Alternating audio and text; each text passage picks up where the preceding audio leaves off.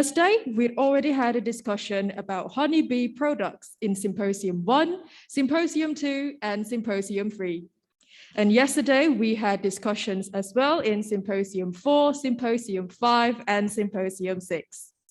Today, we will continue our discussion in Symposium 7 and Symposium 8.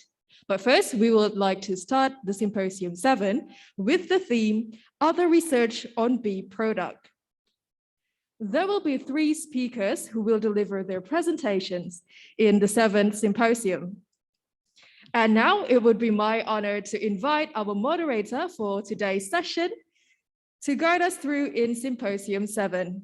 So without any further ado, ladies and gentlemen, please welcome Dr. Masliha Mafrud Hati, MSI, DRH.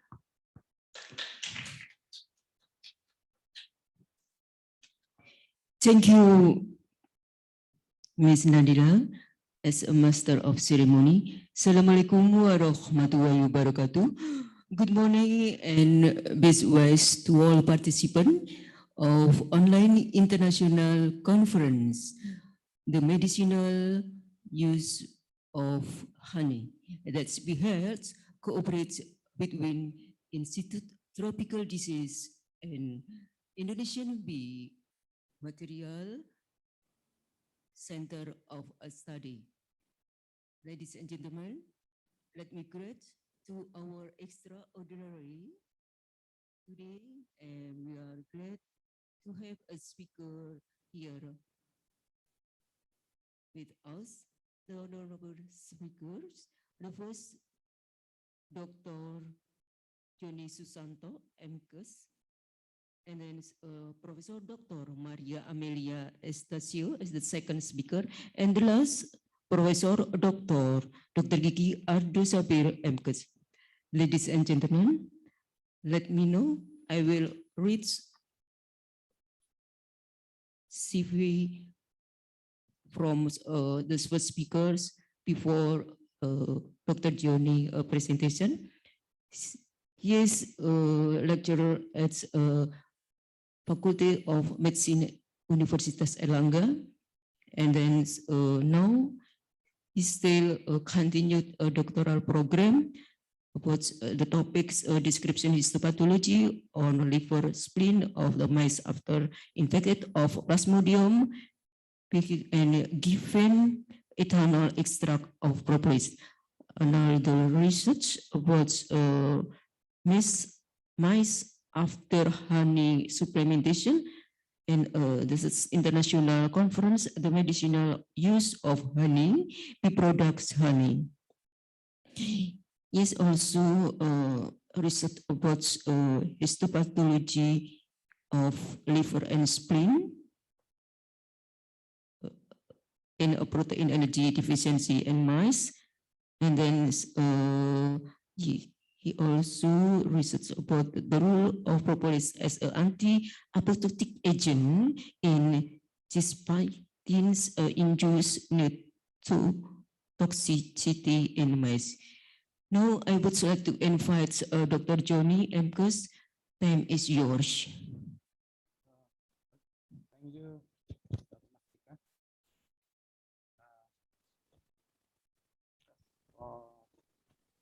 you. My first can be here. Yes. Okay. Okay. Okay. Thank you, Dr. Mastika. Thank you for the committee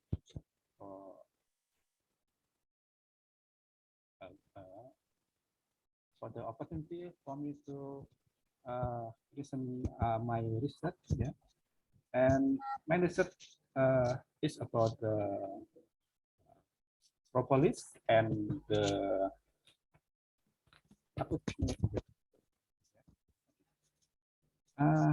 could I start my presentation?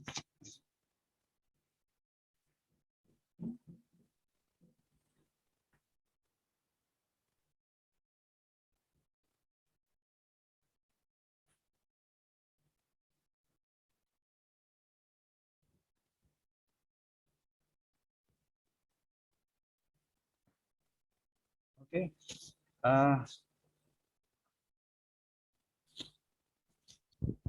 The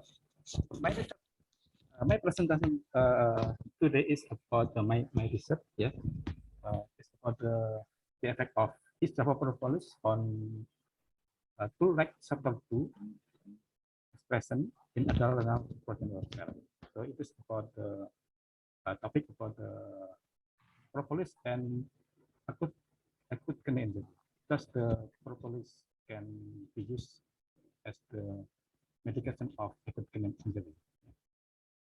The material is the effect of East Java propolis on TLR2 receptor expression in adult renal progenitor cell acute kidney injury failure model. The background of my study is the acute kidney injury is an important problem for world public health. Yeah, it affects more than 50% of patients treated in the intensive care unit. Yeah, with a tail 1/4 of stage 1, 1/10 of stage 2, and 1/3 of stage 3. Yeah. And acute kidney injury affect about 13 million patients per year. Yeah. It's associated with morbidity, increase of health care costs, and mortality. Yeah. And this acute kidney injury have high rise of developing chronic kidney failure, yeah, and end-stage kidney disease. Yeah, it's according to reported by Carlo et al. So the problem is, according to report by Sack and Bovendre, other than dialysis, no therapeutic intervention reliably improve survival or limit injury or speed recovery in patients with kidney injury. So for the answer to this problem, development of therapy through understanding of the molecular mechanism of acute tubular injury and the sequence process of the states of tubular epithelial cell regeneration give hope a new therapies in acute kidney injury and can prevent acute kidney injury sufferers from becoming chronic kidney disease or end-stage renal disease. According to report by Busulati et al., we know that the adult renal progenitor cell is located in the kidney. In the other hand, the kidney are to have adult stem cell is named as adult renal progenitor cell. The cell is located in the proximal convoluted tubule of the nephron and distal convoluted tubule and the capsule of Bowman in parietal of Bowman. Yeah. And this cell have the ability to proliferate and differentiate into adult renal tubular cell. And this cell have successfully isolated by this cell from the human kidney. Yeah. The second information is from Kusapa et al. The adult renal progenitor cell, they are derived from post-injured renal tubular epithelium and will differentiated and they expresses stem cell marker CD133, CD24, and P19 and KIM1. This slide, I will show you that there are two kind of source of the adult renal progenitor cell in the kidney. Yeah? The number one is from adult renal progenitor cell, and the number two is from the post-injured renal cell. Yeah? But all of them express the CD100 and CTC protein. Yeah. Okay. And for the polypathogen differentiation of the cell to be a mature cell, there are many cells involved for support to proliferate and differentiation of the cell, adrenal protein cell, adrenal progenitor cell, to a mature cell. Yeah? Especially immune cell, yeah? Macrophage, dendritic cell, and the, some cytokine and extracellular matrix. Yeah?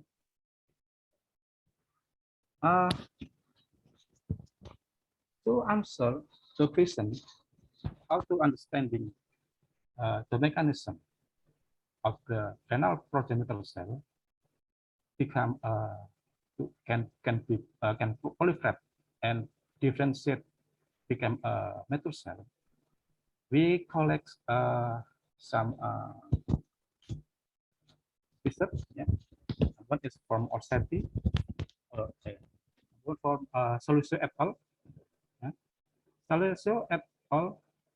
Have reported that adult renal progenitor cell express tool-like receptor 2. This receptor is a receptor for regeneration process of the kidney injury, especially adult renal progenitor cell. If toll-like receptor 2 is activated by ligand, such inflammatory mediator or damage associated molecule, the cell will secrete monocyte chemotacran protein 1, interleukin 6, and interleukin X and C3, yeah, and will increasing the proliferation of adult renal progenitor cell. And activating of the ligand on the tool-like receptor 2 can be increasing differentiation adult renal progenitor cell to a mature cell. So it can restoration this tissue damage of this kidney. Yeah. Now, Orsatti has report and Hall have reported a propolis in dose 200 milligram per kilogram body weight in mice for 3 consecutive days that show that can increase the expression of tool-like receptor 2, tool-like receptor 4, interleukin 1 beta, and interleukin 6 in peritoneal macrophage and in the cell of the spleen of the mice. This is the in vivo study.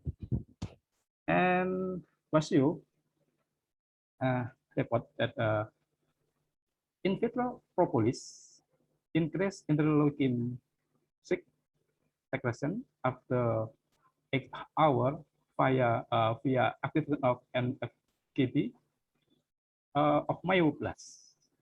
Myoblast is a progenitor cell for myocyte. Yeah, and this followed by secret chemokine, CCL2, macrophage migration after 18 hours. From this data, we assume that adult renal progenitor cell will increase tool-like receptor 2 expression if we triggering by propolis. And the cell, adult renal progenitor cell, will secretion interleukin 6, chemotacran CCL2, yeah, is a chemokine for migration of the macrophage, and it will triggering macrophage secrete interleukin 2, yeah, then trigger CD 133 or RTC proliferation and division of this cell to form a mature cell. Yeah. And another information from Kulkarni, dapat buat Kulkarni, the molecule from necrotic cell act as a tool-like receptor in the adult renal protein cell. It's agonist on macrophages, which intend to activate interleukin 22 to secretion erythropoietin and will accelerate tubular regeneration.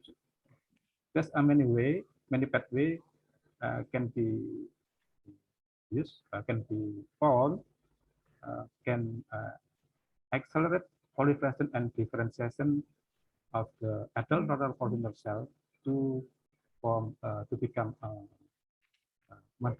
mature cell. Yeah. So this is my conceptual framework. Yeah. Acute kidney injury cause partial necrosis of tubular necrosis. Yeah. The tubular cell necrosis will secrete nucleotide extracellular. The nuclear extracellular will send to the intracellular space. This nucleotide extracellular cell acts as a legend for toll-like receptor in the adult renal protein cell, and the propolis, according to the reporting by Orsatti, is acts as a triggering toll-like receptor 2 in adult renal protein cell, and after triggering this cell by the nucleotide extracellular cell, this adult renal protein cell will secrete CCL2. This chemokine will propagate macrophage cell migration. Yeah, then this macrophage will secrete interleukin 6 and diagnosed by manner will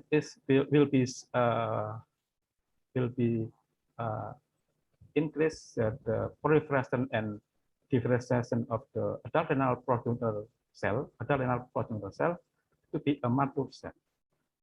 This is the pathway of the mechanism of the tubular regeneration by propolis. Okay. So we have this my research method. Yeah. This my study, my research is a randomized control group post test only design. Yeah. We use total 32 acute kidney failure lab were divided into 4 groups. Yeah. 4 groups. T1, T2 is a control group. This propolis group. Yeah.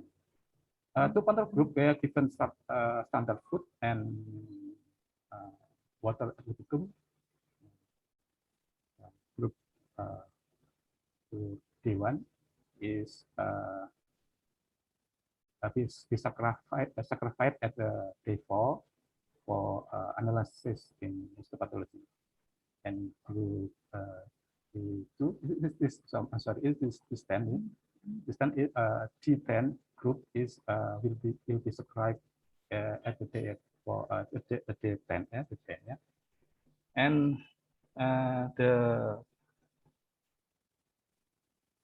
propolis group, this group, yeah, it can be we divide into group, yeah, propolis 4 and propolis 10, and the propolis 4, this group receive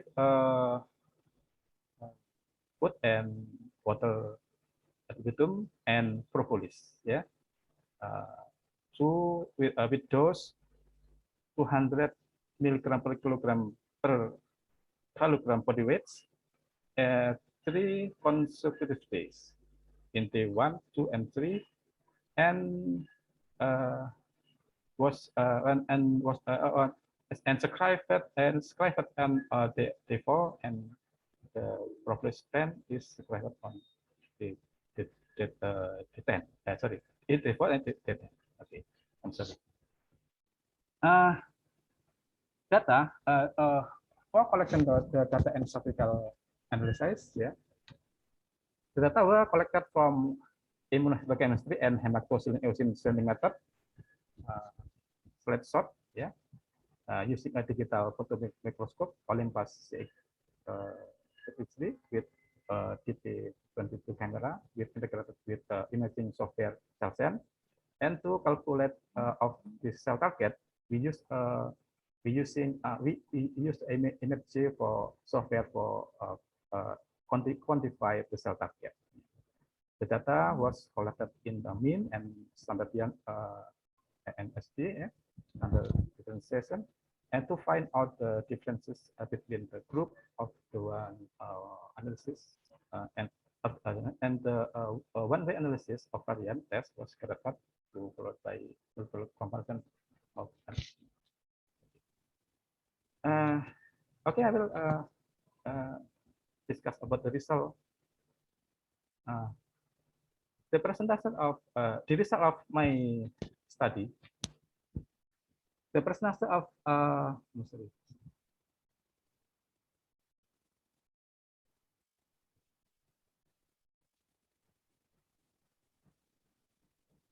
The presentation of this payment. We have a data of the presentation of the tissue damage. Yeah, in graphic 2, we can see that the tissue damage show decrease on the 10th day of the observation when compared to the 4-day observation, both in the propolis and control group. Yeah. This is 4 days observation, this 10-day observation, and this control, it is the propolis. We can see that the control group at day 4 is a lower value of the presentation of the tissue damage, lower than control. And in the day 10, the propolis is the first group is more lower, yeah, than control. And the graphic 2, you can see that both control and propolis is can be seen as a decrease trend. But if you see the statistical analysis, the control and propolis have the control is more lower value than the control. It means that propolis can accelerate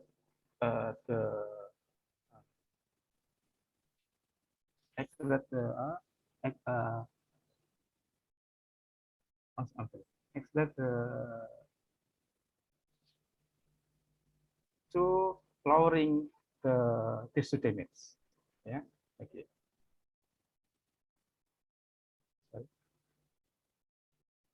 This is the photomicrograph of the hematoxylin eosin scanning method. This photograph is control group. This group is received. This group is red with acute kidney injury without propolis and scribe and observed in the 4 days. And this is the B is the group of propolis. Sorry.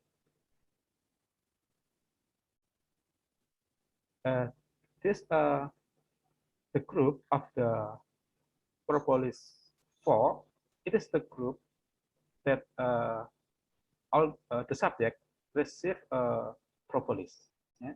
And also and to be also in the body. And this photomicrograph is kidney of the group of Day4. It is the subject just only receive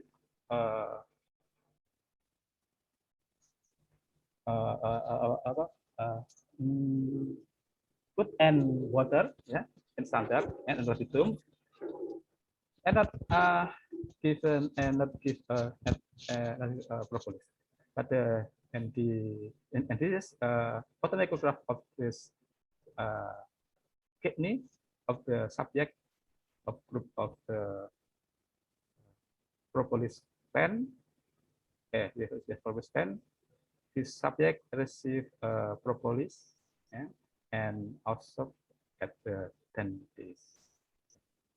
We can see that the group that receive the propolis, the histopathology condition is better than the control. Okay. The next is the effect of propolis for 3 consecutive days after acute injury. Can the expression of the LFS optimal and distal yeah?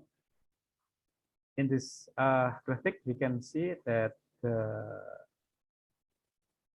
propolis control put in days and 10, yeah, show a higher expression of tool receptor 2. Yeah. This indicated that the administration of the propolis accelerate the increase the acceleration of tool receptor expression in the renal tubule. Yeah. And this photomicrograph of the control 4 is the control 10, is the propolis 4, is the propolis 10. We can see that the expression of the tool receptor like this is higher in the propolis group than the control. Yeah. Okay. And now I will discuss about the effect of propolis and acceleration of progenitor cell proliferation in the renal tubules. If you see the graphic 3, yeah, the oral propolis, 6 consecutive days, days 1, 2, and 3 after acute injuries, increase expression of CD133 protein on the cell of the proximal and distal convoluted tubule of the kidney. Yeah. We can see that the value, the expression of the CD4, the expression of the CD133, this is a marker for adult renal progenitor cell, is significantly different between the control, between the propolis and control input days.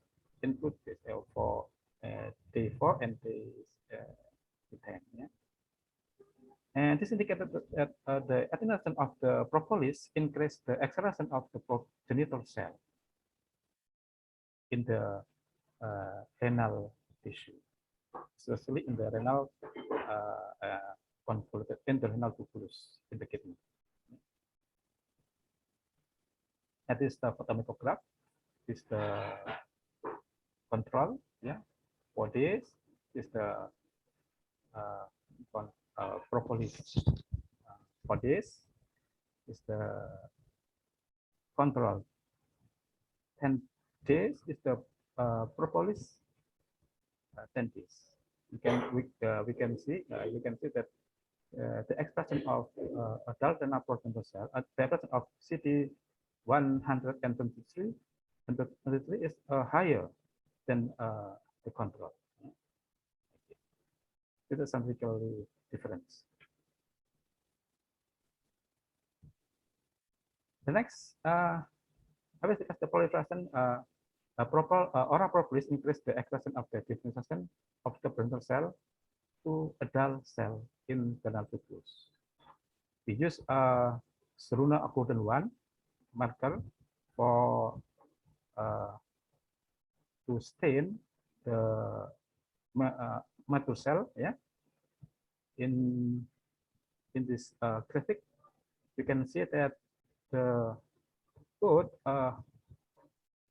40 and 10 days, yeah, this is a good phase, and this is a regenerative phase.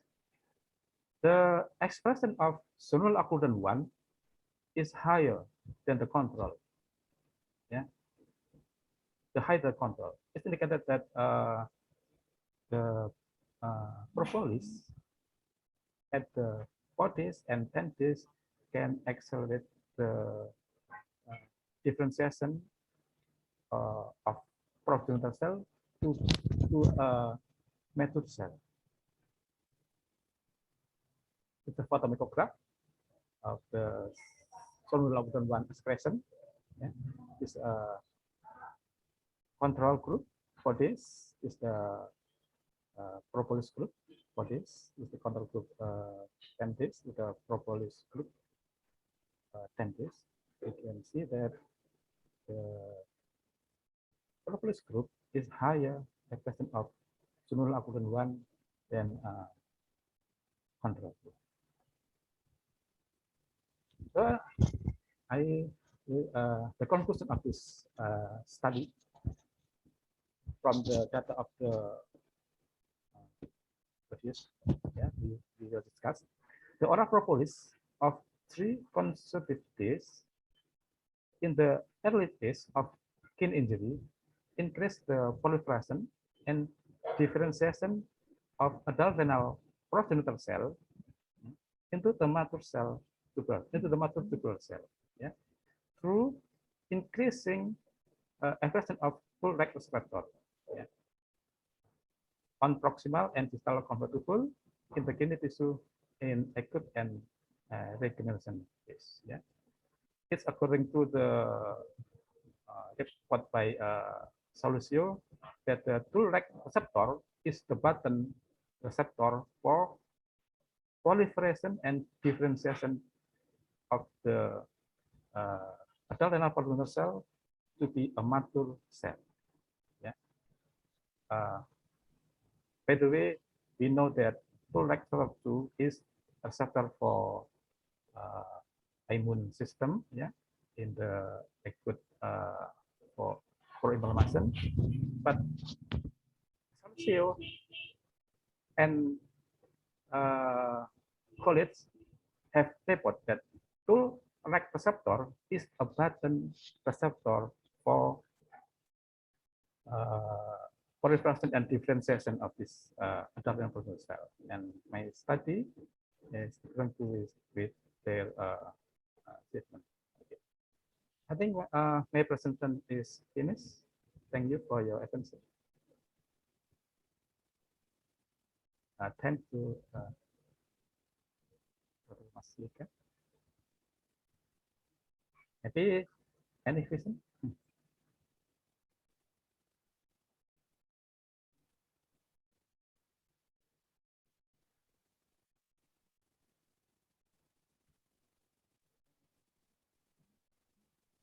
Moderator?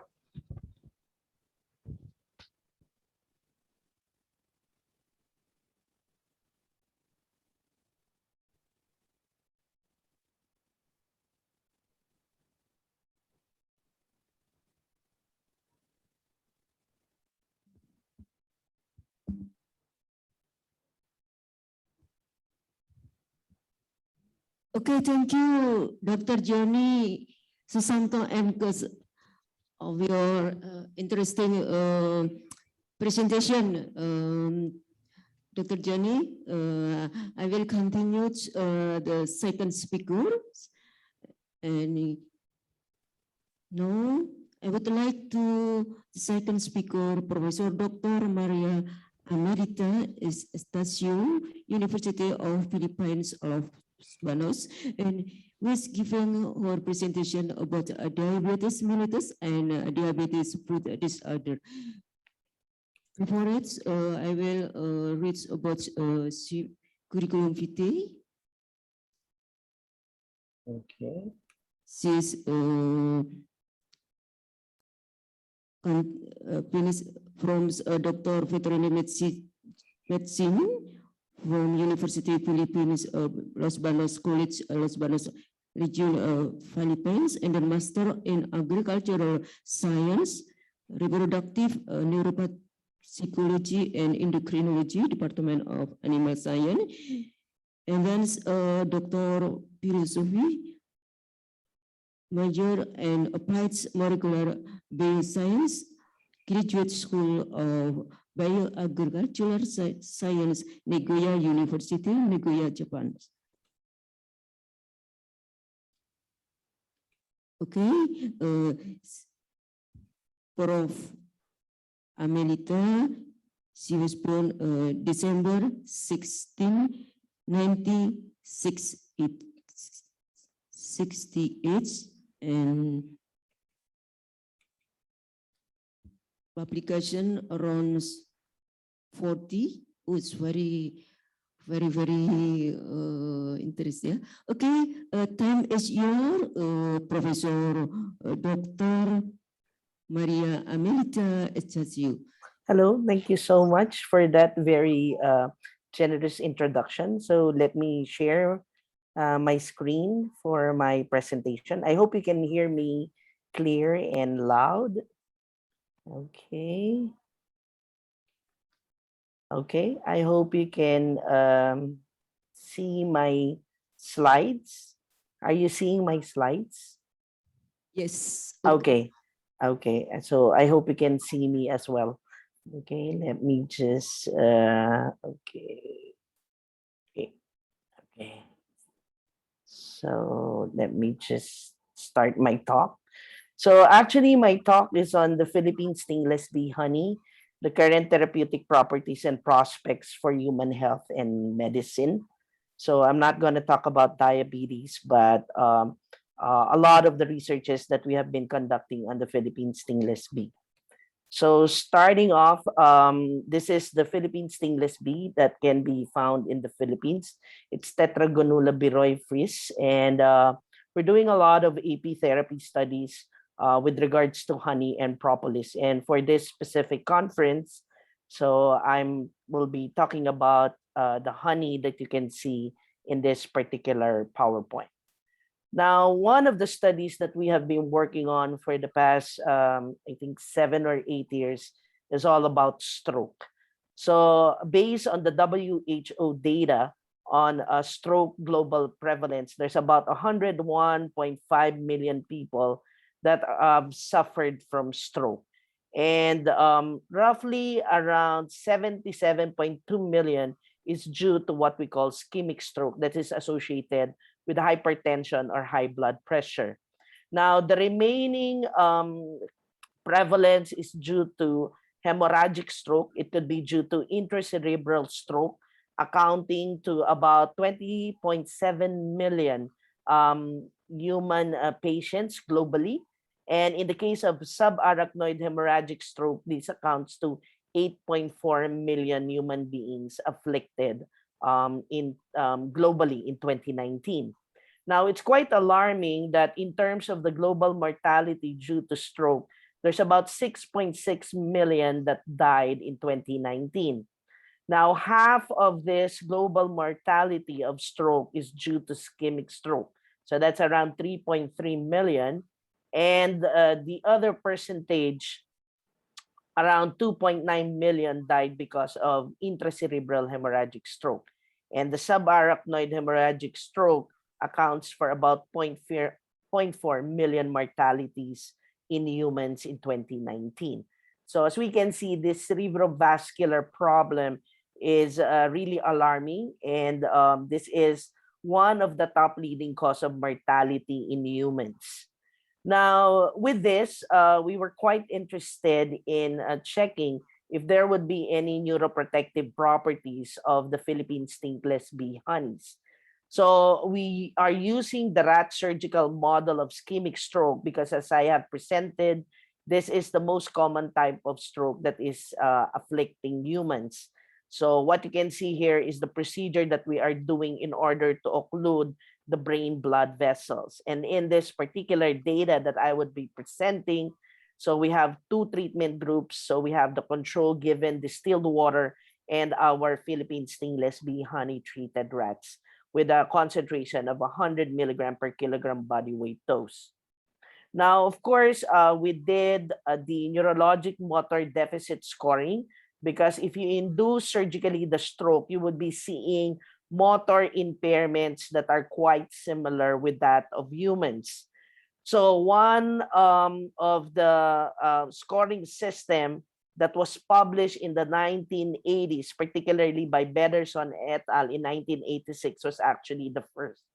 So this is the neurologic motor deficit scoring that we followed for this particular researches. Now, what you can see here is our stroke model. Sorry. So if you perform the surgery, you would see the paralysis of the tail as well as the hind limb of the rats. So as you can see in this particular model, you can see the motor impairments induced by the surgical surgery done in the animal. So this is the same animal 1 week after treatment of distilled water, our control. And you can see that there is very minimal improvements in the animal. You can still see the paralysis of the tail as well as the hind limb, and that's why you can see the circling of the animal. So this is one of our representative rat. Okay, again, when you induce the surgery, you would see paralysis of the tail, paralysis of the hind limbs, and that's the reason why you would see again the circling movement of the rat after surgery. So this is right after stroke surgery and recovery from anesthesia. And this particular rat was given the stingless bee honey. And this is the same rat. Let me show you. This is 7 days after treatment with our honey. Okay.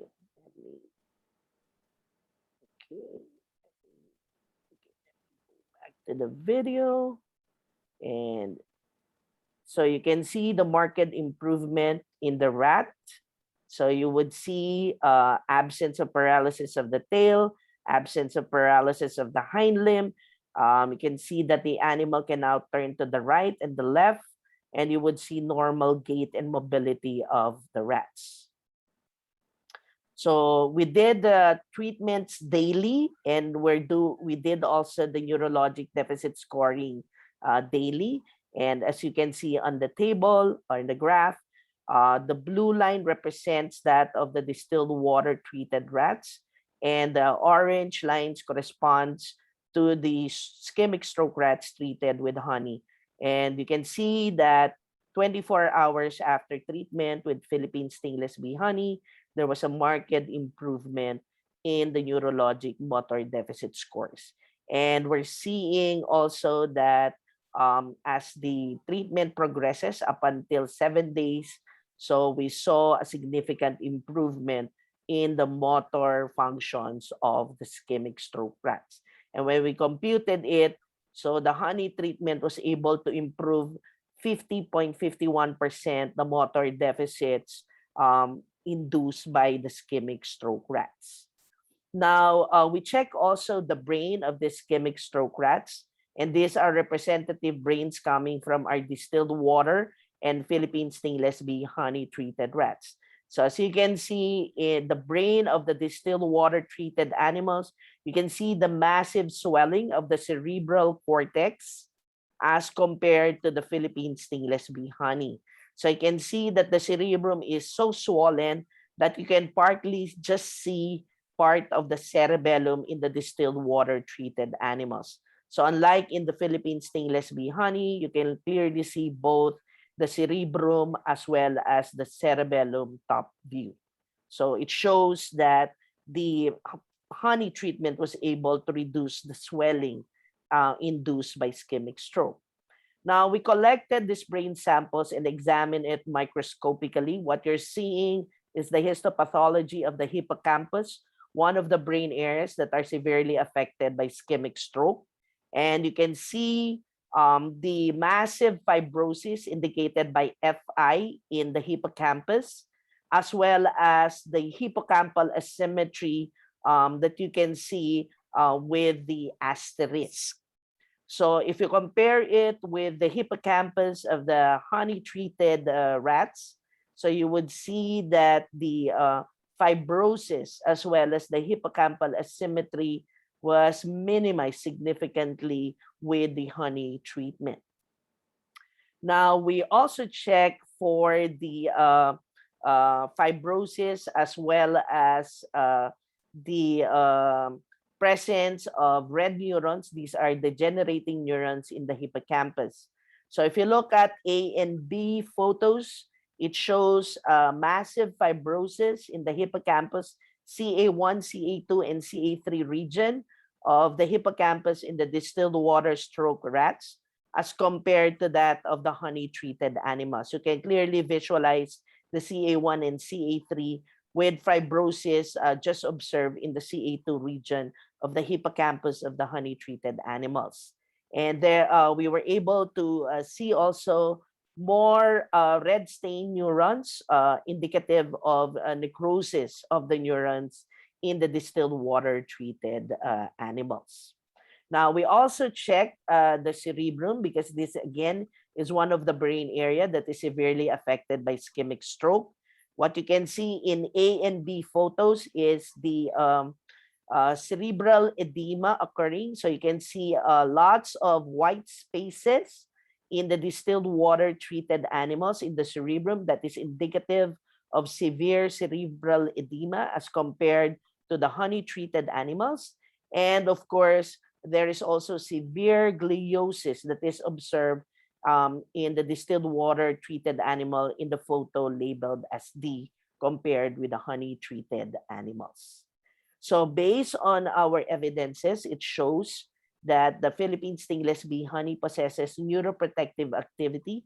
And as I've shown you, it was able to improve the neurologic motor deficits induced by ischemic stroke, as well as brain lesions in the hippocampus and the cerebral cortex.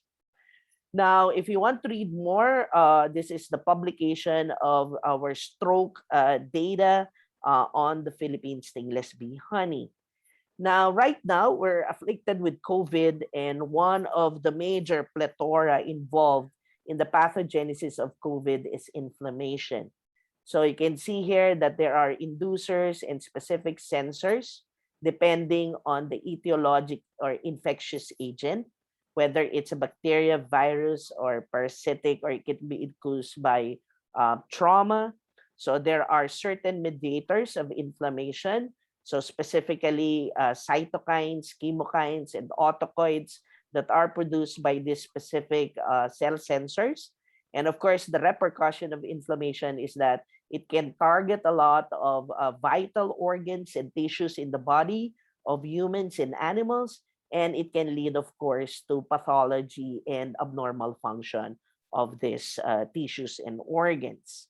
Now, if you look at the pathway, the inflammatory pathway of different disorders occurring in humans and animals, so it could be due to phospholipase A2 stimulation. It could be due to the release of inflammatory cytokines such as interleukins. It could be due to, of course, release of eicosanoids, specifically the COX2 pathway, releasing, of course, the different prostaglandins that are involved in inflammation. Now, we're very much interested in this topic as well.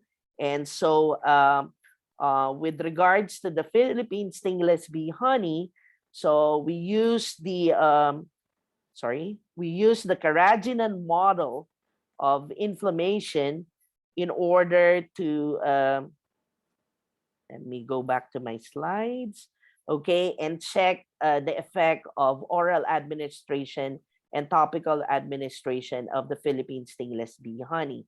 Now, the lambda carrageenan hindpaw edema mouse model is actually an acute inflammatory model. And of course, this is by using the phlogistic agent, what we call lambda carrageenan, and you have to give it intraplantar, and we gave it in the right hand paw. So the treatment groups, of course, we do have the distilled water, which serves as a negative control. We have the positive control, the clofenac sodium, which is a very potent anti-inflammatory drug, and the Philippine stingless bee honey. So treatments were only given once, as you can see, via gavage. And this is the results that we got.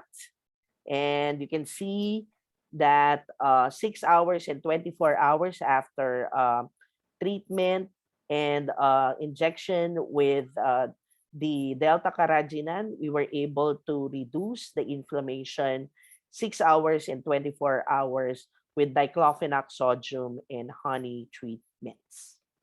Now, we also did the scoring system for this. And as you can see in the graph, so there was a significant reduction in hindpaw edema 6 hours and 24 hours after treatment with diclofenac sodium and honey treatment. Now, this is also a microscopic section of the hindpaw.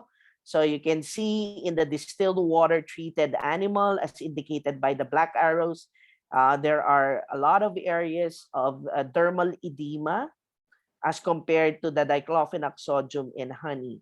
We also did the scoring system for the histopath, taking into consideration the dermal thickness, the leukocytic infiltration, dermal edema, and dermal vascular changes. And as you can see, the diclofenac sodium significantly reduced leukocytic infiltration and dermal edema in the treated mouse. And in the case of the honey treatment, it was able to significantly reduce dermal edema microscopically. Now, we measured also the cytokine levels, and both diclofenac sodium and honey treatment was able to significantly reduce the TNF-alpha, interleukin-1 beta, and IL-6 levels in our inflammatory model. So as you can see, injection of the carrageenan in the distilled water treated animals resulted in an upregulation of TNF-alpha, IL-1 beta, and IL-6 compared to our normal non-treated mice.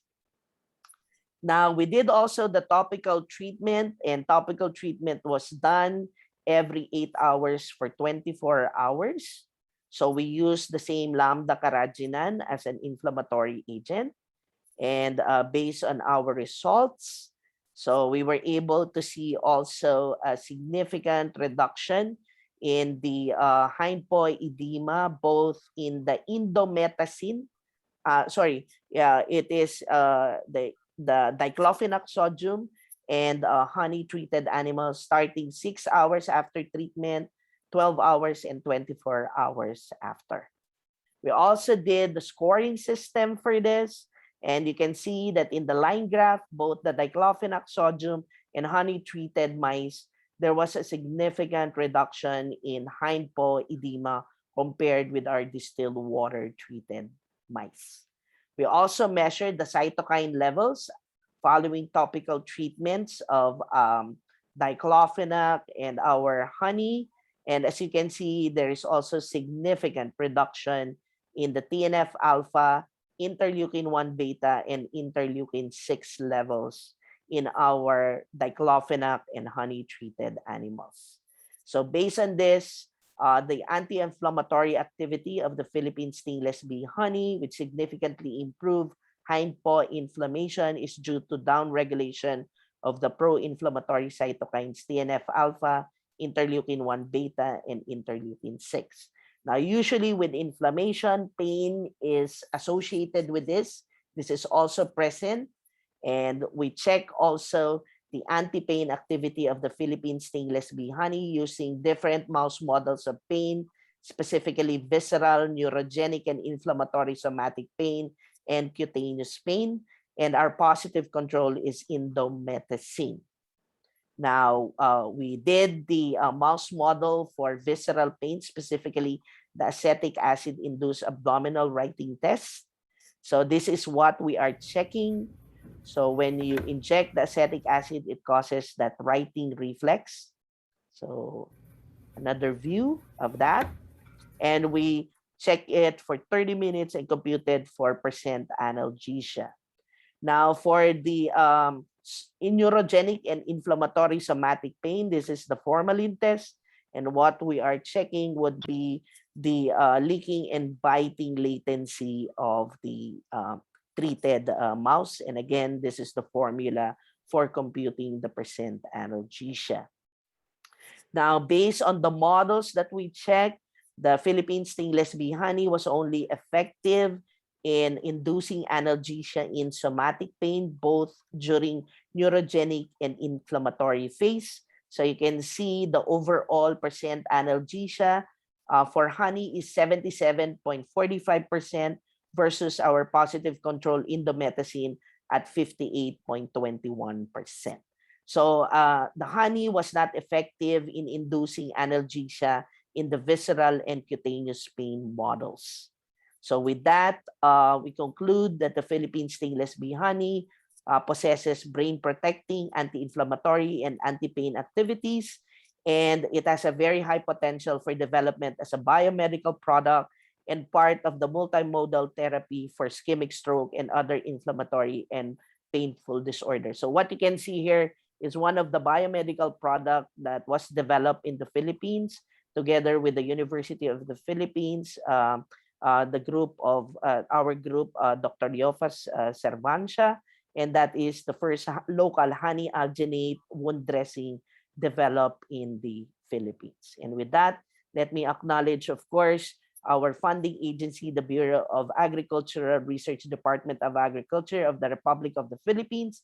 And you can see our research team composed of my vibrant young faculty members, research assistants, and of course, the students that were involved in this research. So thank you so much for this opportunity, and I'm now open to entertain questions coming from our participants and panel. Okay, applause for Professor Dr. Maria Amelia, University of the Philippines, Los Banos. Your presentation is very, very interesting. I looked at your video condition of mouse after stroke as long as 1 week, and then removable and kind of same like normally mouse. Okay. We will continue and three speakers. After this, we will open a key and answer discussion. Now, the such speaker, Professor Dr. Aldo Sabir MKes, dentistry and police from Hasanuddin University, who is giving his presentation about the role and mechanism of propolis and relief dental pains. I would like to invite Professor Dr. Aldo Sabir. The time is yours. Okay, thank you. Moderators, Assalamualaikum warahmatullahi wabarakatuh, and good morning, ladies and gentlemen. Firstly, I want to thanks to the committee who invite me to be give a lecture in this international conference. Okay, can you hear me? Yes, okay. Okay, thank you. Okay, allow me to share my PowerPoints or.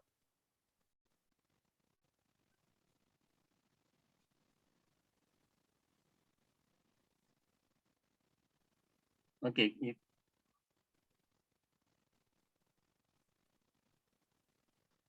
This morning, I have opportunity to present my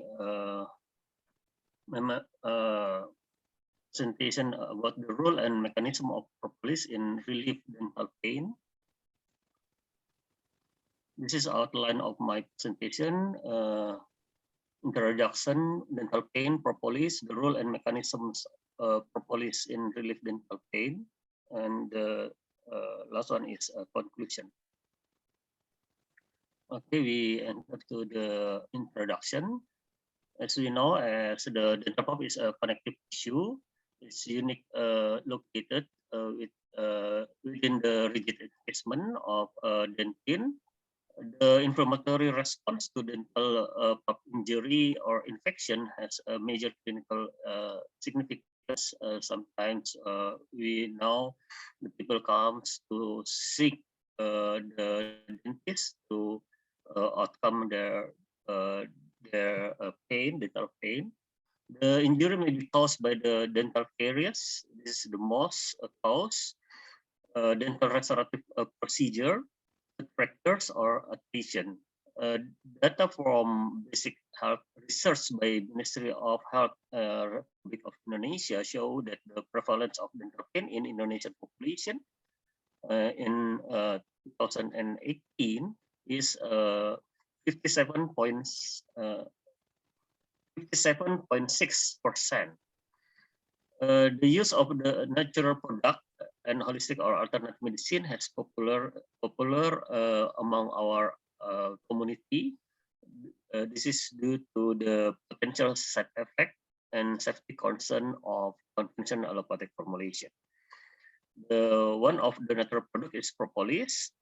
Is derived from the plant's resin collected by honeybee or bee. The propolis itself has been used in folk medicine for centuries. The application of propolis in dentistry is been for a long time. This is the propolis has been used in conservative dentistry and endodontic, oral surgery, oral medicine, oral pathology, pedodontics, and also periodontology.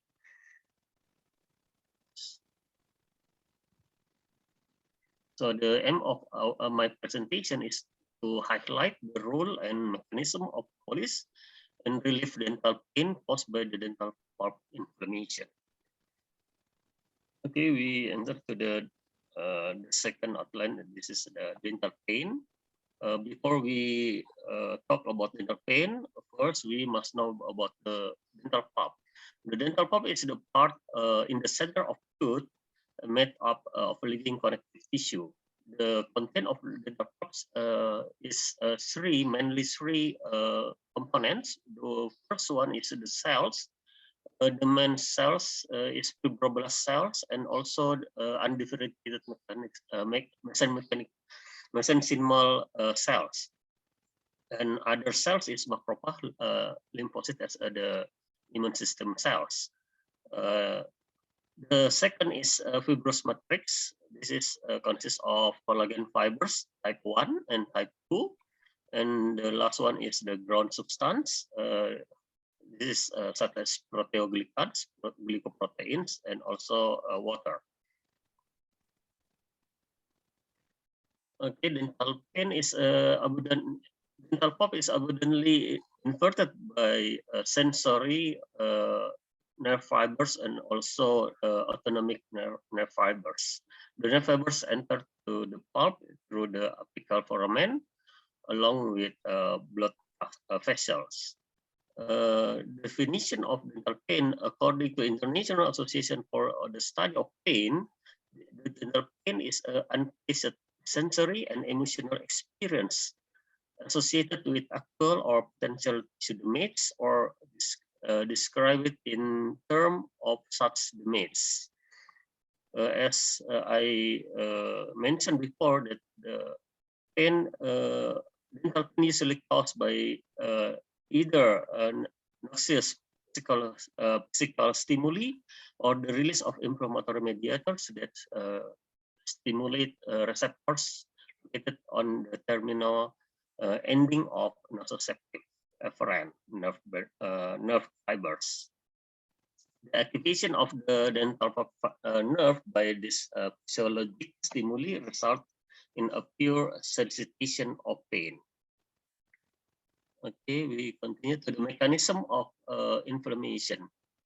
The inflammation is a complex biological response of vascular tissue and immune cells to harmful stimuli, like for instance, irritants, damaged cells, and pathogens, which can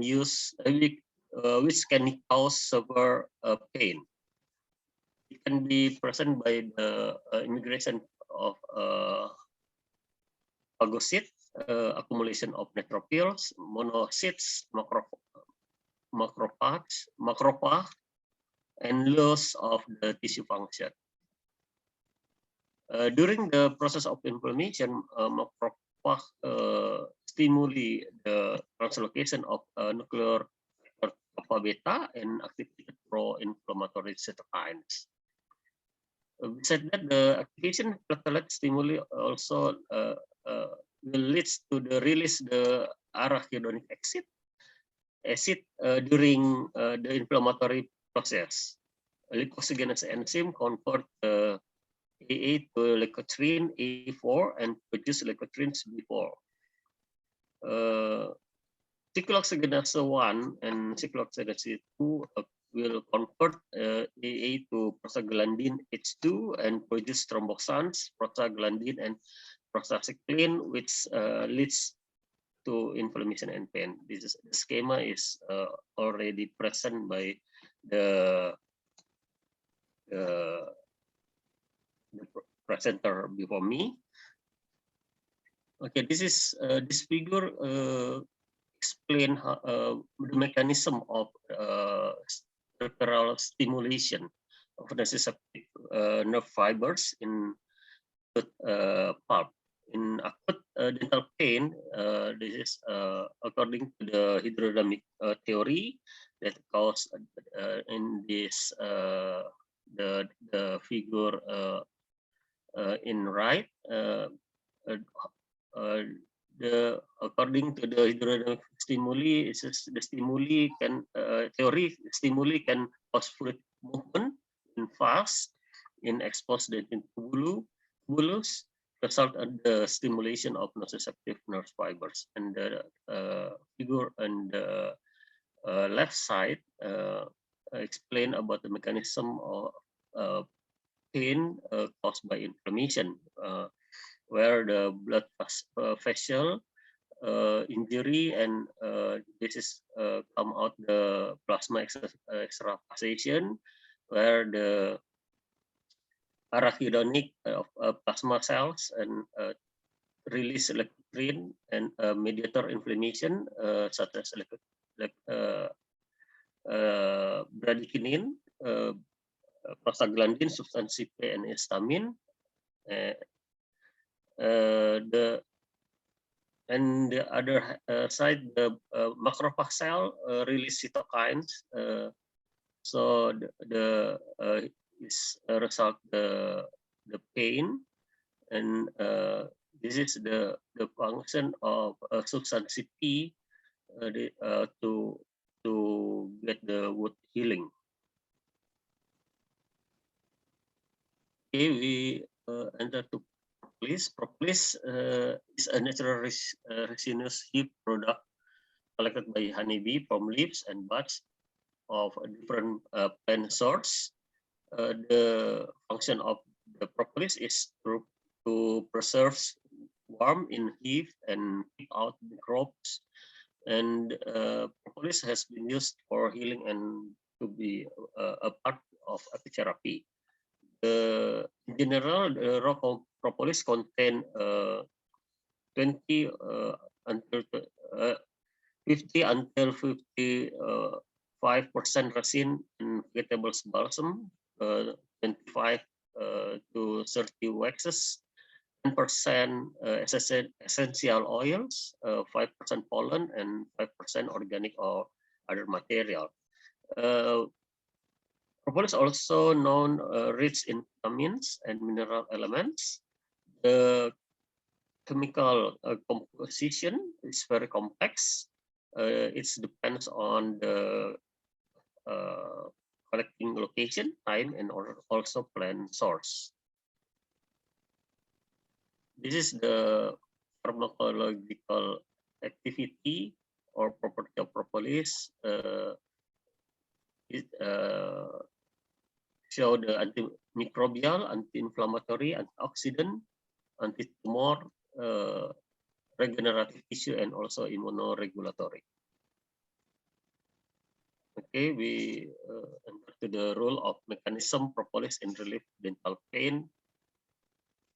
Okay, the role and mechanism of propolis in relief dental pain, as we know, as the major components of propolis are flavonoids and also affect exit reactor ester. The study show that both of them show the biological activity compound and have anti-inflammatory and antioxidant properties. My previous study using immunohistochemistry method also showed that the propolis could delay TNF alpha and also COX-2 expression in inflammatory dental corp tissue. This anti-inflammatory activity can be explained by the presence of active flavonoids and cinnamic acid. Study by Higa et al. In 2012 found that the Kp cinnamic acid and coumaric acid in propolis may involve in the action of propolis inhibit both interleukin 6 and also interleukin 1 beta production by macrophage. They also observed that Kp and cinnamic acid are strong inhibitors for lipoxygenase and suppress the production of lecithin by peritoneal macrophage. In addition, many research also show that the Kp inhibits the release of inflammatory cytokines such as interleukin 10 and interleukin 4, and the same research show that the Kp decrease the infiltration of inflammatory cells such as neutrophil and monocytes. Due to its lipophilic nature, it's easy for Kp to enter the cell. So Kp inhibits lipoxygenase and cyclooxygenase enzyme that involved in the metabolism pathway of some arachidonic acid, so that the metabolism is arrested and also not release the prostaglandins and lecithin, who are responsible for inflammation and pain. Okay, this is in this figure we can show that the propolis, flavonoid and Kp inhibit cyclooxygenase enzyme, and the Kp inhibit lipoxygenase enzyme. So the production of prostaglandin is can stop and also lecithin. So the clinical or the sign of inflammation like vasodilatation, edema, vasoconstriction, this is also stopped too. Okay, as conclusion that the propolis is a natural product by Honeybee that have been used in therapy for a long time due to its various properties. Many studies demonstrate that propolis and its components has strong inflammatory and antioxidant activities. They will be effective in relief dental pain. This is my reference. Okay, before we I'm finish my presentation, this is my university, Hasanuddin University, located in Makassar, Indonesia. This is my town, my Makassar. Okay, thank you for your attention and have a good day. I give to the moderator. Okay, thank you so much for Professor Dr. Ado Sabir, DSSM. Your presentation is very, very interesting. Okay, excuse me. I will read about curriculum vitae of Professor Dr. Ado Sabir. Is in words and Ujung Bandang, 12 July 1970, and Bachelor and University of Hasanuddin Makassar, Indonesia, and Magister Program Oral Biology and Oral Immunology Fields, Postgraduate School Gajah Mada. Oh, from Makassar to Gajah Mada, Master Prof gets it's Center Java, yeah, it's very far. And that's doctoral programs, postgraduate program Hasanuddin University, yeah? And then fellowship program of Dental Research Department, Conservative Dentistry, Faculty of Dentistry, Tokushima University and Tokushima University Hospital, Japan, and Professor Dentistry of Department Conservative Dentistry, Faculties of Dentistry, Hasanuddin University that received 2019. Okay, and publication until 38 was very interesting. And then interest about awards. Prof. Sabir received 9 awards. The first of Pfizer Awards as the first winner for Young Author Literature Review category at the second National Scientific Meeting in Dentistry in Surabaya. Oh, and 21. Oh, and then episode scientific awards. The winner also, the first winner also. Woo, it's very, very excellent. 2010, and then the first winner also as poster presentation on the South ASEAN Plus and Tokushima Joins International Conference, Makassar, Indonesia, 2014 December. And then a certificate appreciation chairperson organization committee, the South ASEAN Plus and Tokushima Joint International Conference from Dean of Faculty Dentistry, Tokushima University, Makassar, 2040, and Satya Lancana Karya Satya Tensyul and South Korea Scientific Committee Travel Awards 2015. And then Unilever Awards, and the second winner poster presentation and runner-up poster of competition, the fourth ASEAN Plus and Tokushima Joint International Conference in Pasar 2070. And Prof.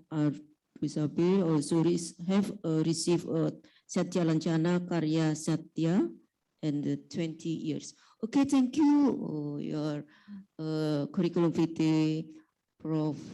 Dr. Ado Sabir is very, very interesting. Now, ladies and gentlemen, we will continue a discussion, and I will read about the question. Just a moment, please.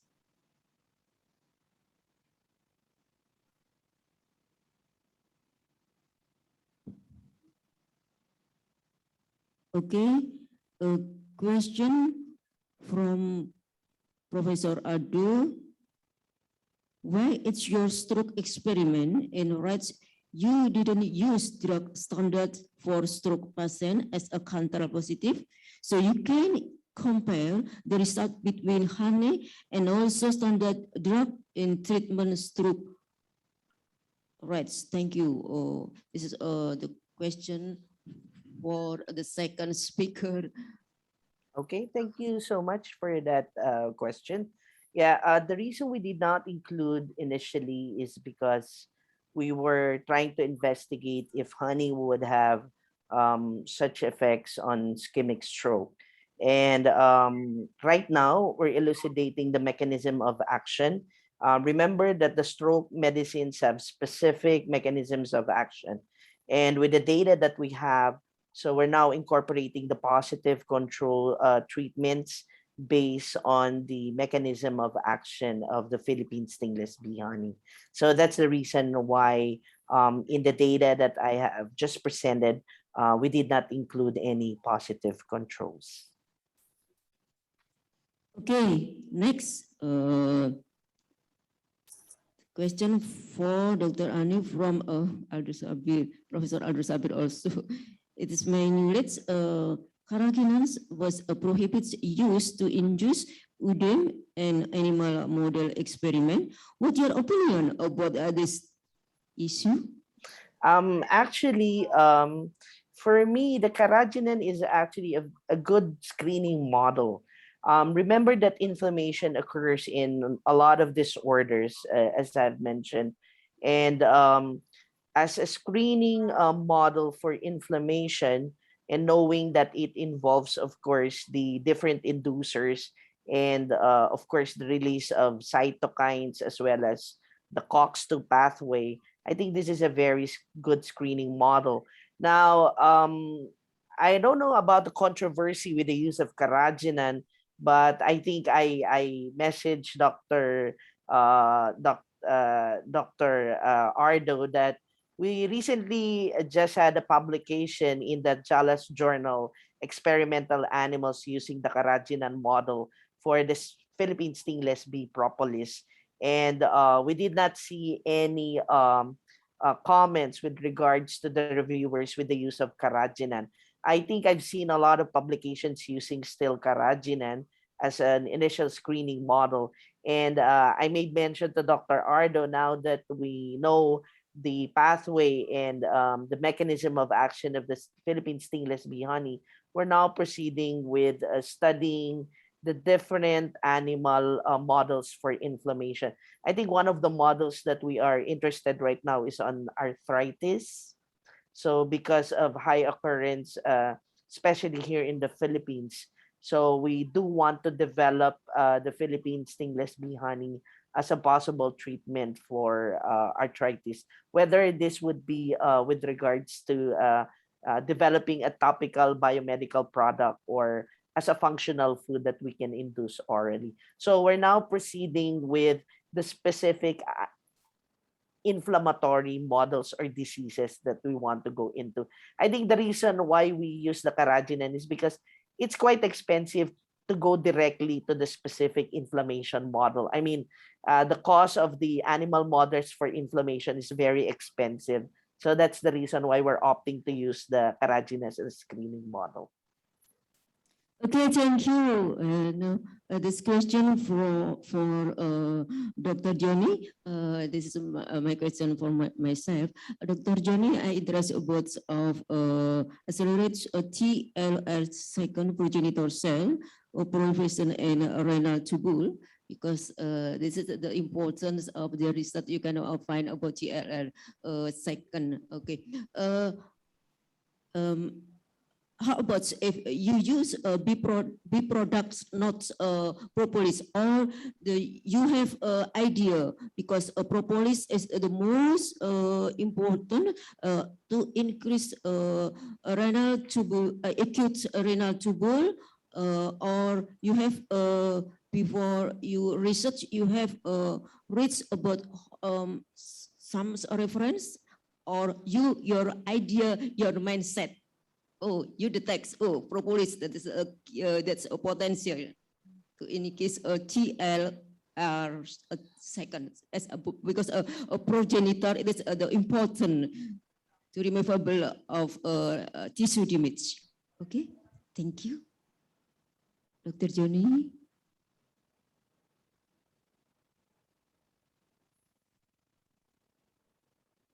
Hello, Dr. Johnny. Okay. Thank you. Interesting about your research. Asika. My study is about the propolis for the reduce damage of the kidney injury. It is the initial study from Oh, I see. study.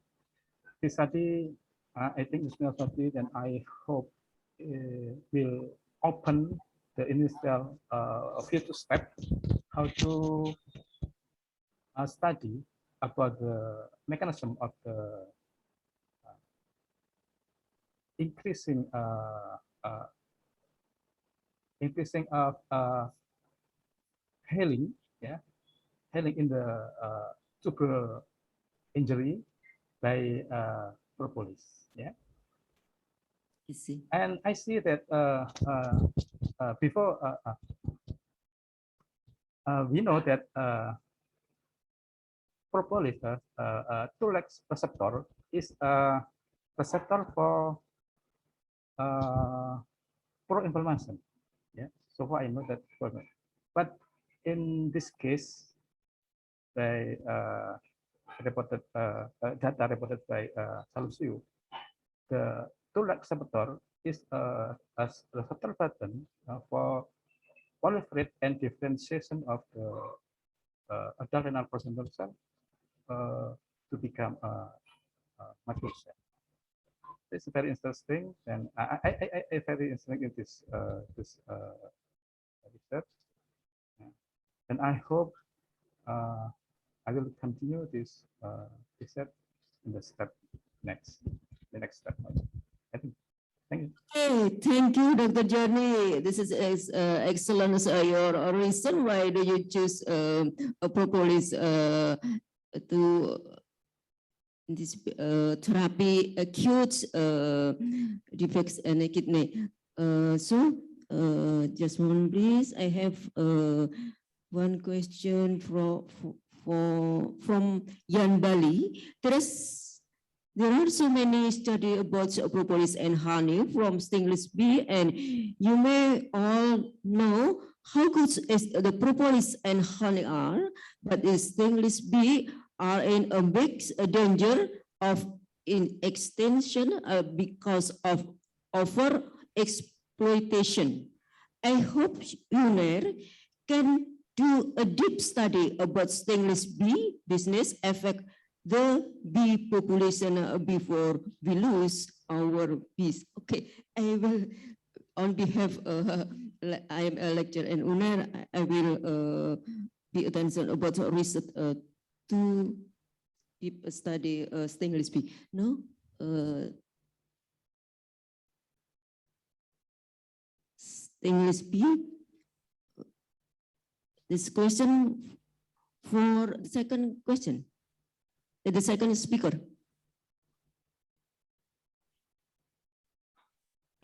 Actually, what we are doing in the Philippines right now, with regards to that particular question, is that we try to encourage more of our beekeepers and raisers to produce the Philippine stingless bee propolis or honey, in order to prevent, of course, the extinction. So right now, the UPLBB program, we have, I think 5 times in a year that we're doing the intensive beekeeping training, where we're encouraging more farmers or Filipinos to go into Philippine stingless bee raising. And we are increasing the population right now. And also with regards to our AP therapy studies, we're actually now in the process of purifying the compounds. So we have identified specific compounds for our therapeutic activities, and we're now going into the purification and testing of the pure compounds, because we're seeing a lot of new compounds from our Philippine stingless bee honey and propolis, so that we are currently doing in order to prevent the extinction. I think we really need more beekeepers and raisers to produce this valuable products. I think for other Asian countries, I think the other speakers may shed light on this, on how do they manage this one. Okay, thank you, Professor Dr. Amelia. Now the last question for myself, because three speakers today and from Indonesian, all of presented about propolis. So the propolis has many kind benefit. So this is a question for Prof. Dr. Adri Sabri.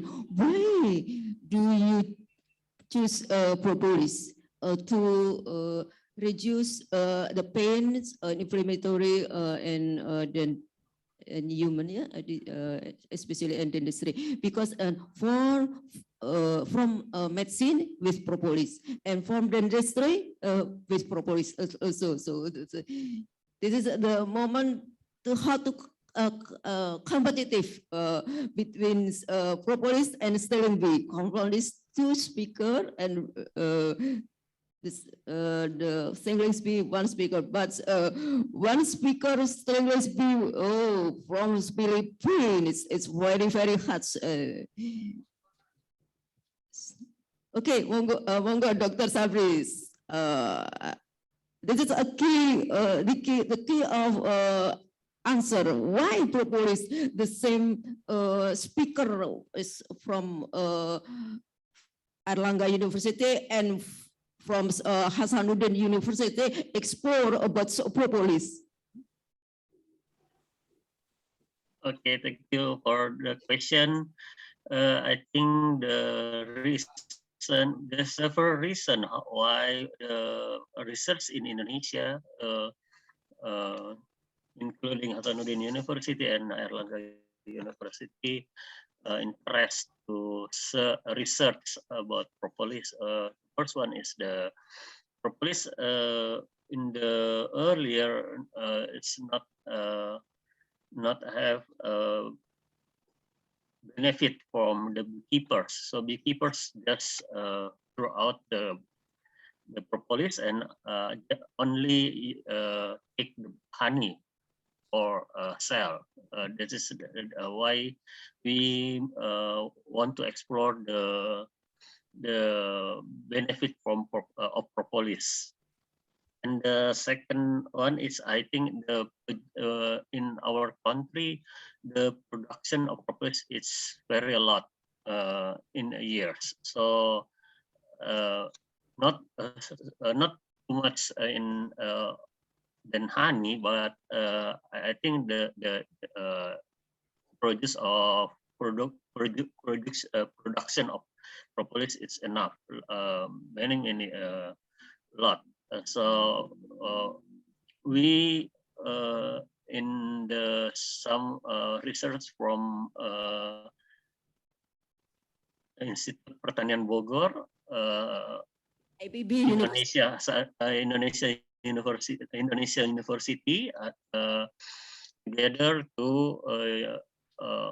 try to use propolis in our research. In several years ago, we have a grant from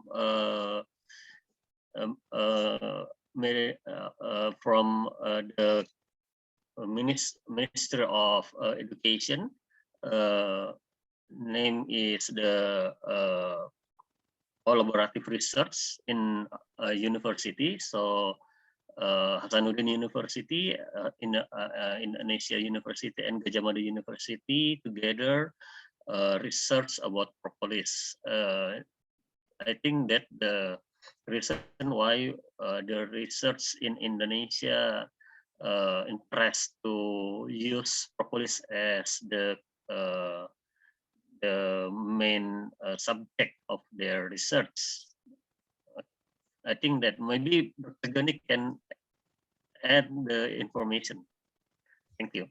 Okay, thank you, Prof. How about if all of university in Indonesia collaborates research about propolis?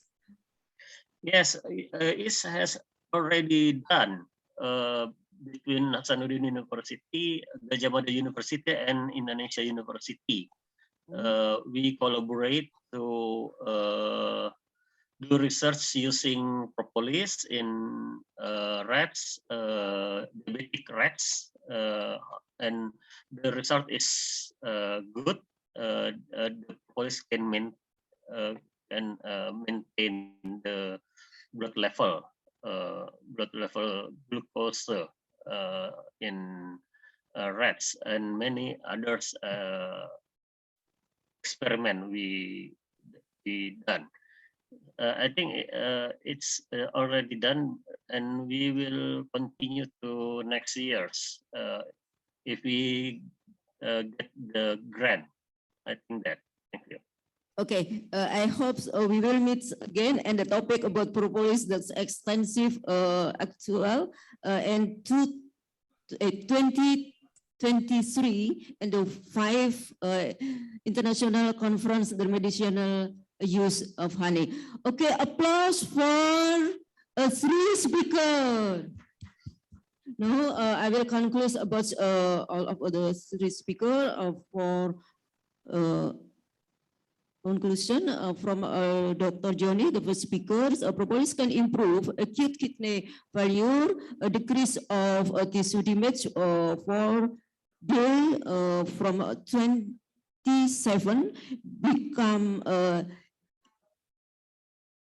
17, 18 and 10 days. So presentation of tissue damage become decrease, and then propolis in increase accelerates progenitor cell proliferation of renal tubules, proximal and distal tubules, and kidney tissue acute and regeneration phase, expression of TLR2 receptor become increased. Okay, and then this is from Professor Amelia.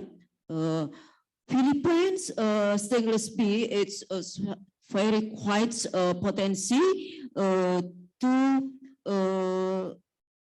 therapy surgical model is of ischemic stroke. This is the animal model in rats, and because Philippines stainless B, it's compares by waters, and the results very effective. Removable 50% and then improve size and morphology of less hippocampus and less fibrosis in hippocampus, CE1, CE2, and CH3, because stainless B from Philippines as protects brains, and then anti-inflammatory, and the most important anti-pain activity. So maybe that is choosing from Amelia why choose Philippine stainless B. Okay, I hope in 2023 you explore about Philippines stainless B, and then Indonesia stainless B. Maybe it's also the same. Will be treated and be published in 2023. And then the last conclusion of Professor Ardos, same like Dr. Johnny, propolis also, especially from natural Indonesia, can be reduced pains in inflammatory, especially in dentistry. Okay, thank you so much for your presentation and discussion. It is makes very happy, and I hope, especially for Professor Dr. Amelia, would you like to join research together? So because in the last moment, we will mix MOU between foreign speaker and ITD, Institute Tropical Disease Center. So we will continue research collaboration international, especially others country that collaborates with bee products. Okay. Yes, doctor. We are very much open to collaboration. I think it would be good since I think all the speakers in this conference have presented a lot of work on the honey, the propolis, the royal jelly, and I think it's high time, especially for ASEAN countries, to collaborate because we are aiming for the same goal, utilizing the bee products for possible treatment for the human diseases. Of course, we would gladly be collaborating with, of course, in Indonesian universities and other universities in Asia for that matter. So let's make it happen. I think that would be very, very good. Okay, thank you. You also table also my opinion, and you're kindful as you respect about research collaboration international. So the MOU will be shared after the end of the session. Okay, the sign between Prof. Amelia and Dr. Jim Tagalog as a heads of this event. Okay, thank you so much this event. See you next times and the same event. Thank you so much. Billahi taufiq walhidayah. Wassalamualaikum warahmatullahi wabarakatuh. And I will hands over to Mr. Ceremony. Bye-bye.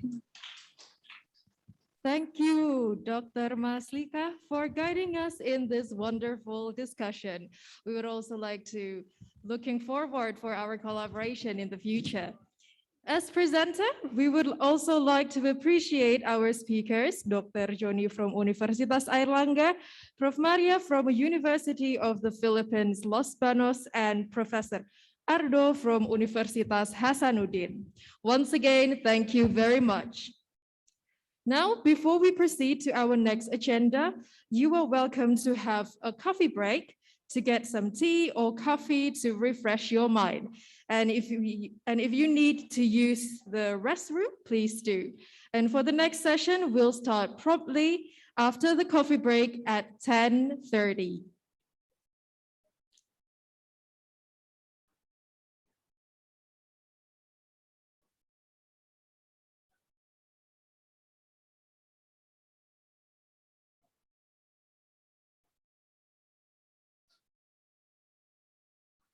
Tropical calendar.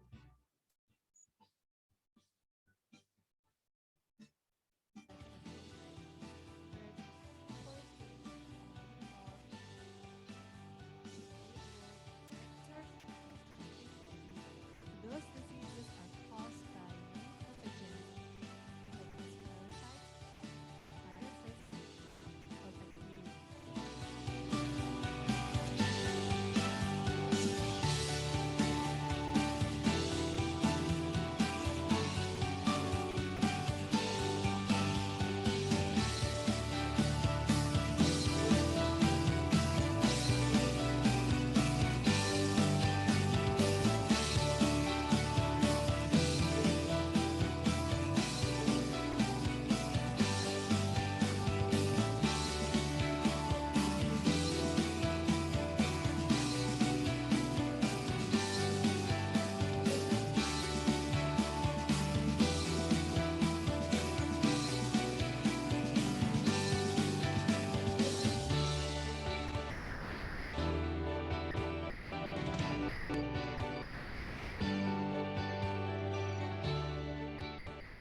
ITD is a prominent institution in tropical and infectious disease researches, hosting internal, national, and international postgraduate student researchers.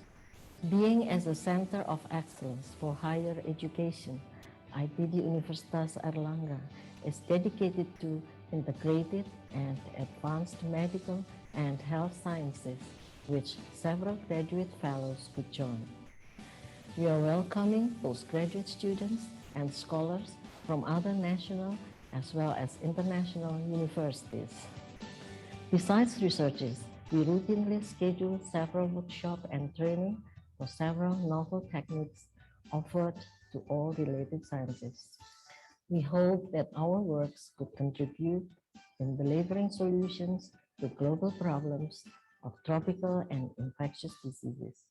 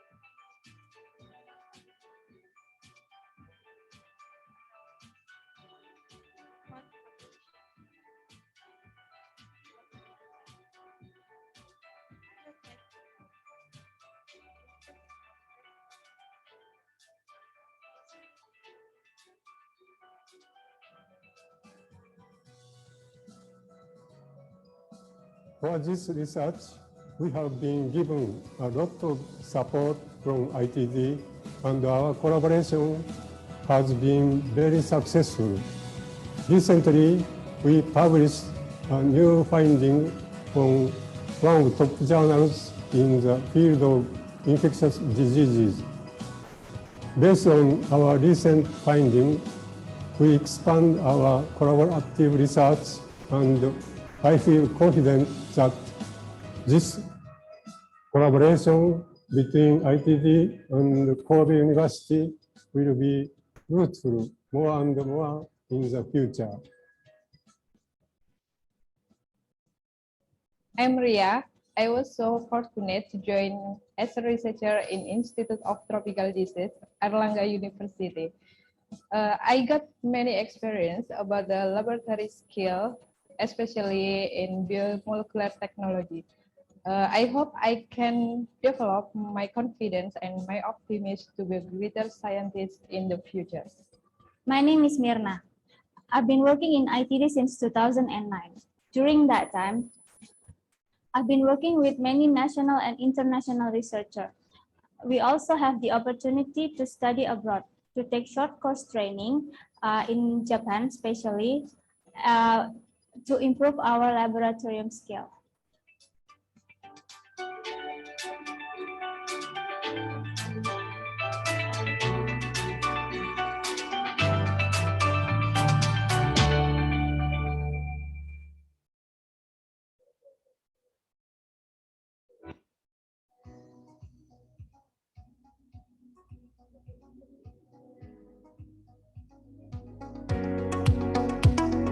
Universitas Erlangga grows together in synergy with other top Indonesian universities to create a positive academic environment in its campuses.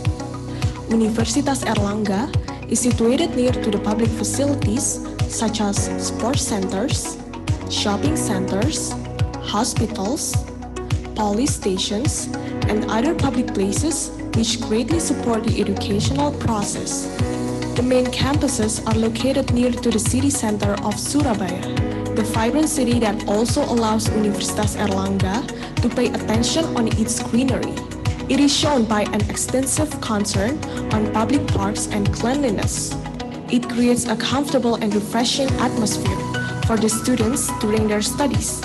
Despite living in modern and advanced city, students of Universitas Erlangga always uphold humanistic values and live in harmony in the surrounding communities. The students also make positive contribution to the communities. For its contribution to the world, Universitas Erlangga continues to make efforts and take a more significant role in global civilization's development.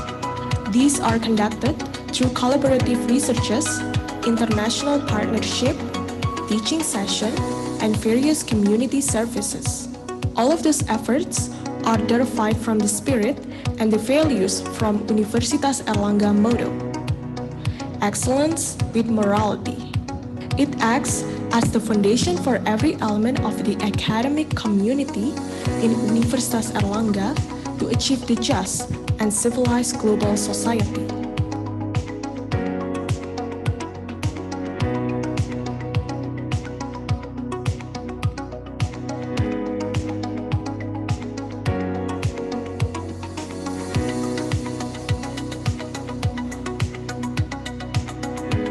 Universitas Erlangga in numbers: 6 campuses, 15 faculties, 1 postgraduate school, 174 programs, 44 bachelor degree programs, 46 master degree programs, 15 doctoral programs, 7 professional programs, 33 medical specialist programs, 8 medical subspecialist programs, 18 3-year vocational programs, 3 4-year vocational programs,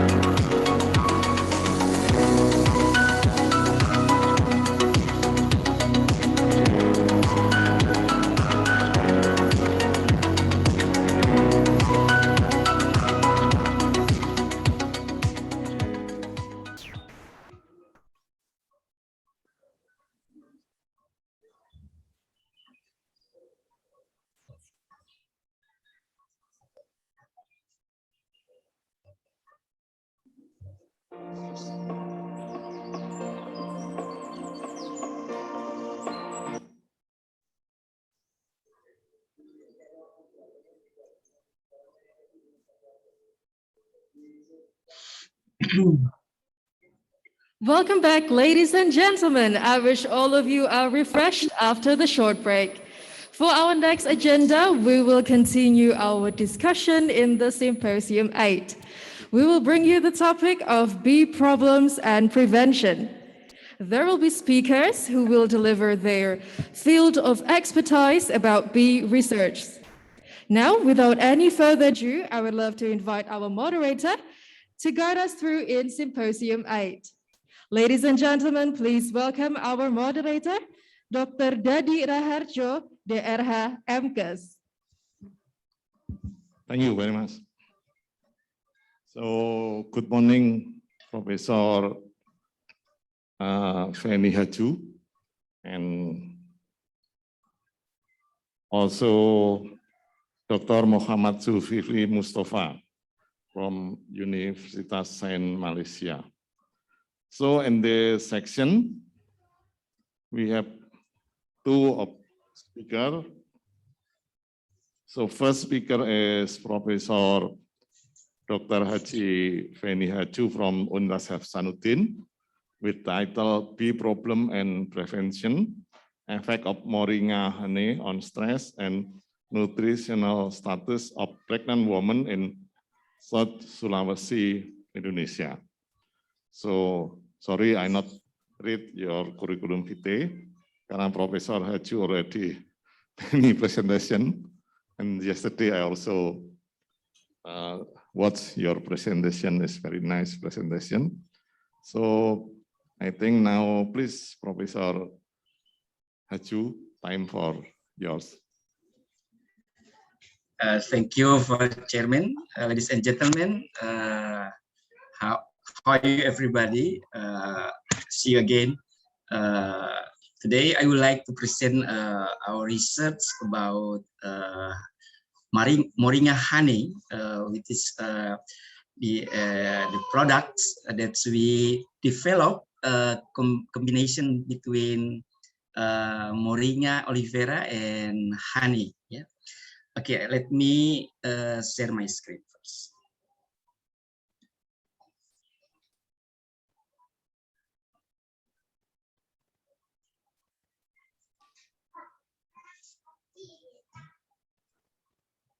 Okay,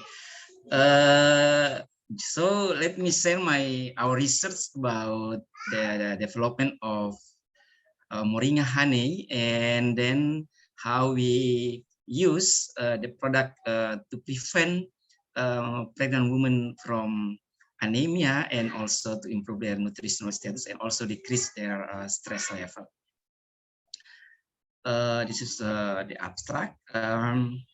As we know that Moringa honey become very popular, and to especially beside as a medicine, yeah, as a plant medicine or phytomedicine, also they use Moringa olivera as a source of nutrition, yeah, because Moringa olivera is very high content of nutrition, all kind of nutrition. Yeah.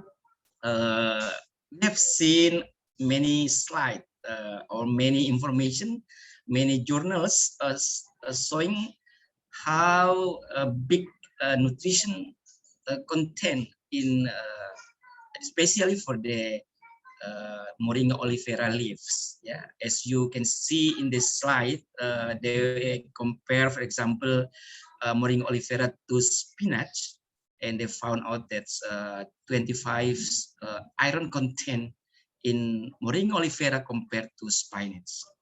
And also compared to orange, Moringa olivera contains a 0.75 times bigger. I mean, because less than 1 because of vitamin C is this is in dry types of Moringa olivera. But as compared to potassium in banana, for example, Moringa olivera has 15 times compared to bananas. Yeah. In terms of vitamin A, compared to as a comparison to carrots, it 10 times bigger. And also for calcium compared to milk, compared to red wine for polyphenol, compared to protein, compared to yogurt for protein, compared to milk, compared to spinach for vitamin E, compared to almonds in terms of iron, and also for other things. Yeah, that's why they call it moringa is like what they call it, miracle plant tree. Yeah, miracle tree. Yeah, miracle tree because of this high amount of nutrition. In terms of as a phytomedicine, has many studies have done regarding how effect of moringa oleifera to cure some kind of disease, including infection and also non-infection diseases. You can see all kind of diseases can be prevented or can be cured by providing moringa oleifera as a phytomedicine. Yeah. In terms of honey, I think I have heard a lot about study have been done according using honeybee. Yeah, as honey it come from stingless bee or sting bee honey from various countries. Yeah, and I have done a review about using moringa oleifera and honey for pregnant women. Yeah, as we know that is allowed to move medium income countries, we have a lot of problems in terms of nutritional status, especially for pregnant women. Yeah, because pregnant women in our countries, besides the high mortality rate of pregnant women, also like maternal nutrition status, also for the low birth weight. Yeah, neonatal mortality is very relevant to nutritional status of the mother. So especially for the pregnant woman. That's why so many data, so many not so many, but several studies have done using moringa oleifera in as well as honey to improve maternal status as well as improve hemoglobin to reducing anemia. This is our review have been published in Macedonian journals of health sciences last 2 years. As you see in this slide, there is 6 studies we review or compare about moringa oleifera extract, or they also sometimes they compare to moringa oleifera extract and moringa oleifera powder, because these 2 different types of moringa oleifera supplement, the extract and also the powder. And in some study they compare moringa oleifera extract or powder to iron folic acid tablets. Yeah, because we know that it's a national or international program. Almost all countries, especially to low to medium income countries, has a program using iron folic acid tablets to reduce anemia.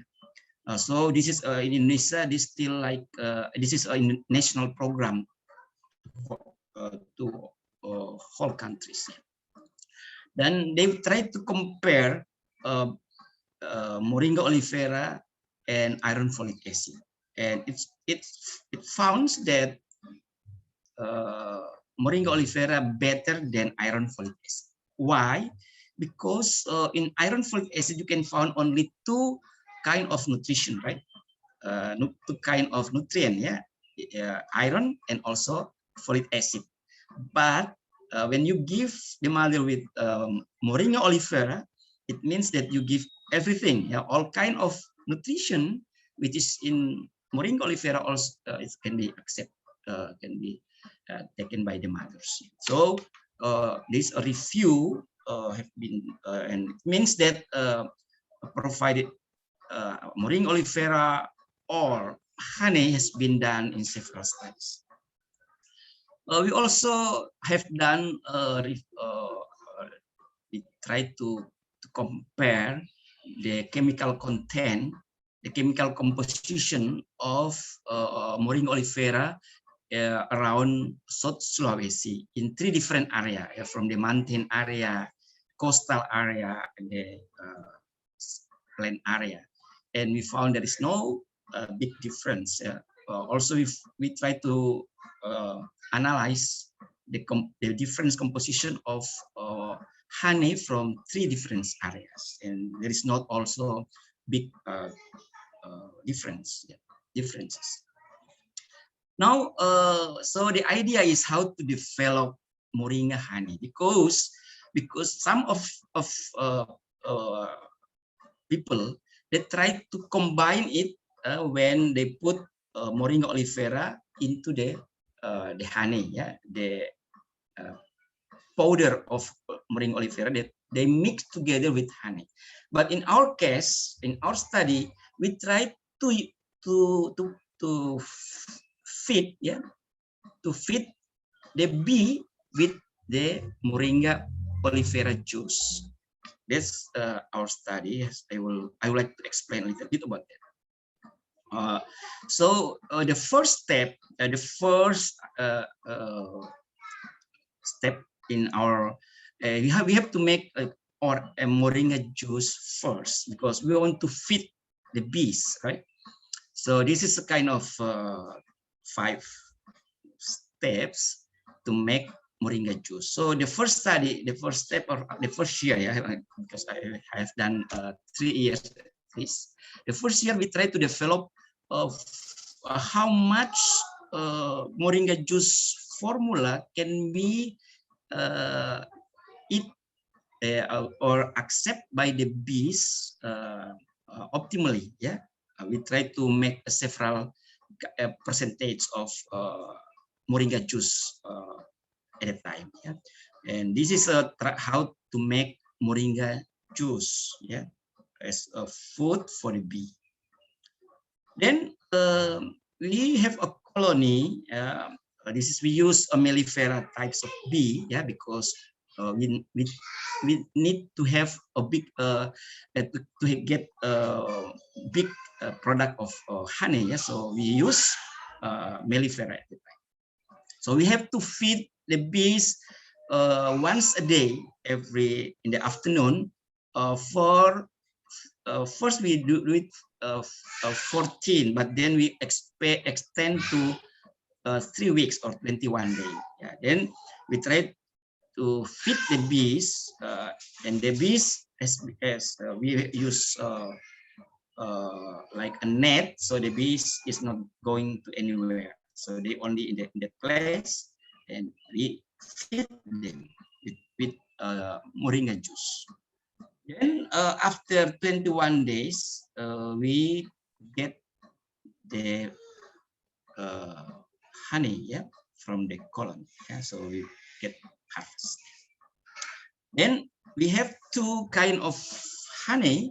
The first we call it Moringa honey, and the other one, what we are going to do the study, we try to find out the commercial honey, and we found madu sehat as a comparison of in our study. So what's the difference as a comparison of the chemical composition between Moringa honey and the commercial honey? And in this slide, you will see the composition was a little bit different. For pH it's very similar, but for the composition of as you see, viscosity. I'm sorry for viscosity. This is some word in Indonesia, but like water is similar.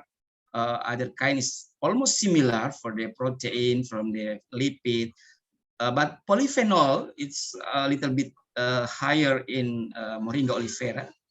Also for total acid, flavonoid, it almost 2 times, in Moringa oleifera. And for the antioxidant also higher, vitamin C is higher, beta carotene is like 4 times higher than in commercial honey, the phosphor is 3 times, kalium is like 14 times, and etc. etc. It means that our Moringa oleifera chemical composition is yes, we can say better than the usual or the natural honey. Then what we done after that, in the second year, we tried to have we did animal study, yeah, using rat, yeah. We are looking for the effect of Moringa honey in terms of improvement of body weight in rat, because it is as a pregnant, yeah, because we are going to the next study for the pregnant woman, but that's why in rat study we have rat with during pregnancy, yeah. So we measure for the like glycemic index. We also measure for weight improvement of the rat, and then also the fetus, yeah, as the outcome of pregnancy. This is our laboratory work for this animal study, yeah. We found there is no difference between 4 groups, because we have 3 groups. First is control group, second is only honey, the natural honey, and the third one we use honey, but we add with moringa powder at the time, yeah. And the last one is the moringa honey, yeah. So there is no significant difference, and the improvement of weight is similar to each group, yeah. Yeah, okay, like that, yeah. But this is the result of like birds of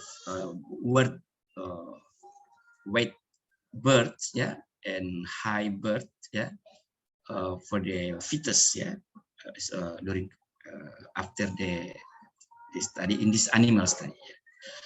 Now, I think the important of my presentation here is like my evidence is last year as a human study, yeah, when we use this moringa honey as a randomized clinical trials during pregnancy.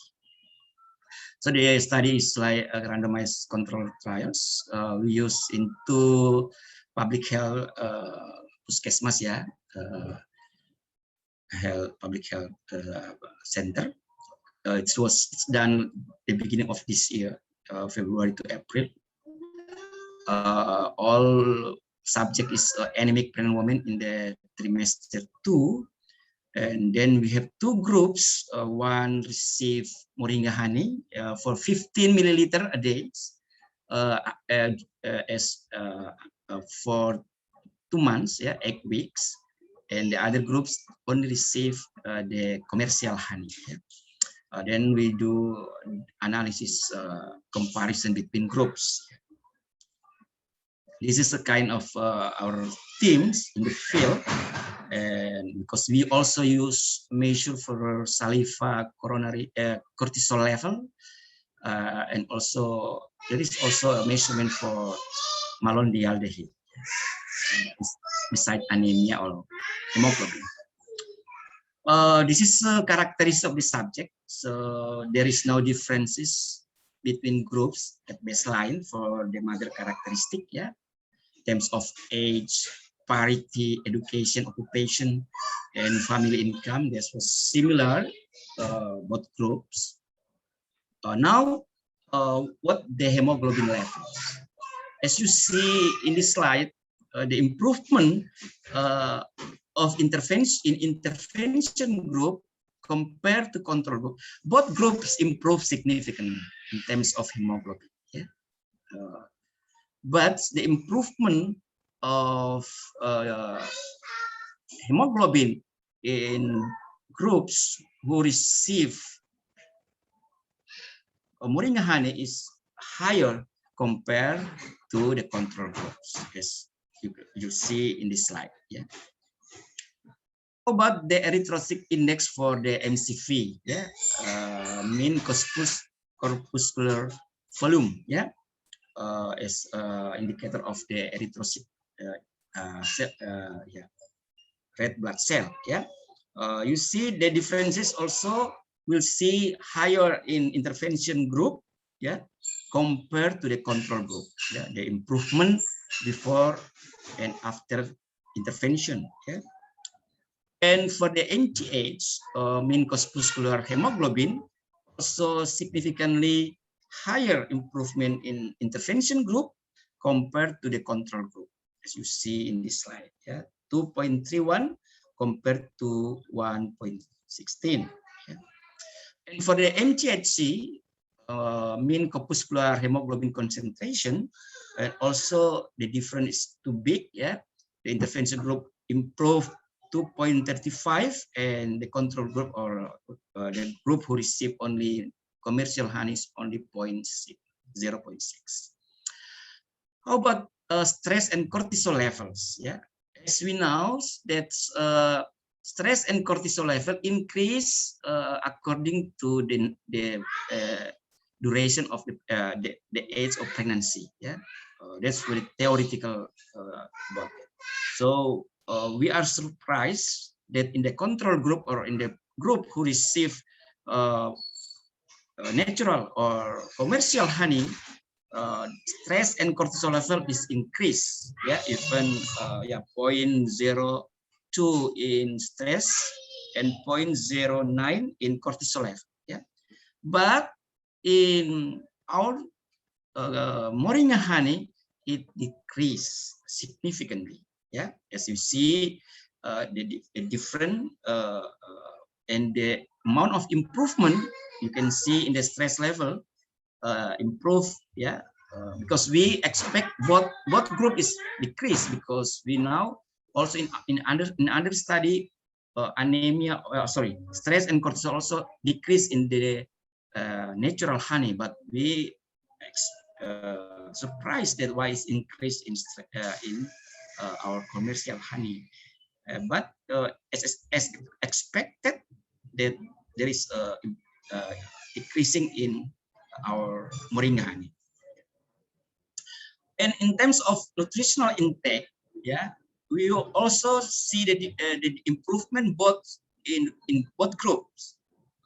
We didn't some improvement. Look at a difference higher in intervention group compared to the control group, but it's not really significant.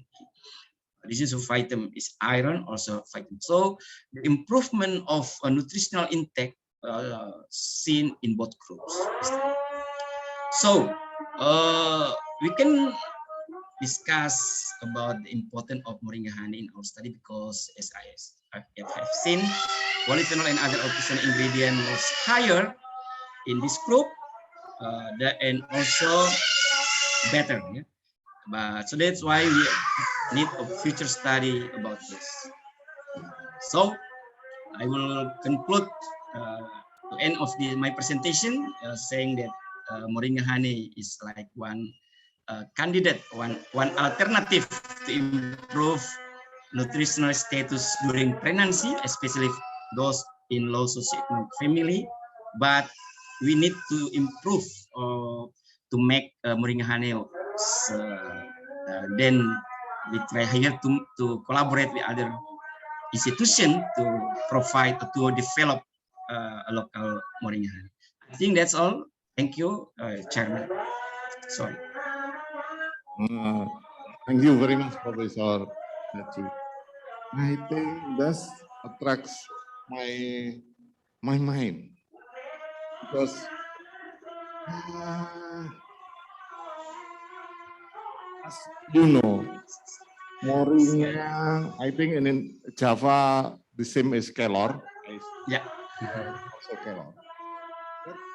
Now we learn, I think now rare in Java. Why?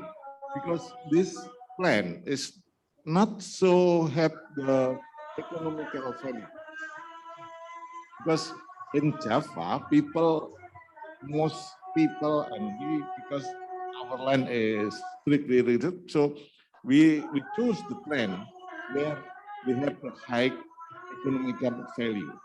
But with your presentation, so now attracts my mind. That's very, very important of the plan.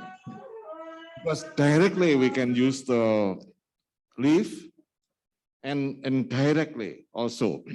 And if I'm not mistaken, you develop of the feed for bee from the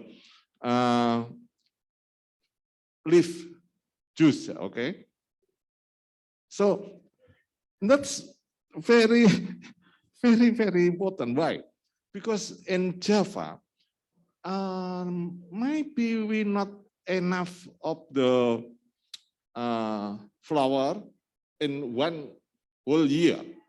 Then we know many of the keeping bees, they use of the sugar for give to feed. That's make it people, they not believe on, they not have the appreciate about the honey. So I think there's some people, they have not so high appreciate about honey because they know put up the sugar for feed.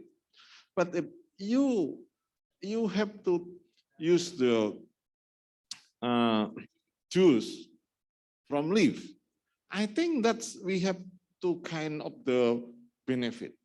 One, we can use the from the organic, and this I think we can very nice finding or something, because I think moringa honey is we put plant and then we keep bees in here. you not use the flower, but you use leaf. That's I think is, but unfortunately now in Java I very rare to look that. Maybe, but I think this plan is easy to plan, easy to put in the land. It's not necessary, but in Java is this kind of the plan. We only use the, well, I don't know in English, klentang, the mean of the bunga. So be the long. That's many to use to make some sauce or soup or something. That's in Java. And the second, I don't know in other part, but that's against of magic. So if people have the strong magic, they put up Moringa leaf and they lost to everything. And then the other, even of directly leaf, that's very high content. So I think we need to try that, because as I'm veterinarian, so now the focus is how to not use antibiotic for chicken. So I think that's the organic is very, very good idea. And then we can put in the community, and then not, I believe is this plantation can grow well in the not good the land, just I don't know what the name land is, not so fertilized or something. That's very good, but I'm not sure where we can have to stick for this. Okay, Professor Haju, I think that's very, very important to application, because that's, I think, very not have many problem about the plan of that's kind of the Kellogg. Okay, thank you. So please wait a minute, maybe we have some more question, and then I also invite the second speaker is Dr. Muhammad Zulkifli Mustafa, from Universitas Sains Malaysia already joined? Oh, okay, not yet to join. Maybe you have any question for Professor Haju? No? No, okay, I will have if Professor Haju is not mentioned, I will discuss something. But because that's very, very nice, if you have already analyzed, so maybe we can apply like to another purpose like that, because as you know, in the Java Island, government have focusing on two kinds. One is chicken, and the second is dairy cow. That's Java Island only economical is we have to farm okay too. So I think this is if you say is very low of the toxicity, maybe we also put in the dairy cattle, because we have also big problem in the dairy cattle. Since after partus, we collect the milk. So I think the anemia, the low of the vitamin or calcium or not. That's I think also the problem. But with your finding, I think is we can, I imagine we can start to working. And then thank you very much for your nice information. Maybe if we can show the people, if we have product of honey with the feed is special of the plant, that's we have to put the the name in here. So I hope I have good relation with Dr. James. So maybe next I can visit to Makassar and looking for other possibility, because that's I think that's Indonesia is very, very, very important for people in village, because if they have the economical value, people will do it. Because I know the wood is not good for house, and no, we cannot use. I think we cannot use this, because yeah, when I is young, we know kelor is put inside of the well, and this I don't know in Sulawesi, but the name is same kelor. Yeah? Okay, Professor Haju, thank you very much. And if you have any comment, please. We have time. Yes, actually, maybe difference Java and Sulawesi, because almost in all part of Sulawesi, people eat kelor as a vegetable, as a daily vegetable sources, vegetable food, and especially in South Sulawesi. The leaf. Leaf? Leaf, that's right. Oh, yes. I think not eat that. Yes. Yeah. So there is one or several district in South Sulawesi, even they eat leaf kelor, Moringa olivera leaves every day, and that's what that is very cheap vegetable, because they can get from surrounding their house, because it's like wild plantation, wild tree, because it's anywhere and it grows very, very easy, and they can cut the leaves every day, and it can also come again. Then so calories like familiar to all people especially in South Sulawesi. You go to southeast or southeast Sulawesi, also similar. Yeah, they eat every day. Yeah. Now, what we are doing in our research, just to make this leaf, calorie leaves, it's in simple way because you don't have to cook it. You can eat in capsule. Yeah. We have done several studies about that, and we found that it take one capsule a day only. Yeah? One capsule it's 500 milligrams.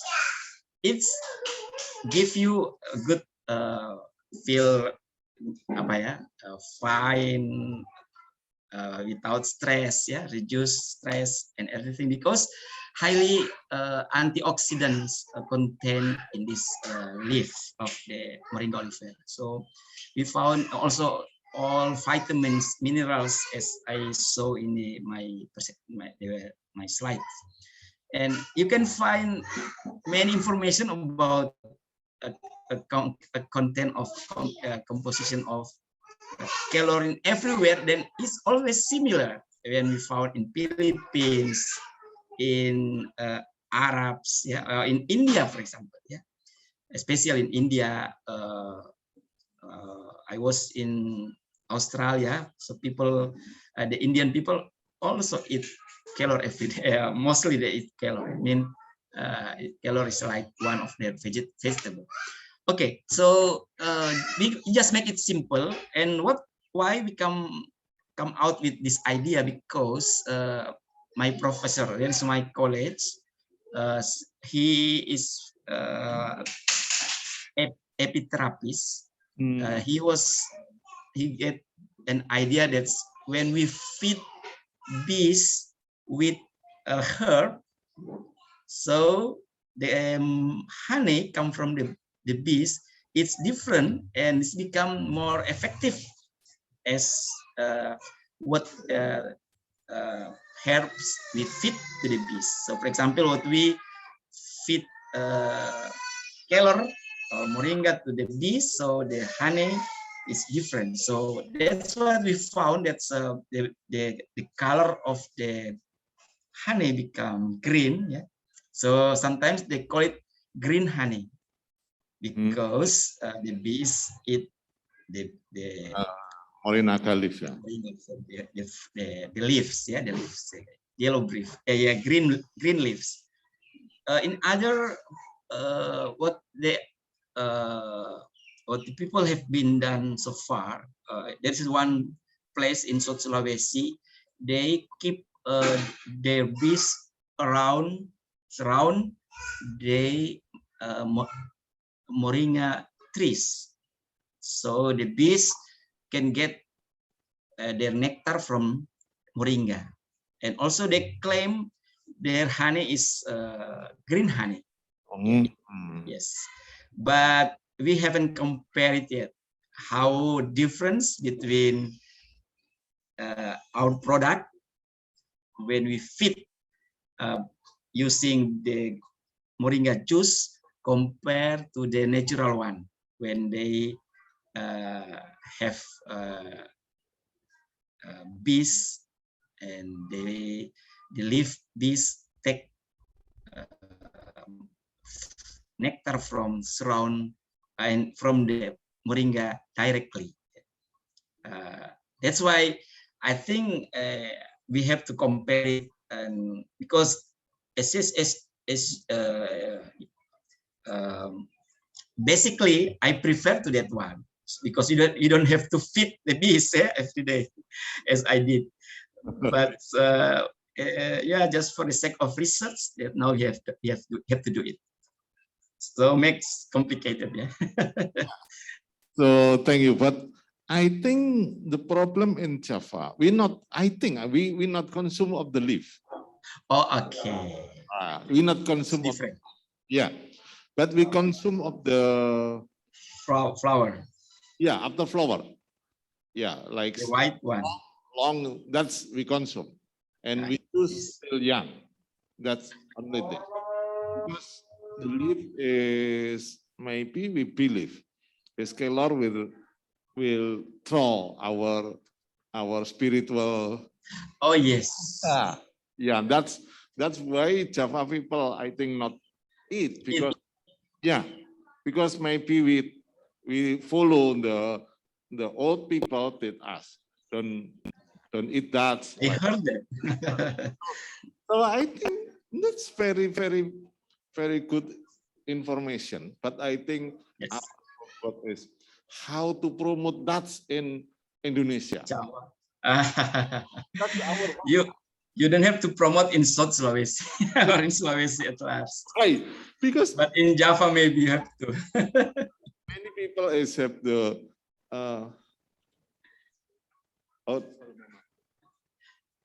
We have Dr. Stephen in this room. Maybe he can give ideas. Maybe Dr. Stephen, thanks you. Okay, so please, Dr. Stephen. Stephen Stacey. Okay, welcome in this, Dr. Stacey. Hello. Okay, hello. I don't know what time in Romania now. Oh, it's very early. It's 6:30 now. Wow. It is very cold. Yeah, you in the on the winter season, okay? Almost. So, yes, you are so lucky. You live in paradise. oh, every day in paradise. Yes. And hello, Professor Sabir. Also, I see him also. So, Hello. Yes. Just a short comment about the green honey.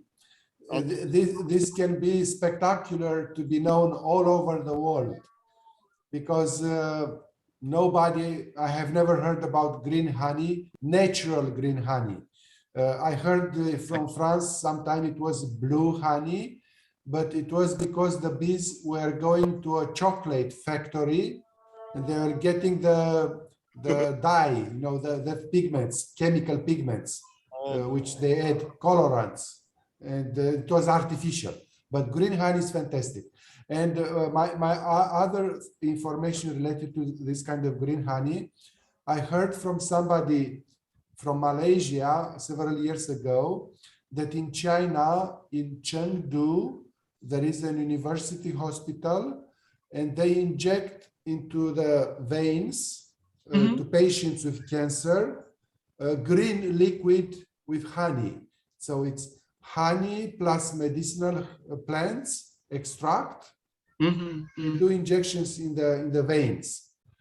So it will be fantastic if you can make some tests, first on animals, of course, and then try to by volunteers. And I will come as a volunteer to receive your treatment. I think green honey is little different, but I think is we have potential to develop that and keep strictly, because sorry, many people they want to make imitation, put something. Yeah, right. Yeah. Right. Yes, there are many problems, technical problems to get a medicinal honey. But if you have very good beekeepers, they are trained in doing medicinal honey. So you need to select special beekeepers, and which respect all the rules, hygiene and so on. And then for the intravenous, the main condition, like in Germany now, is to do microfiltration.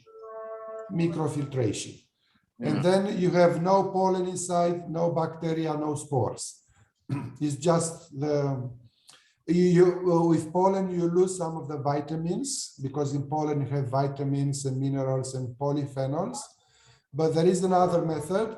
You can make separately a pollen extract, or royal jelly extract or solution. Royal jelly is much richer in good nutrients than honey, for example. It's very concentrated. But royal jelly can have also some pollen, some microbes. So again, royal jelly diluted and then microfiltered. And then you can unite microfiltered royal jelly with microfiltered honey. You unite, Again, microfiltration, checked by the microbiology professor. The microbiology professor say, oh, it's sterile. And then you can try to use intravenous. Small doses at the beginning, gradually increase, slowly. And why not? Professor Mamdouh Abdul Rahman from Egypt, he is doing honey intravenous for many years. First time was honey intravenous in Russia. They did on animals. Then in Germany, I have articles on the use of honey intravenous in Germany, 1953, 54, 55, several articles. And then it came the pharma industry, big pharma, and they said, oh, it's not scientific, blah, blah, blah. And then the method went down.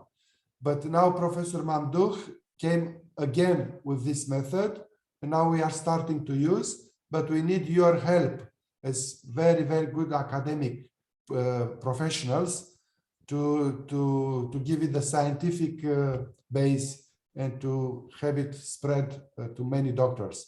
I just have been to here in Romania, one of my cousins, my own cousins, I loved him so much. He died in a hospital from a complication with COVID, and he has had some previous lung problems. And if in the hospital they would use the bee products correctly and other things, he could have been saved. So he died in the hospital like unnecessary, so it's my heart is broken because of this, because I love him so much, and I do anything to convince this pharma industry, these doctors, that we should use honey and propolis extracts and royal jelly and so on, also in the hospitals. And you in Indonesia, you are pioneers on this, so you may lead this new way. Oh, sorry about that, Dr. Stefan Stasiu. So I work in microbiology, Professor Haju. If you want test to your honey about the microbiology, you can send my thank you. I will test it. I work in microbiology and working in ITD, especially in the enteric disease. Okay. So, but I think I can do for others. So if you need to test the bacteria, so please send for me. Okay. Thank you. Okay. So because that's only daily works, not to disturb me. Okay, thank you. Okay, thank you so much. Welcome. Yeah. Yeah, I think that's I read many about the grape wine in Europe, and then they have very strictly of the quality, right? Wine in France, wine in, they have strictly quality. Well, I think we can start.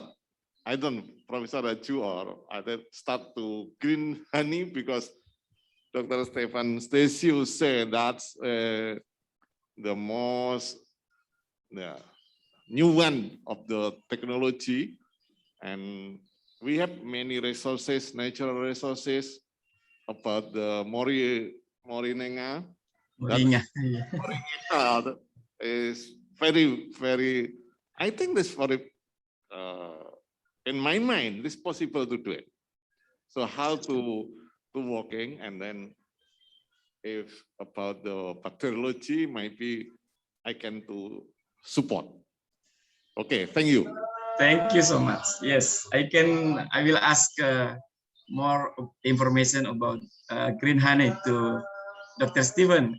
I will ask, I will communicate. I think, Dr. Stephen, I can write a letter to you and then to email, yes, send email to you, and then we can discuss about that, because the potential in Indonesia is very big.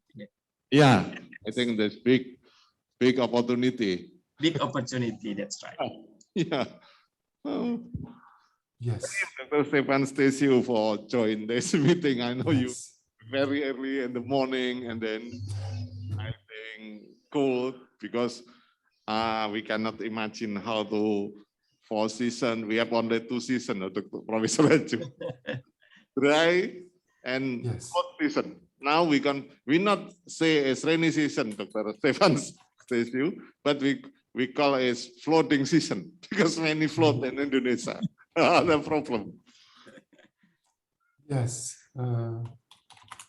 I just received by the chat a small message from I believe Adiana or somebody like if you have some more time, free time, it's maybe some speaker missing.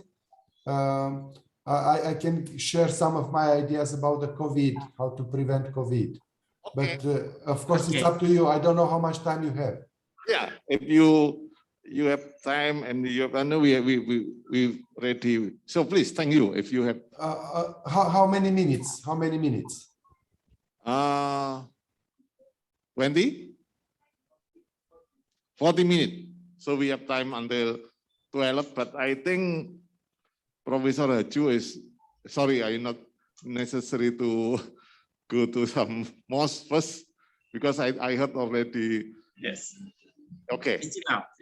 Yeah, I think because Professor Raju need to salat or something. Yeah. Okay. So and after that, I can to resume Dr. Stasio. Okay, please. Time for you, Dr. Stasio. Okay. It's a big surprise. I was not expecting this big chance. I have a very, very long PowerPoint on COVID-19, but I'll show you only some of the slides. Let me find this. Okay. So I can have like 20 minutes, something like this. Yes. Okay. I'll go quickly, and then please stop me whenever you think is necessary. Okay. So I'll share the screen. Okay, share screen, and then hide video panel. Floating meeting controls. Okay. Can you please let me know if you can see the screen? Yes, we can see clearly. Okay. So some synthesis. We know that in the big products we find many good things which can help against the COVID-19, like polyphenols, organic acids, enzymes in bee bread and bee pollen. And this helps mainly for the immune system to improve the immune system functioning. Melittin is directly destroying the virus. I am 100% sure about this. I didn't see detailed studies on this, but melittin can destroy, including HIV. And you know that theory that in Wuhan, they genetically manipulated the SARS-CoV-2, they added some components from HIV, or melittin can destroy the HIV. It's already known. Now, honey has also polyphenols, organic acids. Organic acids are important because they can maintain a blood which is more fluid. Then we have, of course, our beloved propolis, which is fantastic. Propolis gives also volatile substances when it's a fresh propolis. Very fresh propolis can be added to the beehive air. This is another treatment method we use in apitherapy in the last about 15 years, especially here in Europe. So inhalation with beehive air. And I found one very interesting paper. They show that even the beehive air, the volatile substances from beehive air, are antibacterial. So they are not proven as antiviral, but they are already proven antibacterial. And we know that in the case of COVID-19, many people, they have in the lungs pneumonia, which is caused also by bacteria. So this can help too. Then beeswax is important as a heat release. In Germany and several other countries, there is a method you get the beeswax and you put it on the thorax of the patient. And this is kind of blocking the heat from the body to go out. And this increases the internal fever. Now you'll see, I'll present a few slides later, fever is very, very important in the fight against COVID-19 when it is kept under control. So when fever is too high, of course, it's dangerous, but let's say moderate kind of fever can be very, very useful because this activates the immune system, and also the heat itself is against the viruses. Maybe, of course, in all laboratories where they made vaccines many years ago, all kind of viruses are destroyed by the heat at 55 degrees Celsius in maximum 15 minutes. So in our body, we have 37 degrees Celsius, but there are methods like inhalation or like sauna, where you can use heat like 70 degrees, 80 degrees Celsius for 15 minutes or longer, 20, 30 minutes repeated. And then you'll destroy, of course, the virus which is found in the mucus of the respiratory tract. Then the stem cells here from drone larvae and the essential amino acids, apalbumins, and so on from royal jelly, they can help also, especially against for the immune system improvement, but also royal jelly itself and also the queen larvae. There are studies in Germany, they are also antiviral. So antiviral, large spectrum, I didn't see a study against SARS-CoV-2 directly, but it can help at least against the co-infections. Okay, so propolis against COVID-19, you saw many such articles in the past, but this one is very interesting, organized by Andressa Aparecida. It's a researcher from Brazil. They show that you can reduce the time of staying in the hospitals, and also the propolis blocks the ACA2. I will not insist on this because you have already this kind of information. Now here it's about the melittin, which is from bee venom. And you see here the melittin destroying many different kinds of viruses. Melittin is the main component in bee venom. It's a peptide, yes. And you see among the viruses which are destroyed by the melittin, it's also HIV. And again, HIV, a component of it, at least it looks like it's present also in SARS-CoV-2. So again, this idea that we need to use all the bee products to help all the cells in the body.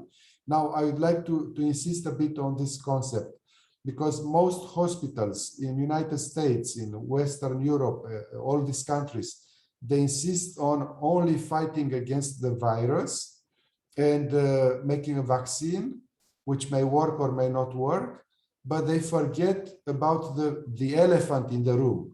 The elephant is in the immune system. So the immune system cannot function if you do not help all the other cells in the body. So you know that most of the people, they die because of comorbidities like diabetes, like heart, high blood pressure, and so on, obesity, and so on and so on, these metabolic problems. So they die because of comorbidities, they die because of co-infections, and then it's the virus which is the last drop.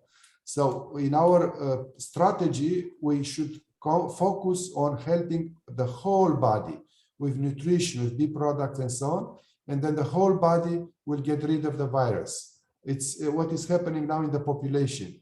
People which are in a good health, they have a good nutrition, they are relaxed, they sleep well, they have a good mind and a good soul. Even if they catch the virus, they do not die. So again, you saw this thing. So it's the idea that all these bee products, they help the same components which are helping against the virus can help also the body functioning and also the immune system. Okay, so I'll go quickly here. These images. So what needs the immune system to be happy, to function properly? And first thing is what I call baby food. When you have a disease, an infectious disease, you cannot give to the patient difficult to digest food like beef, like in Europe, in Western countries, pork, or this very difficult to digest food. You need a baby food. And in the baby food, our bee products are coming very well because honey can be digested almost without digestion. It goes into the blood. So it's very easy. And also bee bread, royal jelly, apple, and so on. They are very easy to digest, and they can go directly into the blood and the lymph and help to the fluidity of the blood and the lymph. And again, the fever factor, which is important. Okay, so I already told you about this, the population, which is only 5% of the population has some comorbidities, some co-infections, poor immune system function. Okay, so now the causes of COVID-19. If you go to the causes of COVID-19, you have, I showed also yesterday, it's the same as for AIDS, for HIV. These are some of the causes. And then you see more causes and then more causes.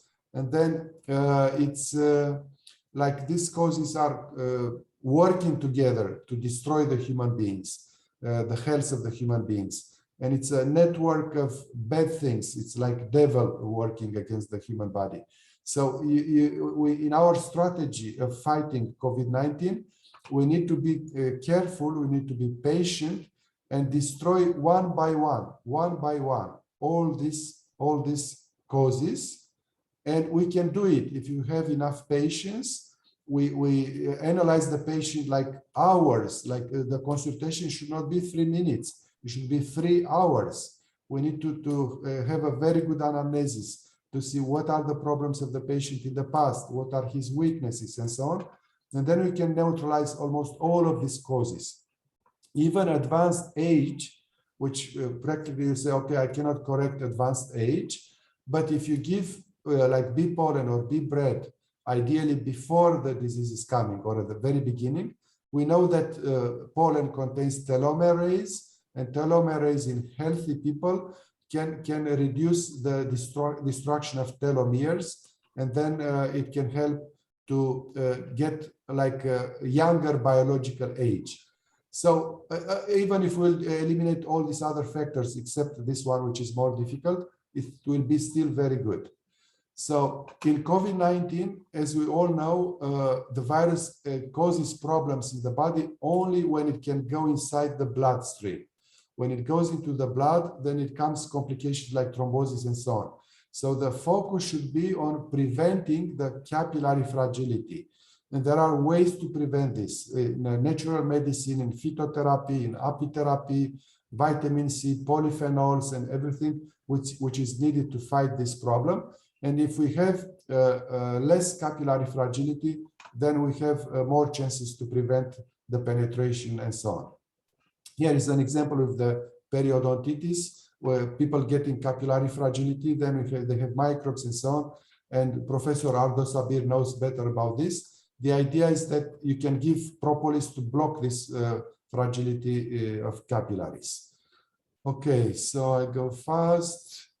Okay, to neutralize the causes. Okay, yeah, and also if you look to the classical big pharma induced strategy against the COVID-19, they just speak about vaccines. So I agree, some of the vaccines may be okay, but is this the only strategy to fight such a complicated disease in such a disastrous disease? We should use at least these other methods. And psychotherapy, it's very, very important because the people which have problems, mental problems like anxiety, fear, panic, depression, and the mass media, it's making very worse the situation. The people are afraid in their homes, then their immune system goes down. We know that with depression, with anxiety, the immune system goes like 50% down. And of course, these people will get any infection, even of normal flu, and they will die of flu because of these psychological problems.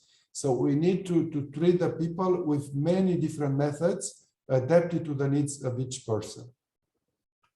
About the comorbidities, I told you already, they are killing really the people.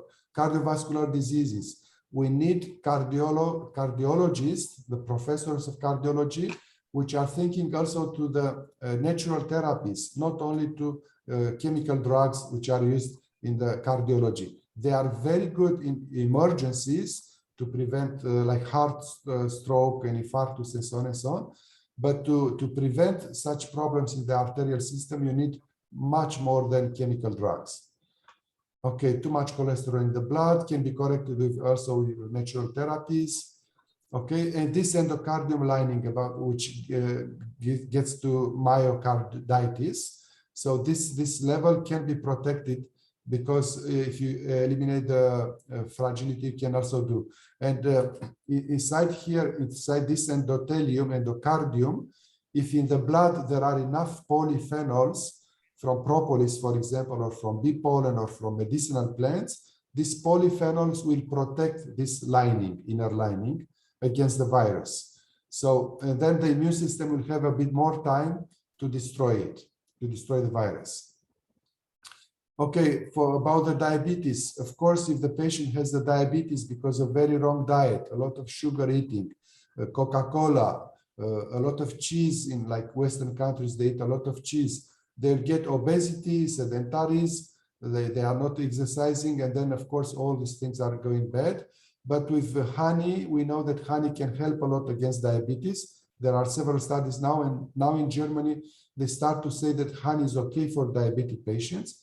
Lots of propolis, royal jelly is very good against diabetes. There are many other things here, but I will go from this. So obesity must be eliminated too, because if the patient are obese, they cannot stand the infection. Cancer, we know already, other co-infections must be neutralized. And we know the good infectionists, the doctors, they can neutralize most of these things like parasites, protozoan, fungus, and so on, but not only with antibiotica. If you use antibiotica, only one substance antibiotica, you may destroy this bacteria for a while, but then they will get resistant. So comorbidities, okay, I showed you already this yesterday about this relationship between telomere length and Malaysians, beekeeping in Malaysia. I told you yesterday, Professor Kanan from USA in Kota Baru in Malaysia, they proved that the beekeepers have longer telomeres, especially if they use bee products for a long period of time. This will increase the telomere length. And this is also the same thing for the lungs. If the lungs, they have cells with longer telomeres, they will resist better, it's my hypothesis, against the attack of the virus. So why not to use this information? Okay, I explained about the telomeres. I'll go quickly here. So the importance of telomerase, and we find telomerase which repair the telomeres, not only in pollen like in this article, but also in this article they found out that the telomerase is to be found in all very, very young tissues from the plant, like in the buds, germinated seedlings, and also in the root tips. So we should give to the patient as a diet, as a food, very, very young tissues, vegetal tissues, because they contain more telomerase and they can help for the regeneration. And pollen is, of course, a very, very good example for such telomerase. Okay, so we started a form in internet about if the bee products offer protection against COVID-19. And several people, they filled in this form. And what is interesting is that beekeepers very, very, very seldom they get COVID-19. So the study is not yet finished, but I give you just examples. In Romania, after 2 years or more of COVID-19, we have only one case of a beekeeper who died because of COVID. And then in Germany, they have about 100,000 beekeepers, and they know about only 2 cases. And from all other countries, I have never heard about people dying of COVID. Very, very few cases. So in comparison with the rest of the population. Okay, so here is about this structure of the SARS-CoV-2, about the proteins, and we can attack these proteins with many things. We see you have a lot of proteins, and the proteins can be destroyed by many things, acids and so on and so on. The penetration of the virus, you know already, with the ACE2, it goes into the cells, it causes a lot of free radicals, but we can block the free radicals with antioxidants, and we find a lot of antioxidants in the bee products. Now it's the spike protein acting like a key which enters into the cells, and the ACE2 receptors are like a lock where it comes. So the idea is to block both the lock and the key with beehive products. So how we can do it? We can block the lock with propolis, and we can destroy the key, like the virus, with heat, organic acids, and melittin, at least these three things. Okay, now COVID-19 is airborne. At the beginning, they say that, oh, it goes from the hands, from the food, maybe, but it's clearly it's airborne, and we should be more focused on this idea. And you know, Japanese, they made studies, they show that these droplets, which are coming when somebody is sneezing, but also the dangerous are not the big droplets, are the small droplets. And the small droplets will enter into the nose. Even you have the mask can reduce some of them, but the virus, you know, it's 20 times smaller than the filter of the mask. So it will go through the mask or near the mask. So you cannot block the penetration of the virus into the nose. Just reduce some of the charge, which is also very, very good. But there are methods to prevent or to destroy the virus before entering the body very soon. And here are some of them. Air ventilation. Air ventilation. Just open largely the windows every 30 minutes, every hour. In the hospitals, they keep the windows closed for some reasons, maybe air conditioning or some other reasons. But this may be not a good idea. So just refreshing the air, if the air is pure outside, it's not polluted, this may be a good idea. And also the direct sunlight. We know that sunlight has ultraviolets, type B especially, and they can destroy this bacteria from the air and most of the viruses. But it should be direct contact with the sunlight. So if you cannot stay inside the house, behind the window with the glass, because the ultraviolet B will not go through the glass. So you just go out into the sunlight.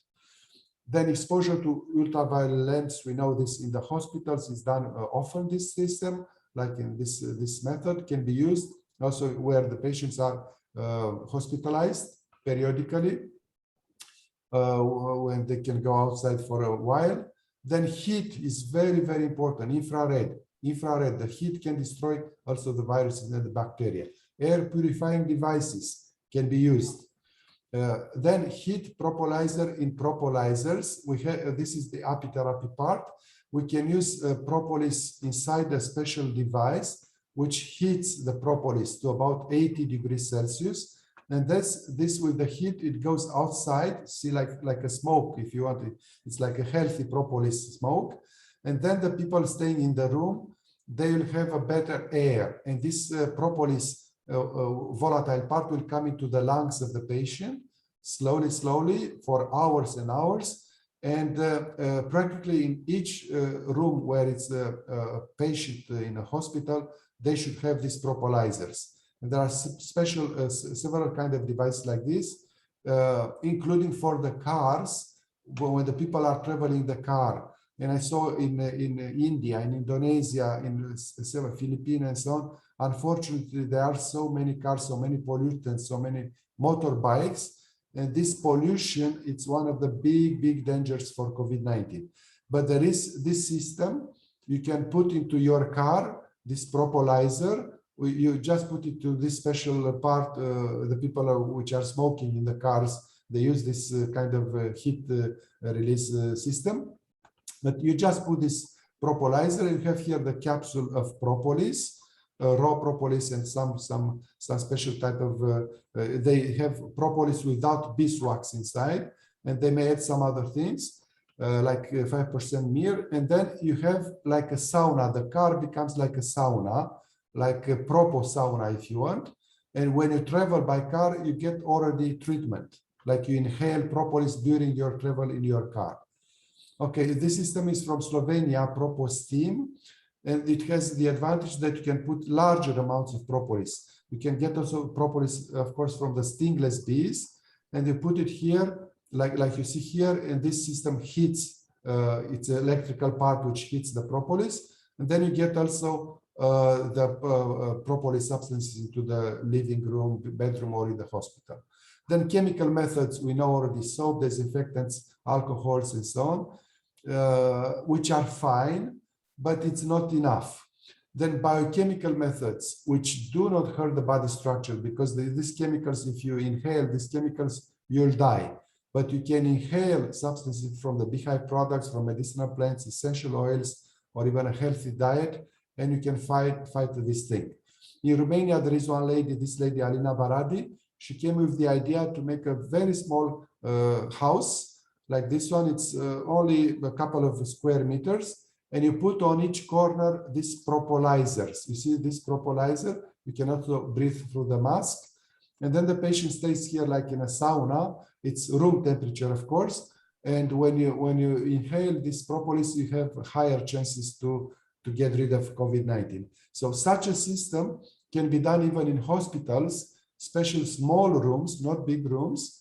And the people can breathe freely without this mask at the beginning. And then they can use it if it's really necessary. So it can be like sessions of 20, 30 minutes staying here, and then go back to the room in the hospital. So breathing this propolis inside, it's very, very interesting. Now, symptoms of the signs and SARS-CoV-2, I'll go quickly. You know already about all these things. How does the virus enter into the body? Through the nose mainly, through the eyes, some of it through the mouth. So we need to protect the nose. And there are many methods to protect the nose, with honey, with propolis, nasal drops, various solutions. Just to fight here, the vaccine comes to the skin, it goes to the body. It's a very long process. But you need to block the virus already here into this area. And you can do it with this kind of products, natural products. And I give you one method from one therapist from Ecuador, Sandra Mercado. She puts propolis inside the breathing mask. Like this is very, very practical. You have a propolis spray, and you put inside the mask or outside the mask as you wish. And then when you inhale, when you breathe normally through the mask, you will also inhale the propolis aromas. So if there are some other options like this one made in Russia, you can put even a raw propolis inside the fresh one, or like Professor Mamdouh Abdul Rahman from Egypt, the professor who is using honey intravenous. You can even put a raw propolis inside a sachet like this one with some holes, and also you fix it on the internal part of the mask, and then you can breathe it, the propolis directly. Virus can go, unfortunately, also to the brain, and it can affect the brain or the eyes, conjunctivitis. But viral conjunctivitis also can be prevented or treated with honey, royal jelly, or even propolis extracts as eye drops. In Romania, we have had a doctor who worked 30 years, and he made this kind of eye drops 2% honey, 2% royal jelly, or 2% propolis extract. And this can be used also against the conjunctivitis. So you just need to treat locally. Or on the mouth also, you can use the products. On the pharynx, you can use sprays on the pharynx. For the trachea also, against the cough. And here is this thing we know from the anatomy and physiology. Let's say these are the virus. The virus never go directly to the cells. The virus, it's inhaled through the breathing, and it comes here into the lungs, but the first contact of the virus is with this mucus. And if this mucus is fluid enough, and if these cells are having enough power, then this cilia, which we know here, they will push the virus outside, and that's why the patients are coughing. The body, the lungs wants to get rid of the virus. But unfortunately, it's a dry cough mainly. So what we need is to change the dry cough into a wet cough, humid cough, by increasing the production of a fluid mucus. And honey can help the production of this fluid mucus. And then honey gives also power to these cells which are pushing out the particles. And then honey should be given not only orally, should be given into the lungs with nebulization, with inhalation, because you need honey here, not on the stomach or on the liver. So you need local treatment. Okay, so here is the explanation about these things, how the fluidity is done and so on. Respiratory tract cells must be helped directly. And you know, people smoking a lot, people which are having problems with the cilia, which is eliminating the mucus. If these cells here do not move anymore, then the mucus accumulate, like in kind of emphysema or bronchitis or chronic bronchopneumopathia and so on. In Europe, we use honey from linden flowers. Linden, it's a very, very good tree which makes honey which has a substance which is called farnesol, and farnesol helps the fluidity of the mucus. So of course we can use also propolis extract to help about this, and there are some other remedies like licorice. Warm water is very important, never cold water. And in warm countries, tropical countries like Indonesia, people are getting a lot of cold water. It's a huge mistake because the cold water blocks the immunity. So we need warm water and turmeric and licorice and so on and so on. Okay, some other images. Okay. Then bee venom against the dyspnea. Bee venom, there is a cream we have in Romania, bee venom cream, and you can very easily make a bee venom cream also in Indonesia, and you can put it on special acupuncture points to activate the functioning of the body. And there are acupuncture points like this one, governing 25 and governing 26. In China, they use it a lot to make bronchodilatory and cardiostimulative. So why not to use such points? These points on the neck here, gallbladder 20. These points here, which helps directly the lung, it's the same metameres. And then conceptual vessel 17. In Germany, they use also honey on the thorax here. They just apply honey on the thorax. And this point, large intestine 4. This point also can be used to stimulate the kidneys and the adrenal glands, because the adrenal glands, they are important with the cortisol secretion and adrenaline, but cortisol is more important in COVID-19. Then the ears, there are acupuncture points on the ears, which can be stimulated by the specialist in acupuncture. Then again, the system with the nebulization, you put here inside propolis and honey, and the people can inhale the honey. Okay. And then the chills, the people with COVID, they have chills at the beginning. So you need to protect the body to not lose the heat. The first thing is to get a lot of heat to protect the body, to give energy to the body. And the fever is extremely important, as I told you, because fever is it activates the immune system, and also it is against the virus directly. So fever is our friend, it's not our enemy. And here is, in my opinion, a huge mistake, which is made all over the world. The doctors before the hospital or in the hospital, when the patient has a bit of fever, 38, 35, 8.5 or something like this, they go to paracetamol. And paracetamol and other drugs like this blocks the glutathione in the cells. And when they block the glutathione in the cells, the people are dying earlier. And I stimulate you, I'll be very happy if you read this article published in 2015. They show that the people which are, or the experiments, when the fever is reduced too soon, the mortality increases. So decreasing the fever too soon increases the risk of death. So we should not fight the fever, we should help the fever. So what is important to do, if here is explanation why fever is important, natural remedy. Paracetamol and the other one blocks the glutathione. It's also hepatotoxic. So it's a big enemy of the body. So we should not use this one. And when we really need to diminish the fever, we should use just warm fluids orally and thermal protection, this one to increase the heat here, baby food, okay? But also, when should we decrease the fever? Only when there is mental confusion, there are coming convulsions, very strong inflammation, and of course when the sepsis is coming. But if the patient is well watched, very closely watched by the nurses, by the doctors, they should speak almost non-stop with the patient. And the very first sign of mental confusion, okay, then they could decrease the fever, because the fever can be really dangerous. It's true, too much fever, too much heat can destroy the healthy tissues, like you see here in this image, okay? But we should diminish the fever not with paracetamol, not with this one, forget about this one, and go for the physical methods to decrease the fever. Physical methods. Lukewarm water sprayed on the neck skin of the whole body. Take out the clothes. Cool down the ears, the forehead, the hands, and the feet. Drink lemon juice and honey, which alkalinize the body. So there are physical methods and some biochemical methods which can be used to decrease the fever in a physical way, natural way, and not with chemicals. Yes. Okay. I believe it's already. I went too fast, and so no more time. But I will finish with this slide here. D'Artagnan principle.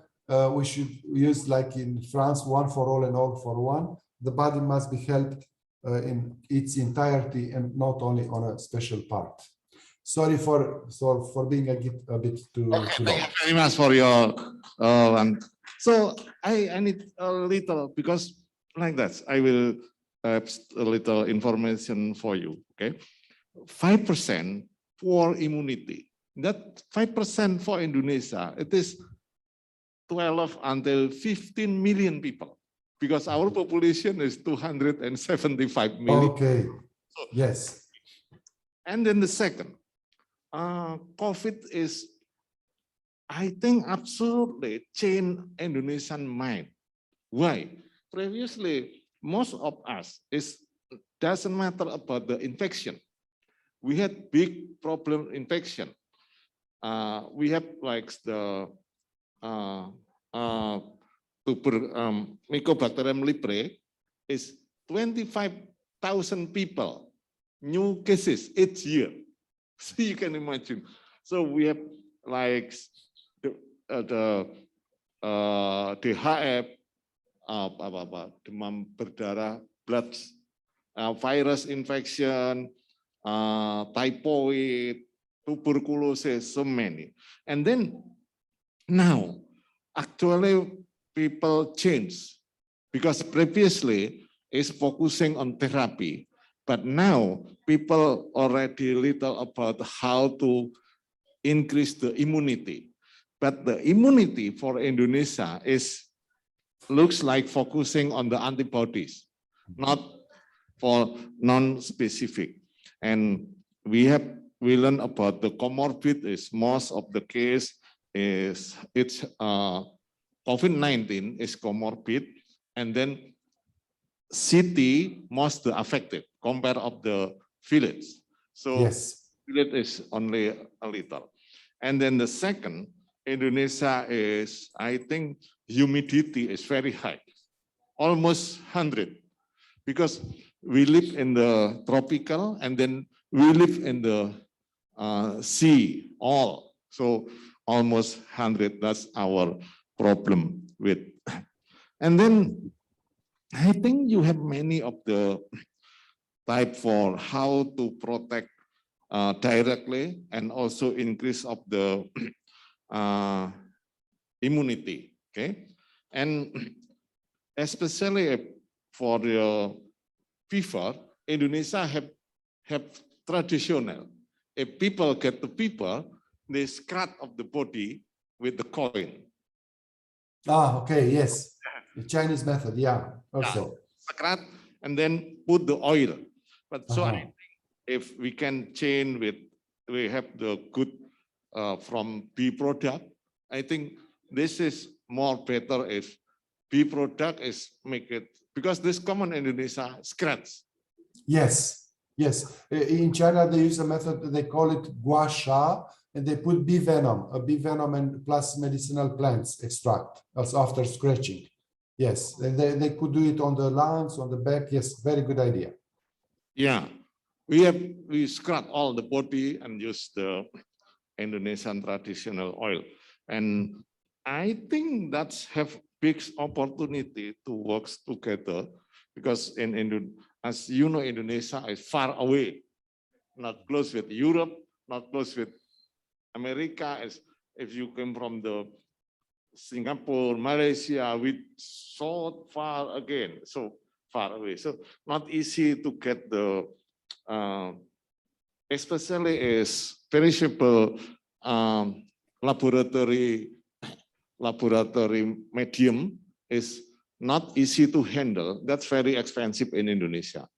so not easy. But if that's stable medium or stable reagent, that's maybe we can find in Indonesia, because it takes time.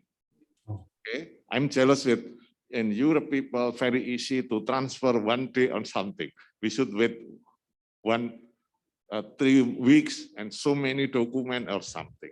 But I think if you have to want to join to works in Indonesia, we have so many cases, and I know when people have the possibility, and then with medical doctor, I think this big opportunity for us. So because, sorry, next week, after that, we can more discuss, because we have one other, okay, one another, I will call Dr. Muhammad Zulkifli Mustafa. Yeah. Okay, Dr. Muhammad Zulkifli Mustafa from Universitas Sains Malaysia. Yeah. This paper topic is effect of stingless bee honey on chronic depression model. So, okay, I don't have your CV, so I think, so please, your time for yours. All right, thank you, Mr. Chairman. So can everyone listen to my voice clearly? Yeah, clear. All right, so let me project my slide.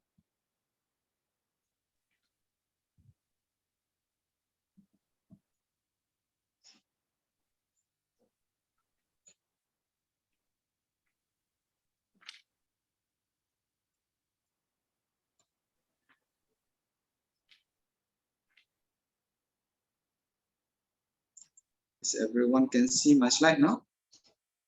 Yeah. Okay, I can see that clearly. All right. Okay. All right. Again, thank you very much, Mr. Chairman. And my name is Zulkifli Mustafa from Universitas Sains Malaysia. And thank you again for giving me opportunity to share some of our research on the title in vivo effect of stingless bee honey on chronic depression models, rodent study. So before I proceed, I would like to take this opportunity to express our tribute to the late Professor Mampato Basila. And this is the pictures during his last visit to our faculty and to our research center. So we are discussing about sustainable stingless beekeeping method, and also about bringing the honey into the prescription. So he's so keen that I should go to Indonesia and then discuss further about the post-harvest management of the stingless bee honey.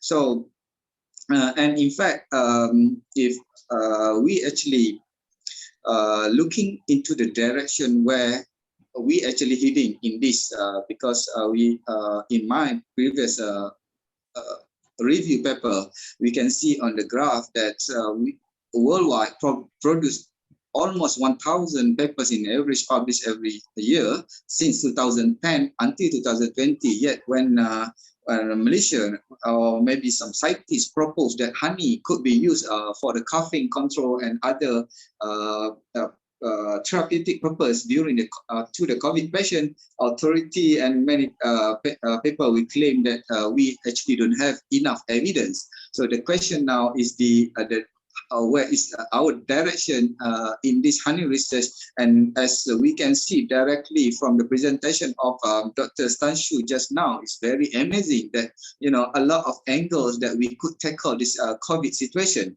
And then and this we could see and reflect from the Universitas Sains Malaysia research on the honey project, where we actively explore the potential of tualang honey, and particularly the Apis dorsata.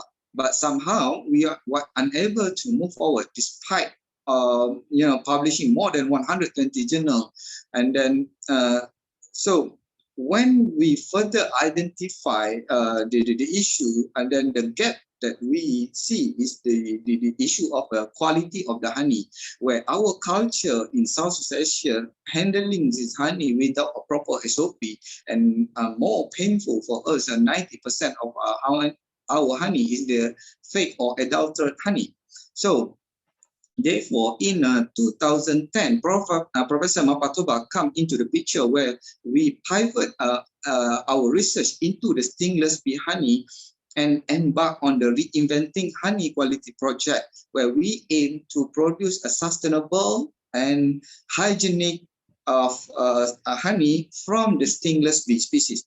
And of course, not only focusing on the laboratory research, we did several approach in order to make sure the supply of the honey available, because in Malaysia we don't see that we could have we could succeed in terms of bringing the apis.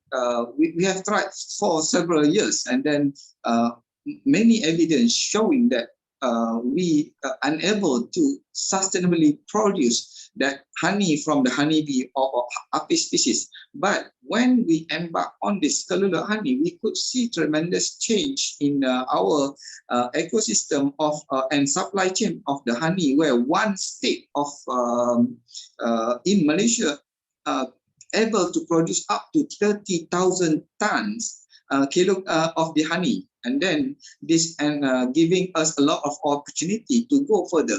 So what I try to prove here is, as a scientist in Malaysia now, we are not only focusing on developing the research to give the evidence or scientific evidence of the medicinal properties of the honey, but also the most important for us now to develop an ecosystem in order to produce sustainable supply of the honey.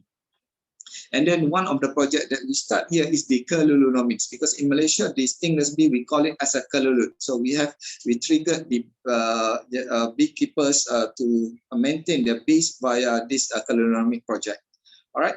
So as the result, and ultimately Malaysia now have the first GMP, HACCP, ISO 20000 and halal certified stingless bee honey processing plant, which is supporting a resource for our honey research currently. So this is now we are opening for the further collaboration for the members of worldwide, and or maybe in Indonesia, in Southeast Asia, to collaborate with us in terms of getting a good quality honey for research.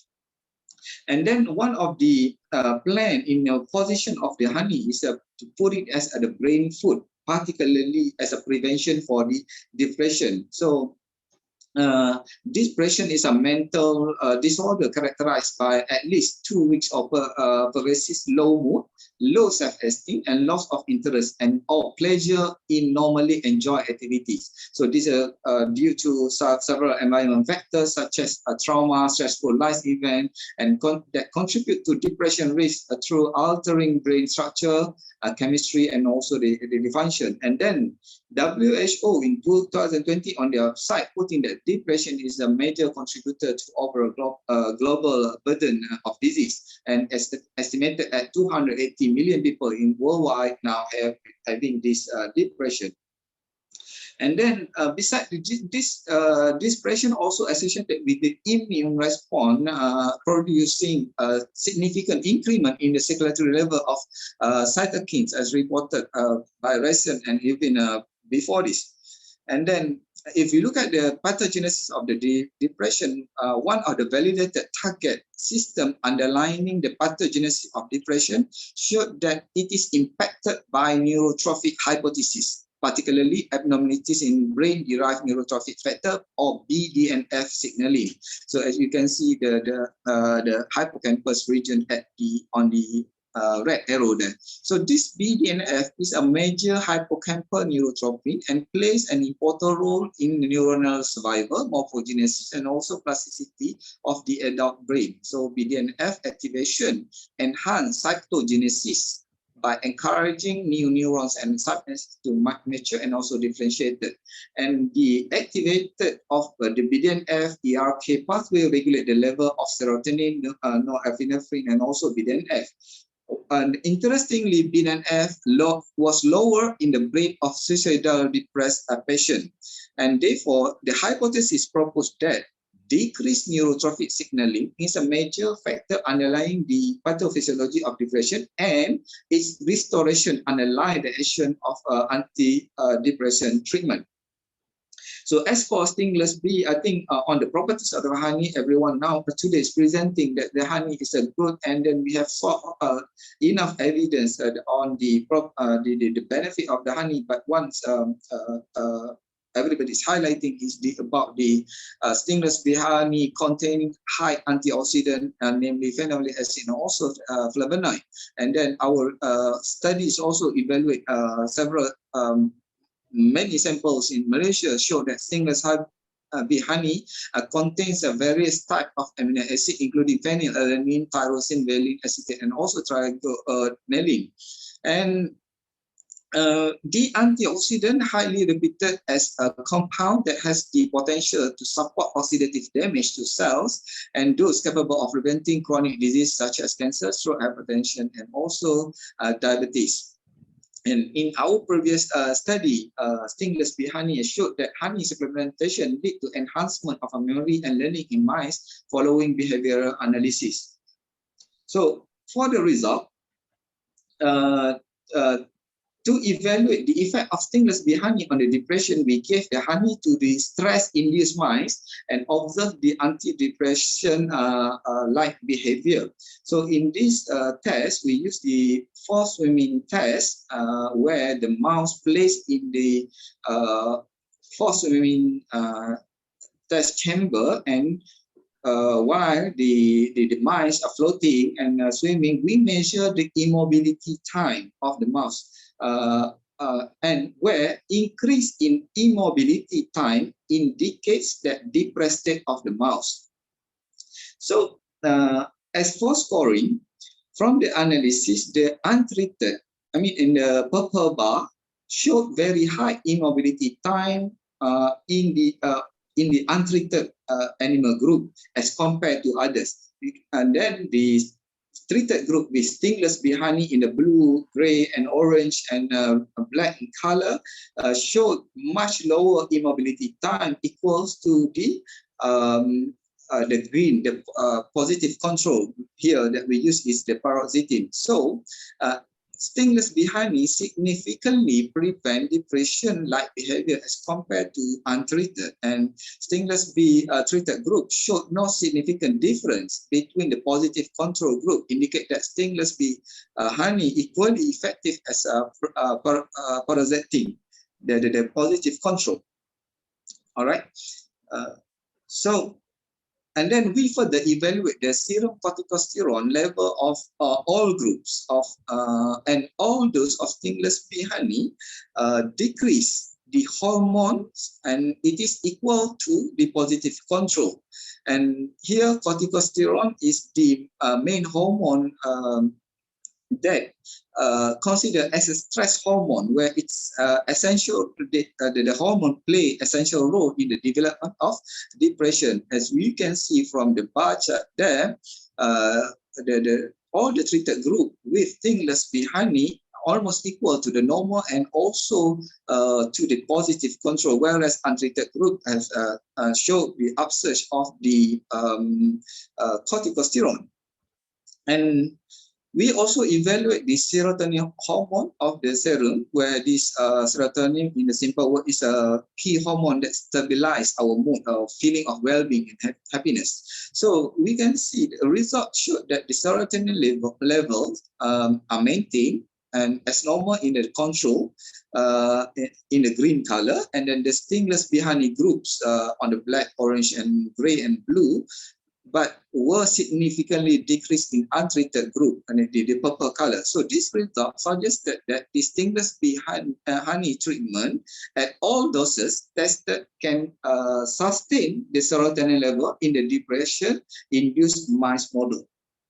And then we also evaluate on the dopamine hormone expression in serum, and the figure at particular blue bar there showed that the dopamine is upsurged in the higher dose of stingless bee honey and was statistically significant as compared to others. And then the result there showed that the dose the high dose of stingless bee honey from the day one treatment, giving a significant higher level of dopamine as compared dose, it could be suggested as early evidence that high dose of stingless bee supplementation is possibly enhance the life potential and to boost the dopamine level. And to understand the possible mechanism, we also evaluate the level of BDNF protein expression in the brain tissue of the chronic depressed mice after the experiment. So results showed that the BDNF concentration in high dose of stingless bee honey treatment and paroxetine significantly higher as compared to untreated group, but not significant as compared to the normal mice group. So findings indicate that the stingless bee honey supplementation able to sustain the BDNF concentration in induced depressed mice model as compared to untreated mice, and the effect is equivalent to the positive control. So overall result indicates that the stingless bee treatment maintained the BDNF protein expression in the analyzed tissue and also sustained the serotonin and corticosterone level in serum.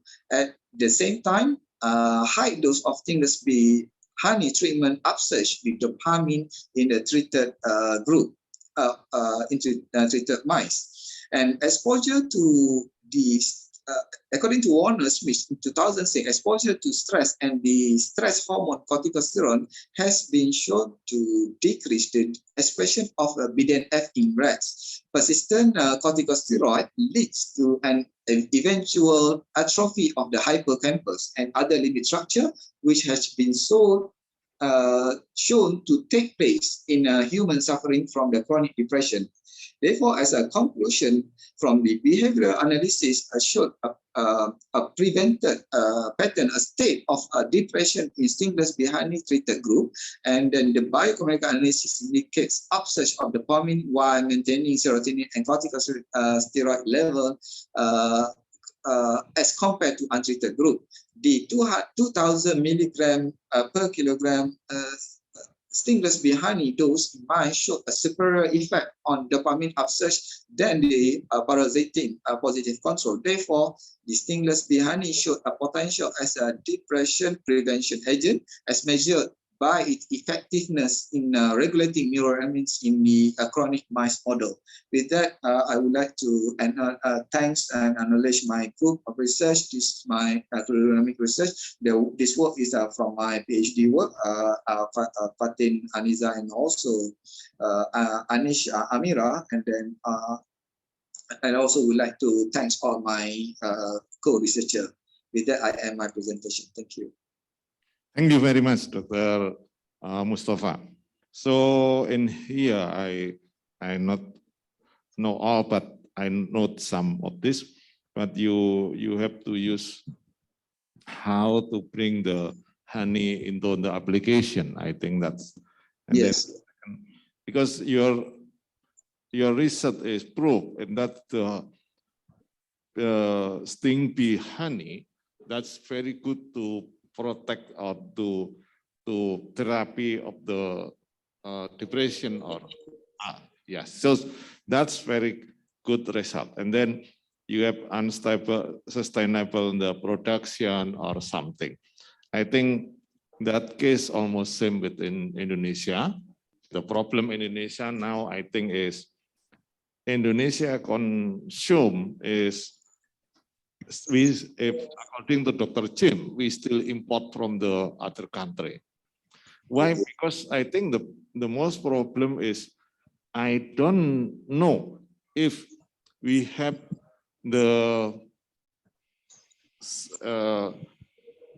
I don't know organization or something is have to make some of the trust if this honey is the original honey. Yeah. Because we know we have fake honey and something. So I think if API organization and the bees, you have to put the organization. Because I'm not included in this organization. I think is you put that is good honey or original honey, maybe the business will short from beekeeping and then consumer. Then the price is not different because now maybe beekeeping only have the lower price. Okay, and then in the city we should big price. So not easy to personal or small beekeeping to make some of the economical. I think that's something. I think that's something happened in Malaysia actually because the stingless bee industry itself giving us the opportunity for the small scale of production, so they can have several hives in their backyard. But ultimately, the things that we have to solve is the SOPs, how they harvest the honey, and then to make sure to maintain the productivity, and then to have the supply chain, a clear supply chain, labeling or marking from their farm to the factory. So this now we are working on this ecosystem to make sure that what we call the traceability of this product can be detected and audited. So this we are creating this ecosystem in Malaysia, and then as a result we have this GMP factory in order to position this stingless bee honey as the premium. But most important here that we could see now, the initiative from the beekeepers now much different in Malaysia now, because it's very amazing for us here to see our villagers now reading journals, from the scientists in order to understand how to take care of their bees and how to produce a good honey. So, but the matter of for us now is how actually we have to create one so-called a medicinal purpose that being acknowledged by particular bodies, so that the honey remain as the remedy. If they put it as a food where they use it in the kitchen, so the honey drop just like other sweetener. So that's the other thing. Whereas because we know we are in Southeast Asia, our biodiversity, our fauna, our flora here, have a lot of active ingredients that give value to our honey. So I think maybe the group in this conference later on we sit down together. In fact, we discussed with Prof. Savencia during the last API meeting in Philippines that we hopefully able to come up with a standard for Southeast Asia at least. Yeah, I think that's Indonesia, Malaysia we have big plan and something, many plantation. I think the potential to production is very good. And then we just discuss about the green honey and something. So, but I think we have still many homework for that's okay. So now time for a discussion. So any information? No? Okay, I will continue with Dr. Mustafa. I think, I don't know, but that's very interesting because there's a question from Prof. Stephen. There's a question from Prof. Stephen. Yeah, Professor Stacey. Yeah. Okay. Yeah. Go please. Okay. So just a short comment. First of all, congratulations from the bottom of my heart for your very good research. Very good research. And I encourage you to do the same kind of research, but also for pollen, for bee bread, okay, for royal jelly too, and also for propolis. We know in apitherapy, in clinical apitherapy for human beings, that all the bee products have more or less antidepressant effect, including bee venom, but through different mechanisms. So you can use the same methodology, but with the other bee products. And then one idea also for the clinical use we know also in apitherapy, if you combine more bee products together, like you make a mixture of honey from stingless honey, pollen, royal jelly, and propolis, one mixture, then you have a synergy effect, and then the anti-depression effect may be even better. And then you can tell to the beekeepers, okay, you need to make this mixture. This is the recipe, so much percent royal jelly, so much percent this and this. They will get a product, a final product, and then this one can go to the doctors to be promoted. I see. Yes. Okay, thank you, Prof.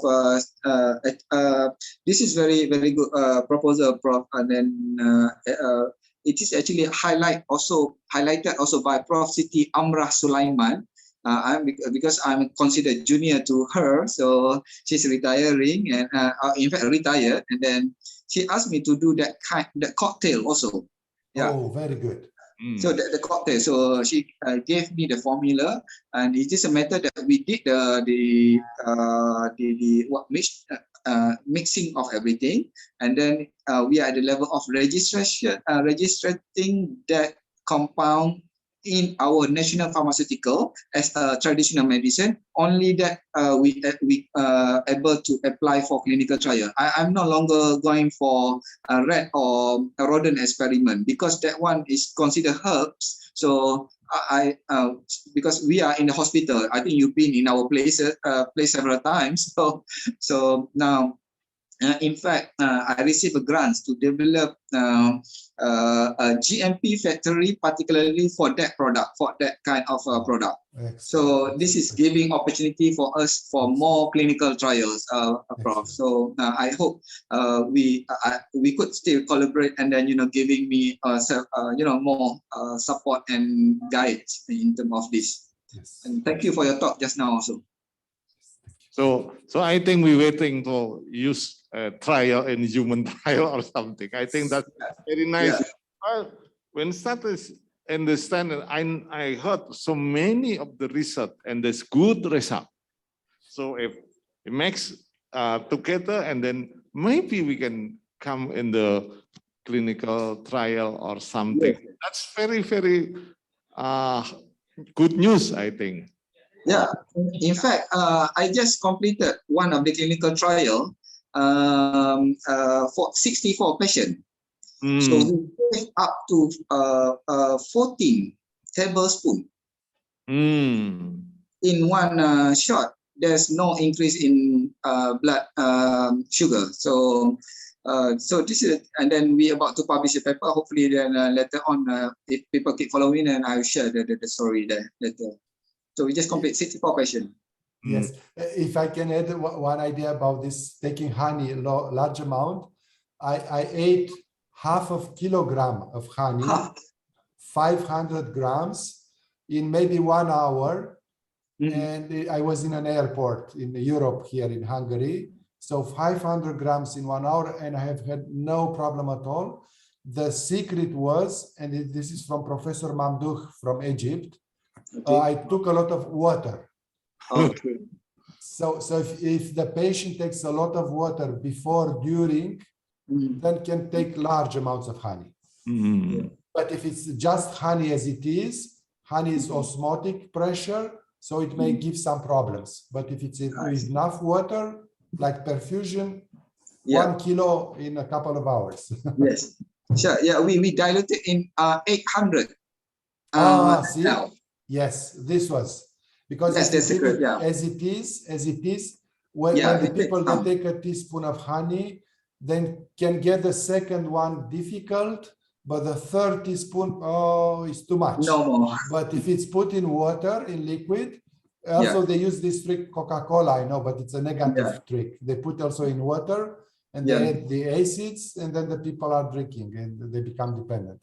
But water is very important, very good. So congratulations again, excellent work. Yeah, thank you, Prof. Okay, so we wait now to move to application. I think that's already many of the good results from the laboratory. So I think, and I think in Indonesia is if dry to human is not so difficult because honey is not included in the medicine, right? This is we open for clinical trial here. Send your PhD student here. We will make a proposal to give a sample. So we can offer that for the research in clinical. So contact me for the proposal. All right. It's not medicinal, right? Just food. So I think it's more easy. All right. Okay. Thank you very much. I think no more question. I think it's very nice meeting, and then we hope we can contact, and then we hope we can make some of the collaboration. So welcome in Indonesia, Surabaya, especially if you have time. So we hope COVID will pass away, and then we can traveling for other. Okay, thank you very much for your time and kindly for give us the good information. Okay, thank you very much. So now back to. That was a wonderful talks. And thank you very much, Dr. Dadi Raharjo, for leading us during the wonderful discussion. And we would also like to say thank you and give appreciation to our speaker for delivering such an interesting and insightful presentations. So we would also like to thank you for the participants for staying with us this time. So ladies and gentlemen, it is time for us to have a break for prayer, and you may want to enjoy your lunch as well. So we will see you in a while at 1 p.m. and enjoy your break.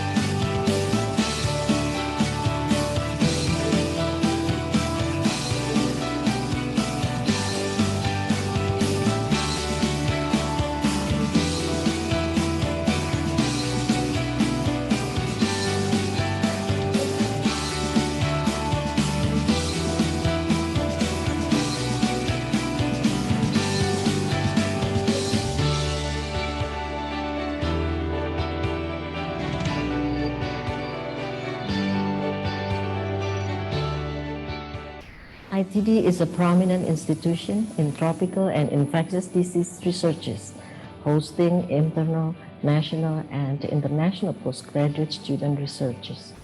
Being as a center of excellence for higher education, ITD Universitas Erlangga is dedicated to integrated and advanced medical and health sciences, which several graduate fellows could join. We are welcoming postgraduate students and scholars from other national as well as international universities. Besides researches, we routinely schedule several workshops and training for several novel techniques offered to all related sciences.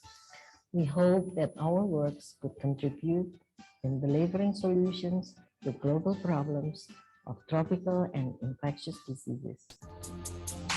Research activities are mainly categorized into human virus sampling, animal virus sampling, and scientific seminars and publications. Surveillance and monitoring infections are conducted to collect new data of any variation or mutation of influenza virus. Several research projects and dengue study groups are creating the mapping of dengue case spreading in Indonesia, developing dengue antiviral with plant-based molecules, identification of flavivirus, and also developing monitoring systems to prevent dengue outbreaks.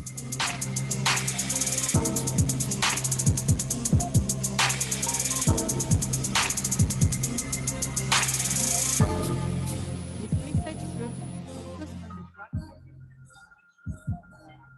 retroviral therapy. Different some plants which identify virus, nothing which might be epidemiology 2000.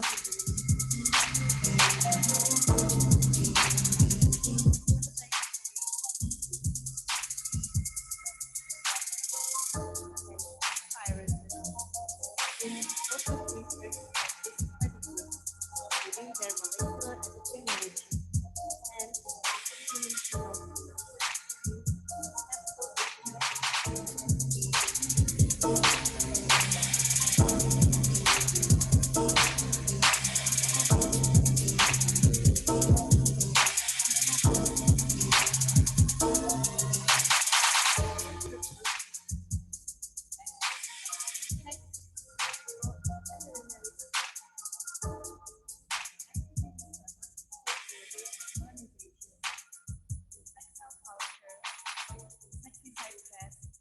Vector control and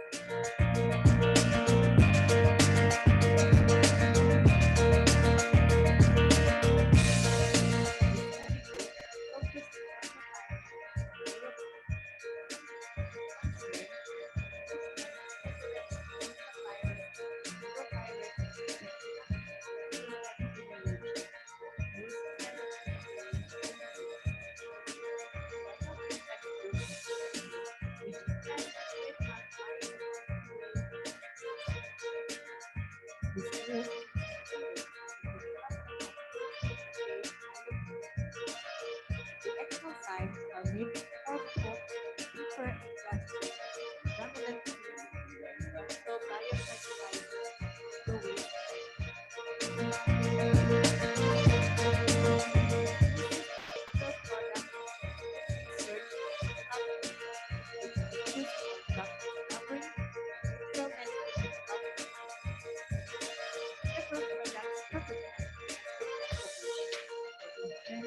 Anti-malarial capsule, anti-malarial tablets, vaccine capsule, immunomodulation, and determined capsule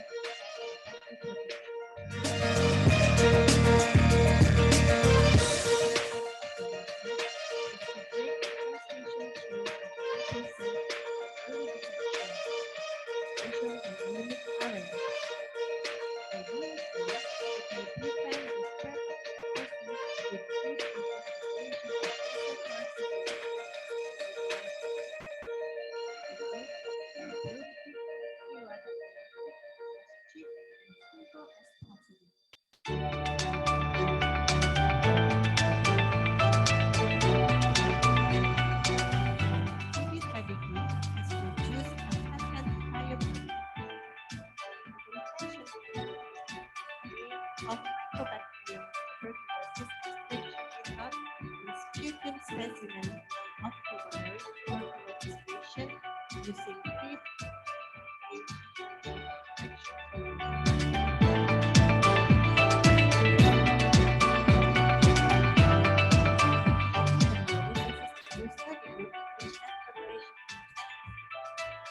research has been conducted on toxoplasmosis among animal and animal products, immune pathogenesis of toxoplasmosis in tissue, cloning and production of recombinant antigen, also the production of monoclonal and polyclonal antibodies.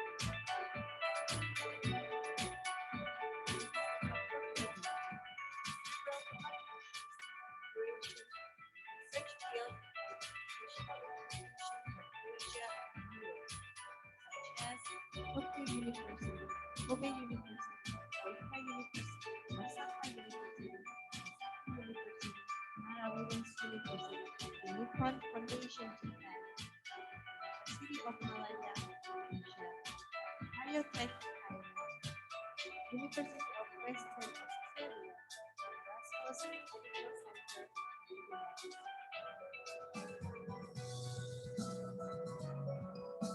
For this research, we have been given a lot of support from ITD, and our collaboration has been very successful. Recently, we published a new finding on one of the top journals in the field of infectious diseases. Based on our recent finding, we expand our collaborative research, and I feel confident that this collaboration between ITD and Kobe University will be fruitful more and more in the future. I'm Ria. I was so fortunate to join as a researcher in Institute of Tropical Disease, Erlangga University. I got many experience about the laboratory skill, especially in biomolecular technology. I hope I can develop my confidence and my optimism to be a greater scientist in the future. My name is Mirna. I've been working in ITD since 2009. During that time, I've been working with many national and international researchers. We also have the opportunity to study abroad, to take short course training in Japan, especially to improve our laboratorium skill.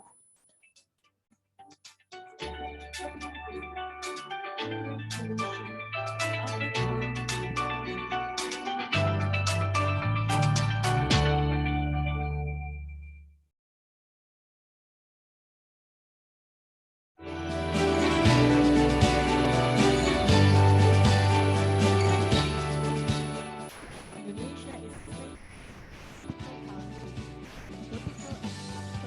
climate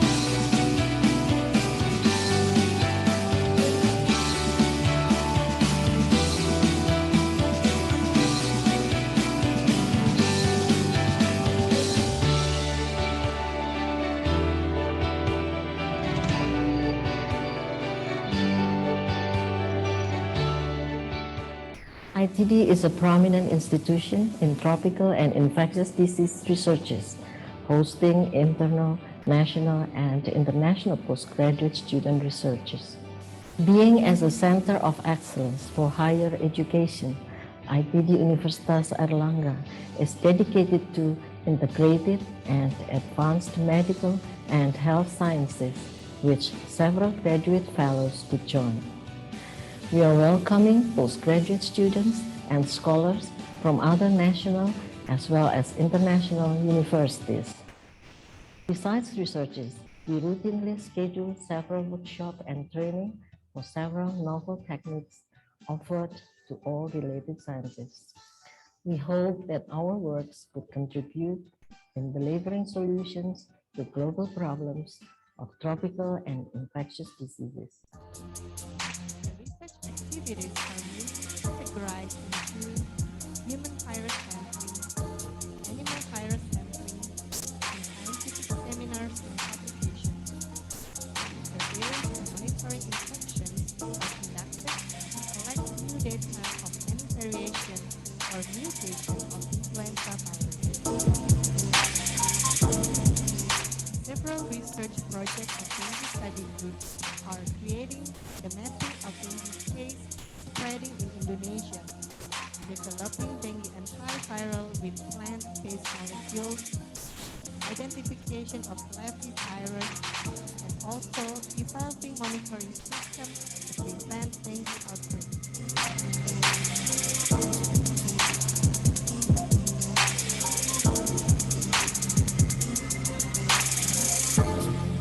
This research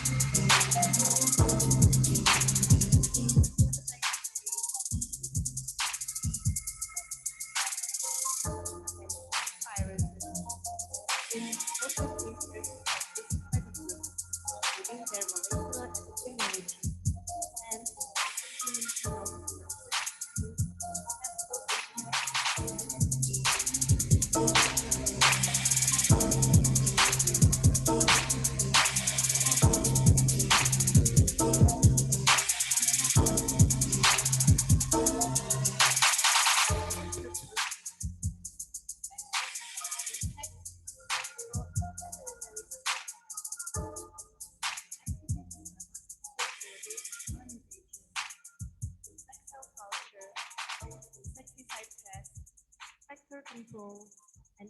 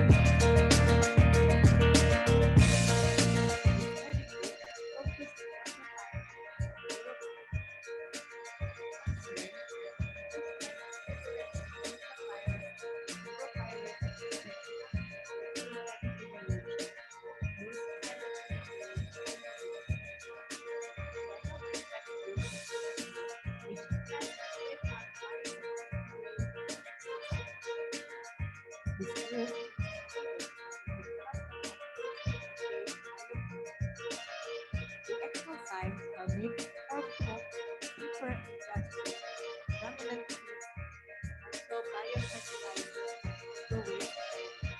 biofertilizer.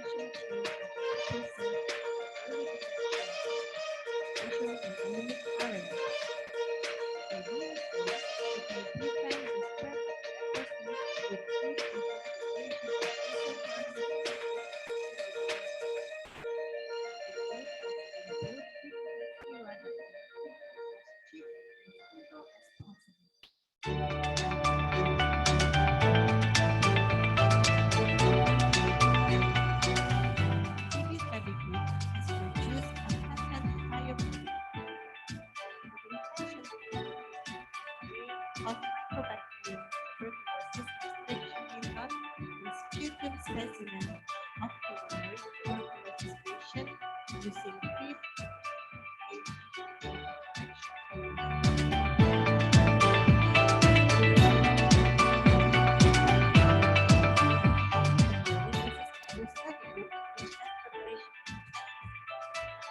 research has been conducted on toxoplasmosis among animal and products, immune pathogenesis of toxoplasmosis in tissue, cloning and production of recombinant antigen, also the production of monoclonal and polyclonal antibodies.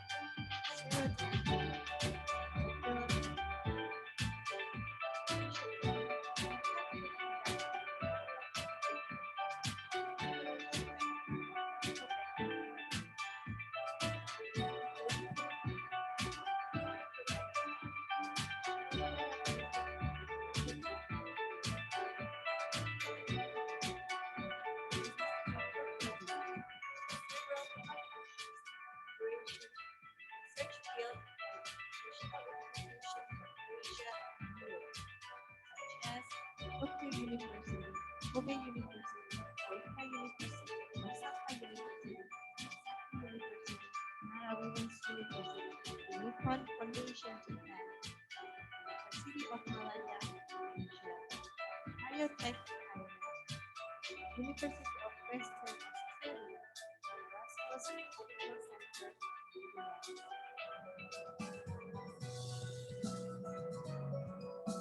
For this research, we have been given a lot of support from ITD, and our collaboration has been very successful. Recently, we published a new finding from one of the top journals in the field of infectious diseases. Based on our recent finding, we expand our collaborative research, and I feel confident that this collaboration between ITD and Kobe University will be fruitful more and more in the future. I'm Ria. I was so fortunate to join as a researcher in Institute of Tropical Disease, Erlangga University. I got many experience about the laboratory skill, especially in biomolecular technology.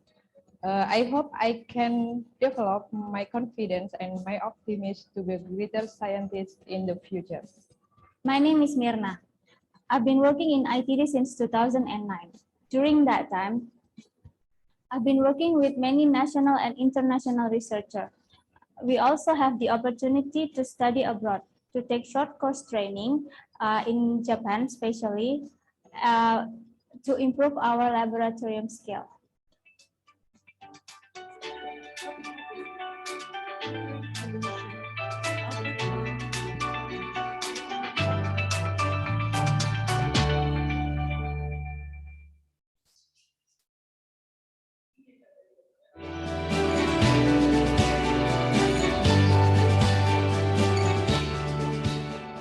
Indonesia is famous for tropical and subtropical forests,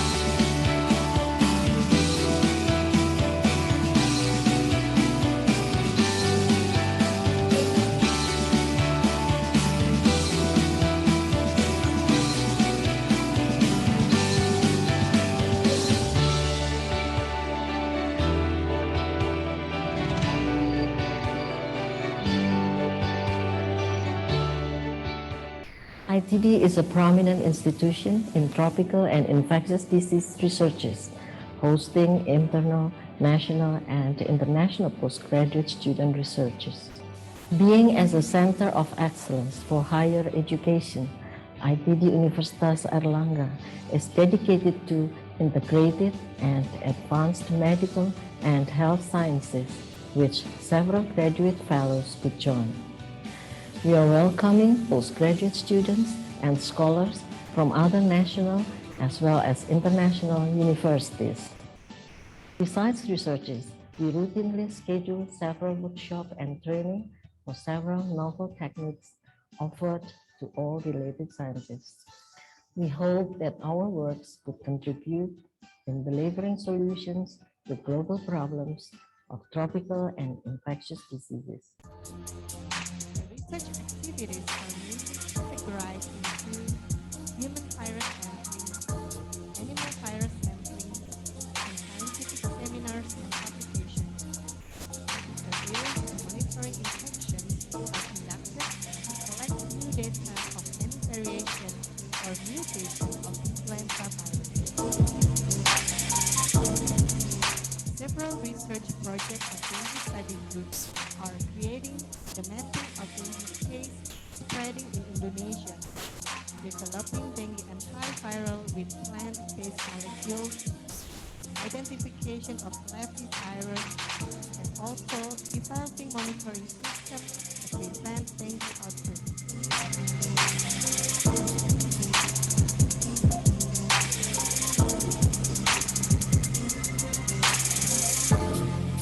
This research group focused on the drug high-retroviral therapy. First some plants with HIV antivirus, as well as conducting HIV epidemiology in 2020.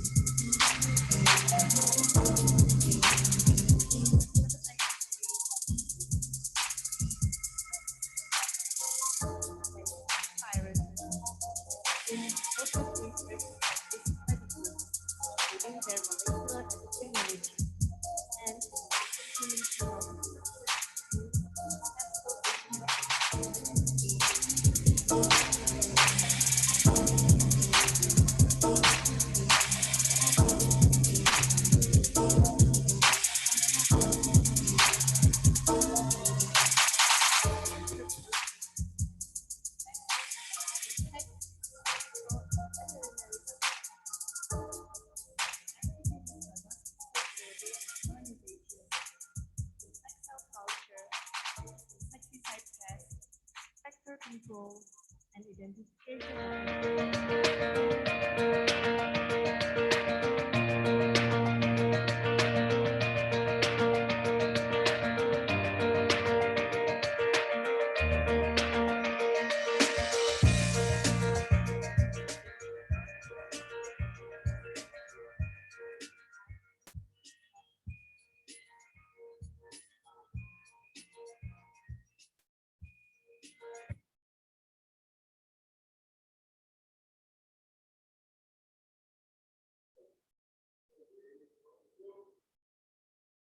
Welcome back, ladies and gentlemen, and pleasant empowerment afternoon to all of you. We will now continue our discussions in the 8th symposium. Like the previous one, we will have speakers who will be delivering their presentations and insightful thoughts about bee problems and prevention. So for this session, it is my honor to invite our beautiful moderator, Ms. Ratna Wahyuni, SSE MCAS PhD. Okay, thank you, Ms. Moderator, Ms. MC. Assalamualaikum warahmatullahi wabarakatuh. Good afternoon, honorable speakers, and also all participants in this international conference on the medicinal use of honeybee products for COVID-19. So, first, I would like to introduce myself. My name is Ratna Wahyuni. I'm a lecturer in the Department of Health, Faculty of Vocational Studies, Universitas Airlangga, and also a researcher in Institute of Tropical Disease, Universitas Airlangga. So in this session, I will be your moderator in the Symposium 8. In this session, we will have two speakers. The first one is Professor Dr. Insinyur Dadang, MS. He's come from Institut Pertanian Bogor. He will deliver toxicity of derivatives produced by bees on human health. And then we will have another speakers. The second speakers will be Professor Dr. Abdurrahman, Dr. Magister Kesehatan Patologi Klinis from Universitas Airlangga. So in this session, we will have two great presentations from the expert on bee product for medicinal use. Each speakers will have 30-minute presentation, and after two speakers deliver their presentation, we will have a 15-minute discussion. So I welcome all participants to ask the question. You can type your question through Zoom. There is a feature question and answer, so you can type there. Okay, first speakers will be Professor Dr. Insinyur Dadang, MS from Institut Pertanian Bogor. I would like to say hi to Prof. Dadang. Hello. Hello, Yeah. Prof. Yeah. Thank you. Yeah. Okay, so the time is yours. Okay, thank you very much, Ibu Ratna, for the moderator to these sessions. And Assalamualaikum warahmatullahi wabarakatuh. Good afternoon to everybody. And firstly, I would like to thank to the organizing committee to invite me to join and to share the information here, the important symposium, I think, the 3-day symposium, I think. Yeah. Also, this is my pleasure to be speaker here, and I'm sorry because I cannot participate in this symposium from the first day. Yeah. My title is, okay, I share the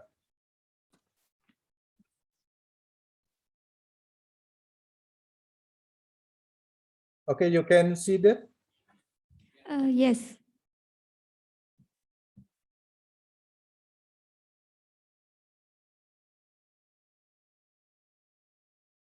Okay, title is slightly different with the you mentioned before. I send this title to the Tagalog, the toxicity of several insecticides, to be because I'm the toxicologist or insectologist, so I want to speak about the toxicity of several insecticides to be. This is very important because this upstream of the how to produce the honey from the bees, and then how to relation between the insecticide and the bees, I think. I am Dadang. I also my college Najirul Mubin. We start the research on the to identify what the compound is toxic or very toxic to the bees. And I am from Department of Plant Protection, Faculty of Agriculture, Bogor Agricultural University, Indonesia.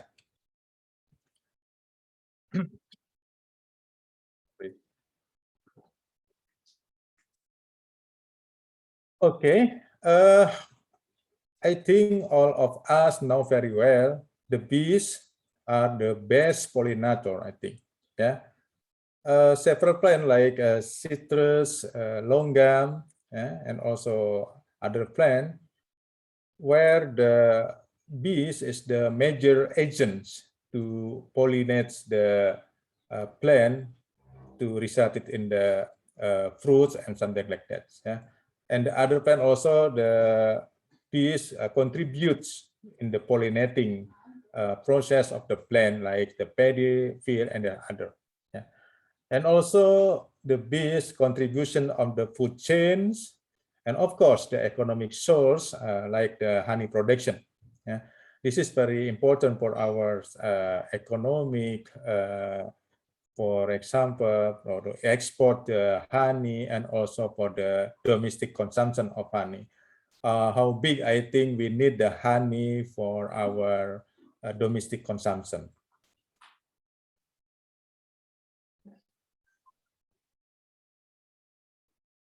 When we see in the plant area, there is so many plants.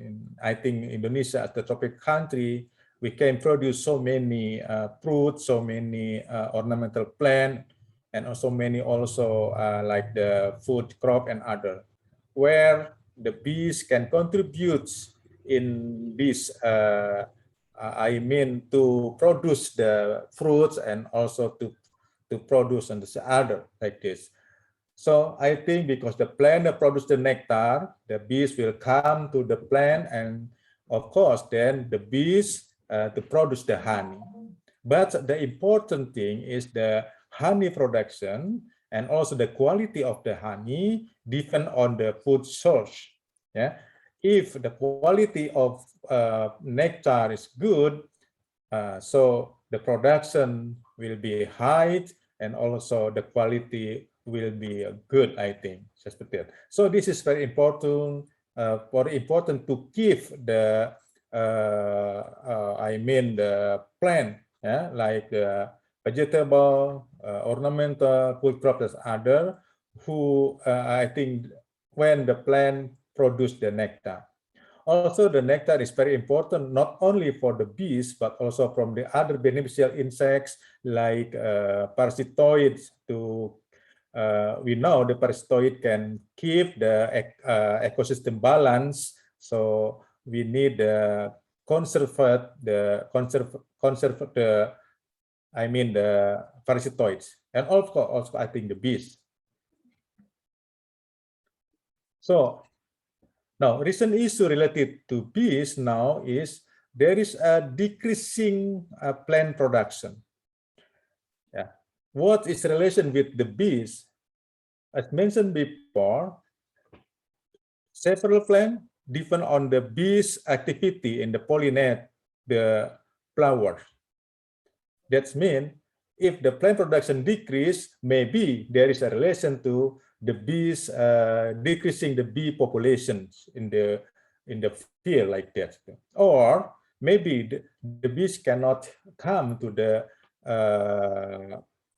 plantation, so the pollination process will be disturbed with this the condition, and also decreasing bee products, and of course this is very important also.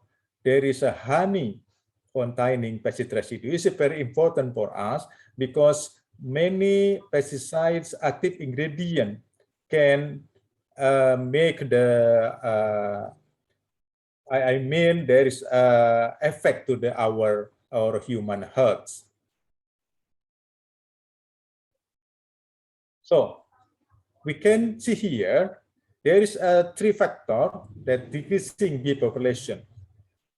First is maybe the environment conditions, like off-seasons, yeah, maybe also rainy seasons, and also maybe the country with the poor season in the winter season. The bees will decrease the population, yeah, because the condition like this. This is the natural, I think, yeah. And also there is a biological agent. Yeah, like the predator, maybe mites here.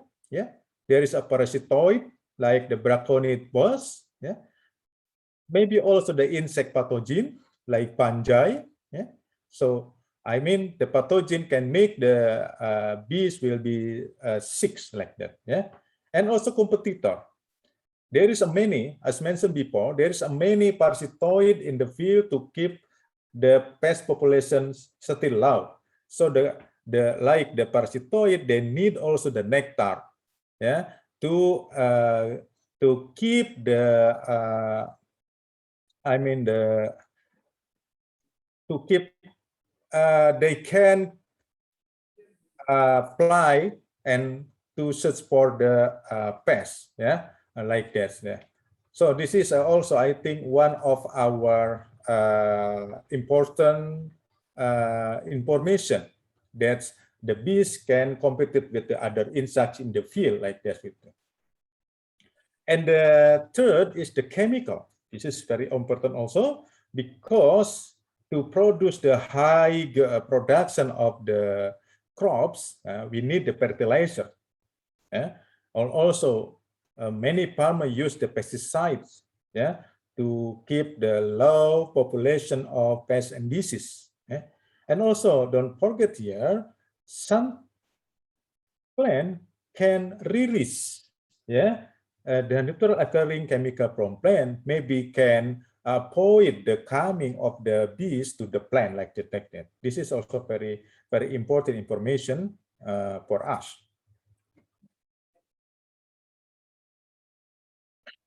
And the next is pesticide use, because our presentation, my presentation is the pesticide and the bees. Pesticide use, especially in Indonesia, is becoming inevitable in modern agriculture. Pesticides are not only used for the agriculture, like for horticulture plant, like vegetable and ornamental plants, or food crops and other. They can also use for the other purpose, like industry, like for the quarantine, and also for transportation, and also for the storage to control the storage pests and other. So many purposes of the pesticide for our life here. But maybe in this presentation we just specified for the agriculture. The second, farmers rely on pesticide to control pests due to quick action, especially for the nerve poison, cheaper, especially for the large area of the plantation, and also efficient. Yes, because the cheaper, this is the efficient for the time and also the work, something like that. So we need the technology like this, so we can substitute or we can change the farmer behavior to not use the pesticide. The third, the keeping plant production, the quality and quantity of course, and then keeping quality of post-harvest product in storage, because in our country, because tropical country, so many insects can attack the storage, like the paddy, then also corn, and also rice and others. So many insects in the storage. Then avoiding disease vector spread. We know I think because malaria, for example, for woodward second woodward, how malaria spread to the in the world, and then we get we find the new compound that time is the DDT. So they use the DDT to spread the vector of the malaria mosquito, so we can save the many people, to escape from the malaria disease. Okay, this is the use of the pesticide. The next, but this is very important. If we use the pesticide is not wise, it's not appropriate, so the pesticide can affect to the pests, not only to the human, but also to the pests, like the resurgence and also resistant. To human, of course, there's an acute and also chronic effects. To environment, in the terrestrial and also aquatic environment, they can affect the organism in the terrestrial and also aquatic environment. to the cultivated plant, there is a residue of pesticide and cultivated plant. This is very important also for our consumer, yeah, to buy or to eat the contaminated product with the pesticide. And also the beneficial, yeah, the beneficial. I'm sorry, I will use the PowerPoint. Yeah, this is the beneficial organism. What is the beneficial organism? The beneficial organism here. Yes, this is the many beneficial organism in the field, like the predator, like a parasitoid. I said before, the predator and parasitoid can keep, yeah, can keep the balance of the ecosystem, and also soil arthropod, yeah, to make a soil with good profile, and also animal husbandry, and also other organism maybe, yeah. And in this presentation is very important is pollinator. This the pollinator include the beneficial organism here. So the insecticide might kill bees and cause economic loss to beekeeper.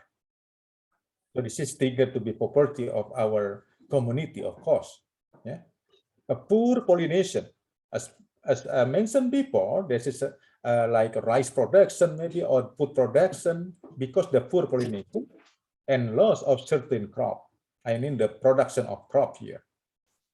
And then insecticide combination in nectar, as mentioned before. Also, that's the pesticide can contaminate the nectar or pollen. So also the product of the bees, of course. Yeah. And two types of poison. This is different on the pesticide or insecticide active ingredients. This is maybe the contact poison.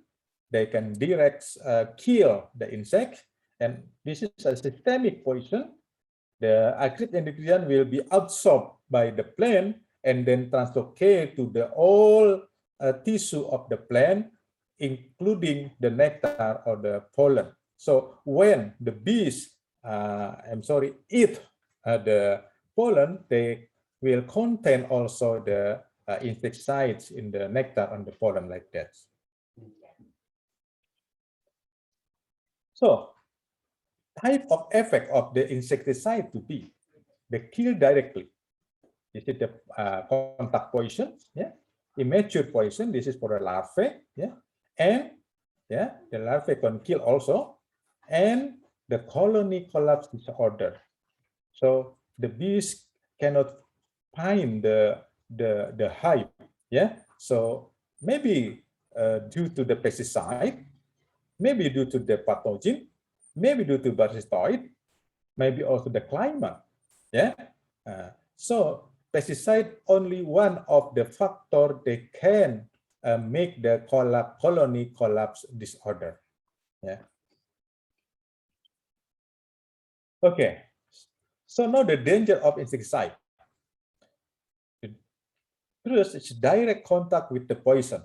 As mentioned before, many pesticides had the contact action. So when you spray to the plant, and then there's a residue on the leaf, residue on the fruit, residue in the flower. So when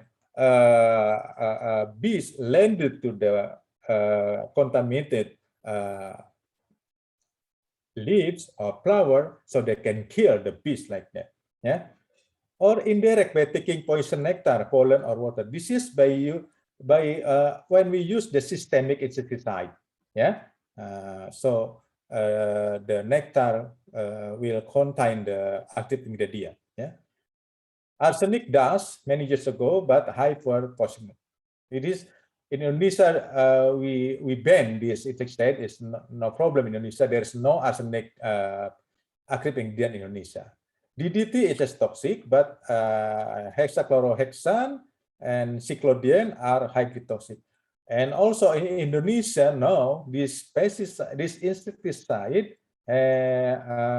has been banned. Yeah, by the Pesticide Commission, because this is one of the compound as the POPs. You know, POP is persistent organic pollutant. So we ban this active ingredient.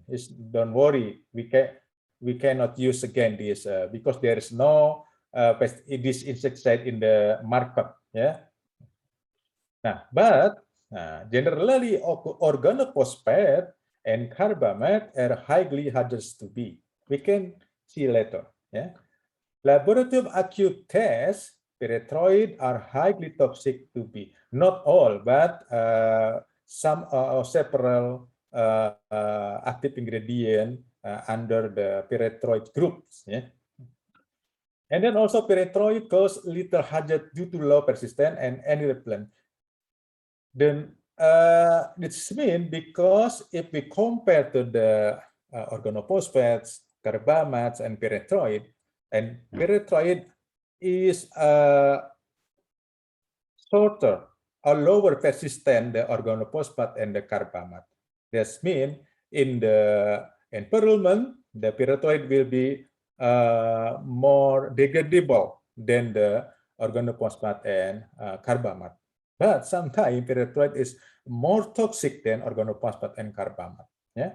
Also, Bacillus thuringiensis. This is a biological pesticide, but sometimes also is yeah, very good. I think this is harmless to be. Yeah, because this is the stomach poison. Yeah, they can disrupt the internal organ of the insect when the insect eat the this Bacillus thuringiensis. This is not a systemic, yeah, so it's harmless to the bee. It's good, I think.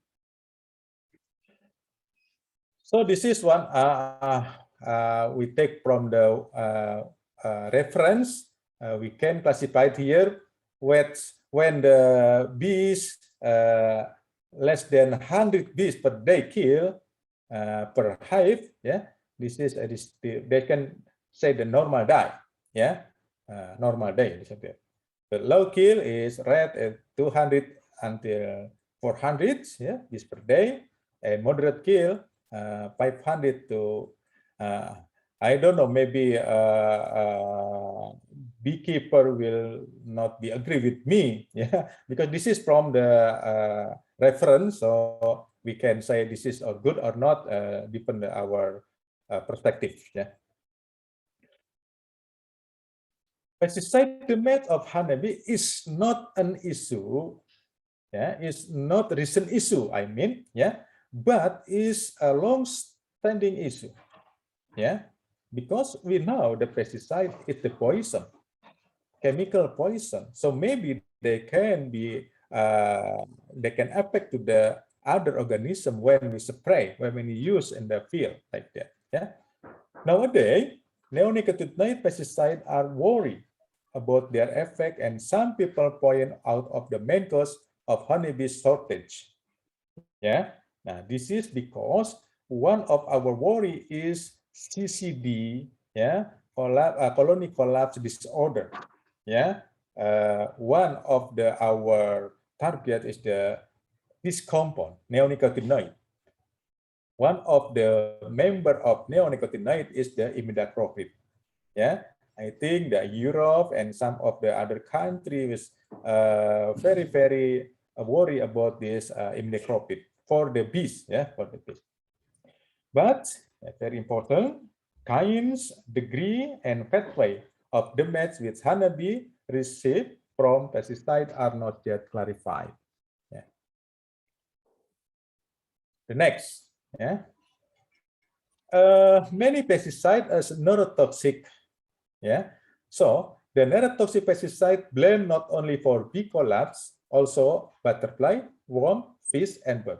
As mentioned before, because the pesticide is the poison, sometimes not only kill to the target like insects, yeah, insecticide for the insect, but also the other organism, yeah, like worm, fish, and bird. Yeah. So the analysis by panel of the 29 scientists mentioned clear evidence of harm from use of neonicotinoid and fipronil. mentioned before, there is a neonicotinoid and fipronil. Yeah, these two, I mean, the group of insecticide now, many people pay attention to these active ingredients. Yeah, pesticide damage the ability of bees to gather food and are also killing them. Yeah, neonicotinoid, yeah, exposure can impair smell and memory.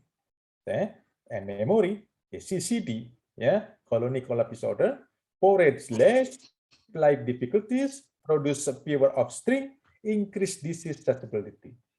Yeah, so this is the effect of the neonicotinoid to the bees like this. Yeah, and fipronil blamed for the spread of CCD at very low non-lethal doses for bees. The pesticides still impair their ability to locate their hive. So this is the two group of the, I mean, the active ingredient, yeah, should be paid the neonicotinoid and the fipronil. So this is laboratory acute toxicity test to Apis mellifera. You can see here, this is more, this is all of the compound is the pyrethroid, yeah, the permethrin, cypermethrin, fenvalerat, deltamethrin, cihalotrin, aletrin, resmethrin, and pyrethrum. Yeah, more of the compound, the oral and also the topical. This is the ppm, yeah, ppm, a microgram. I'm sorry, microgram per B, yeah, microgram per B. So when we see this one, okay, we can see this classification. So the all pesticide here, yeah, except aletrin, yeah, especially aletrin, I think here, yeah, all the active ingredient classified as the highly toxic because the LD50 less than 2 microgram per B. Can here, yeah, all here. Permethrin, cypermethrin, fenvalerat, deltamethrin, yeah, cihalotrin, yeah, resmethrin, and also pyrethrin. Yeah, only the aletrin for oral and topicalnya also still high here. Yeah, like that.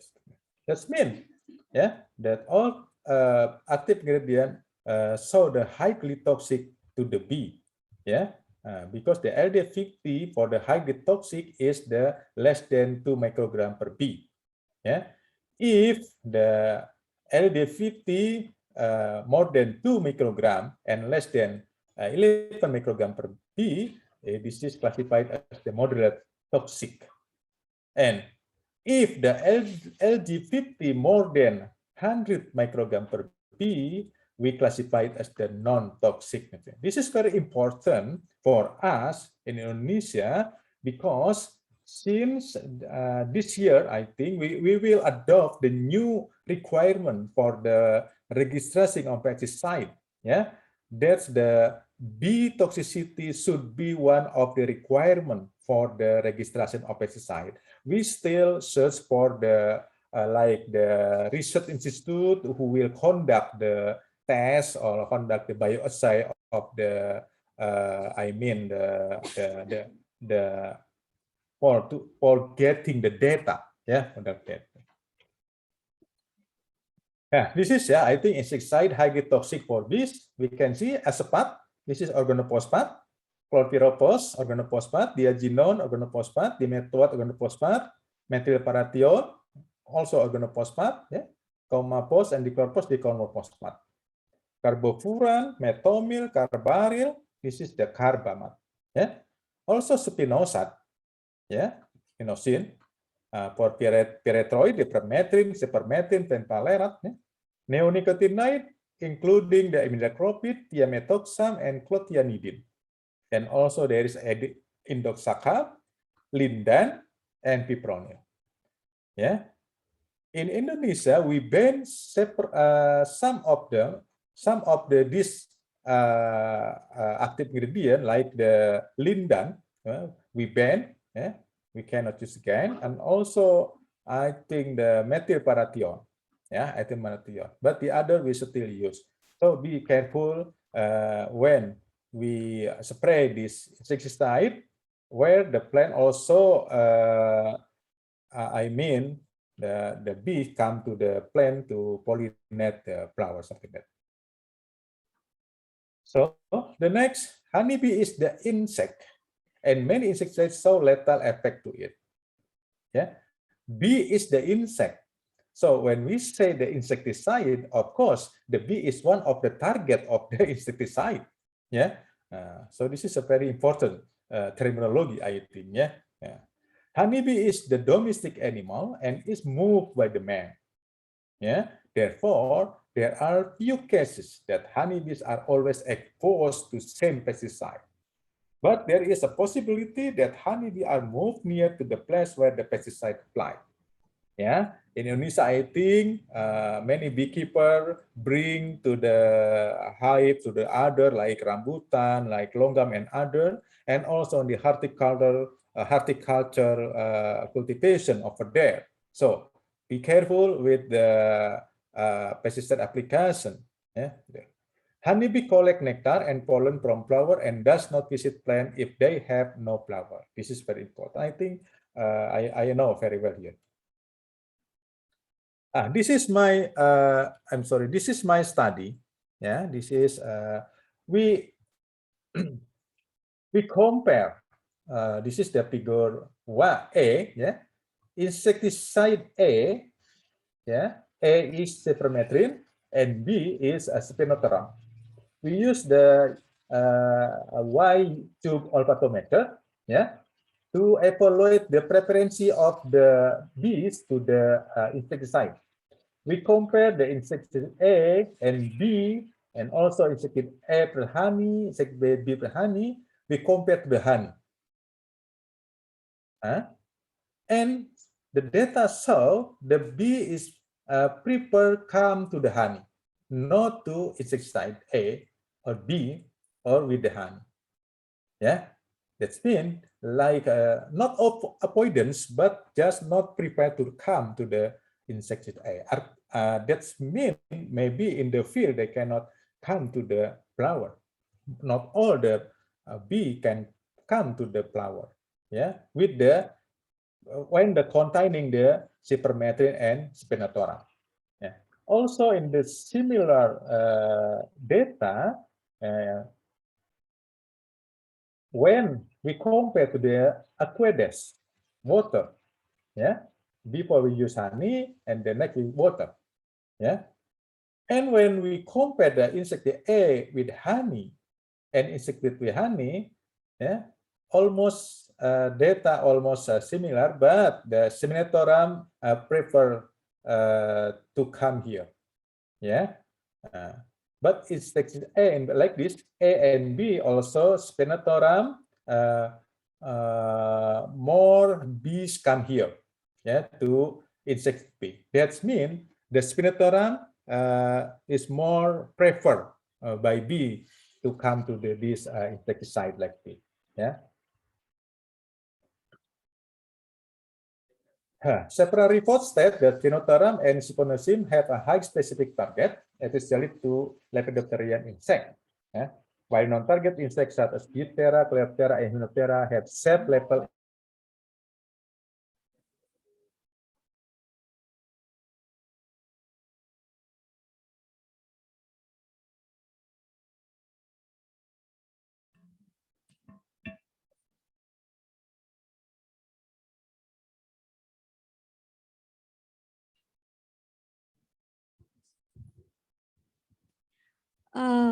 Okay, all participants, unfortunately, we have lost contact with Professor Dadang. Maybe there is a trouble in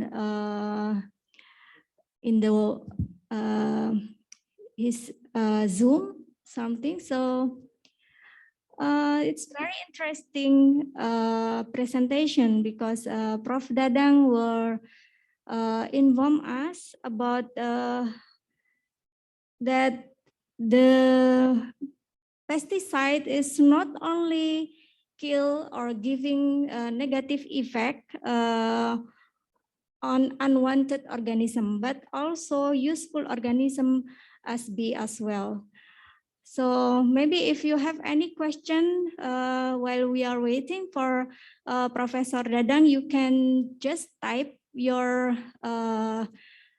questions in the question and answer section. You can find it in your Zoom. I think, please wait for me. Okay, I think I will welcome for other speakers. Before I invite the second speakers, I would like to inform you that we also have one more speakers in this session in the Symposium 8. We will have also Professor Dr. Badia Liosi from Pharmacology of Bee Products, University of Morocco.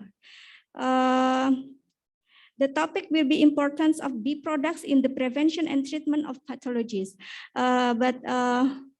Before her presentation, I would like to invite our second speakers, who is Professor Dr. Abdurrahman, will be present about bee venom and the relation between apipuncture and needle stick for health. Hello, Prof. Abdurrahman. Yes, thank you, Mrs. Moderator. The time is yours. Oh, yes, thank you very much. In this presentation, I will focus on the existing title. My truly title is, can bee stings be used as a therapeutic modality in acupuncture?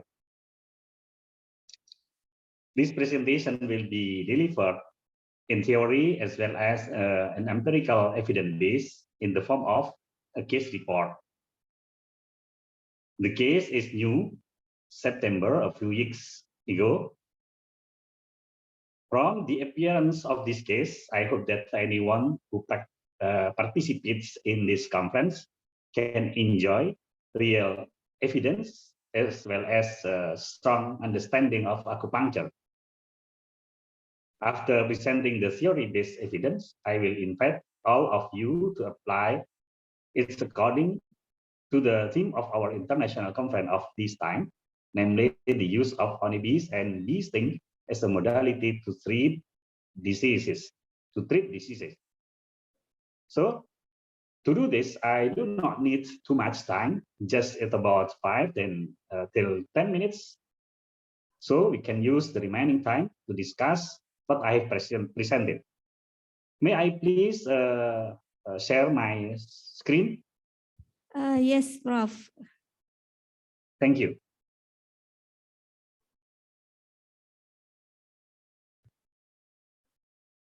Yes, here my title, can bee sting be used as a therapeutic modality in acupuncture? As we know, acupuncture is a treatment technique that is believed to have originated in China. Acupuncture treatment technique is done by inserting needles into the body surface, using acupuncture needle to stimulate acupuncture point, or we can also say acupoints. Stimulation of this acupoint will cause certain stimulation in the targeted body part. The target body part slowly or quickly changes from disease state to heal.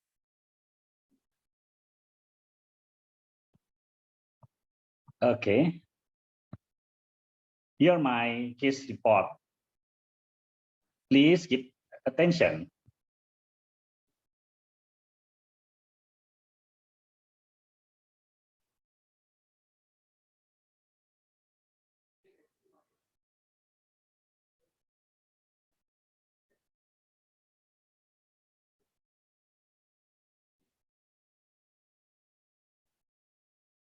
In this case report, patient who experienced edema and movement disorders in the right hand, namely movement between the joints of the phalanx first till fifth, and impaired with joint movement are stimulated on the left hand and on the right foot.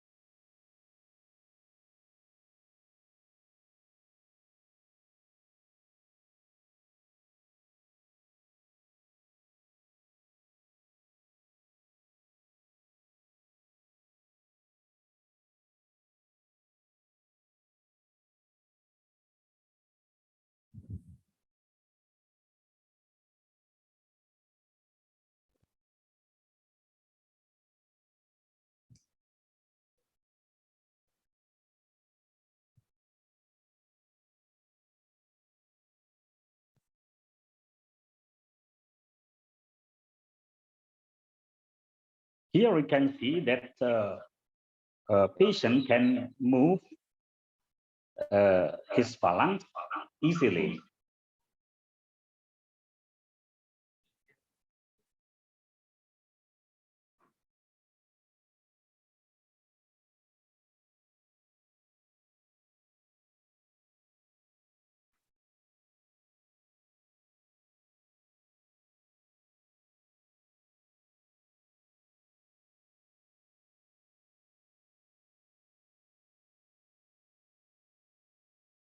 We can see in this video, stimulation is done also at acupuncture point in the foot.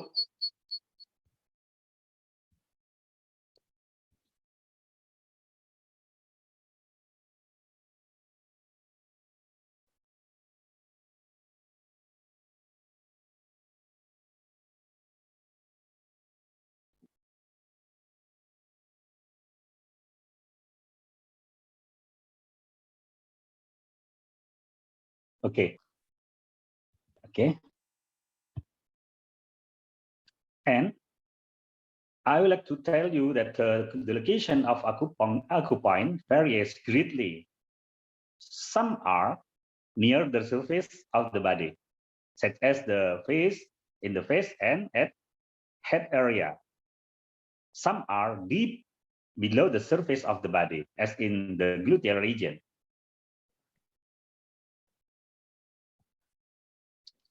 So, if I have a question like, can sting be used as a therapeutic modality in acupuncture?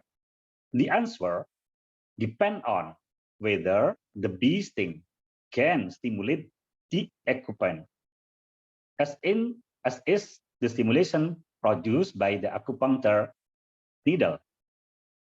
Both from its mechanical stimulatory effect, it is the effect of its bee sting puncture on the acupoint, or its venom stimulation, which will partially cause an inflammatory effect in the acupoint area. So, here's the conclusion.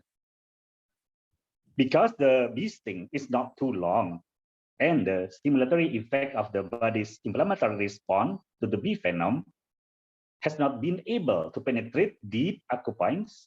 So, if the bee sting or bee venom is intended to perform acupuncture therapy, I suggest doing it at acupoint on the face and head, or we can call scalp acupuncture. It is, I think, the last of my slide, and then we can go to discuss.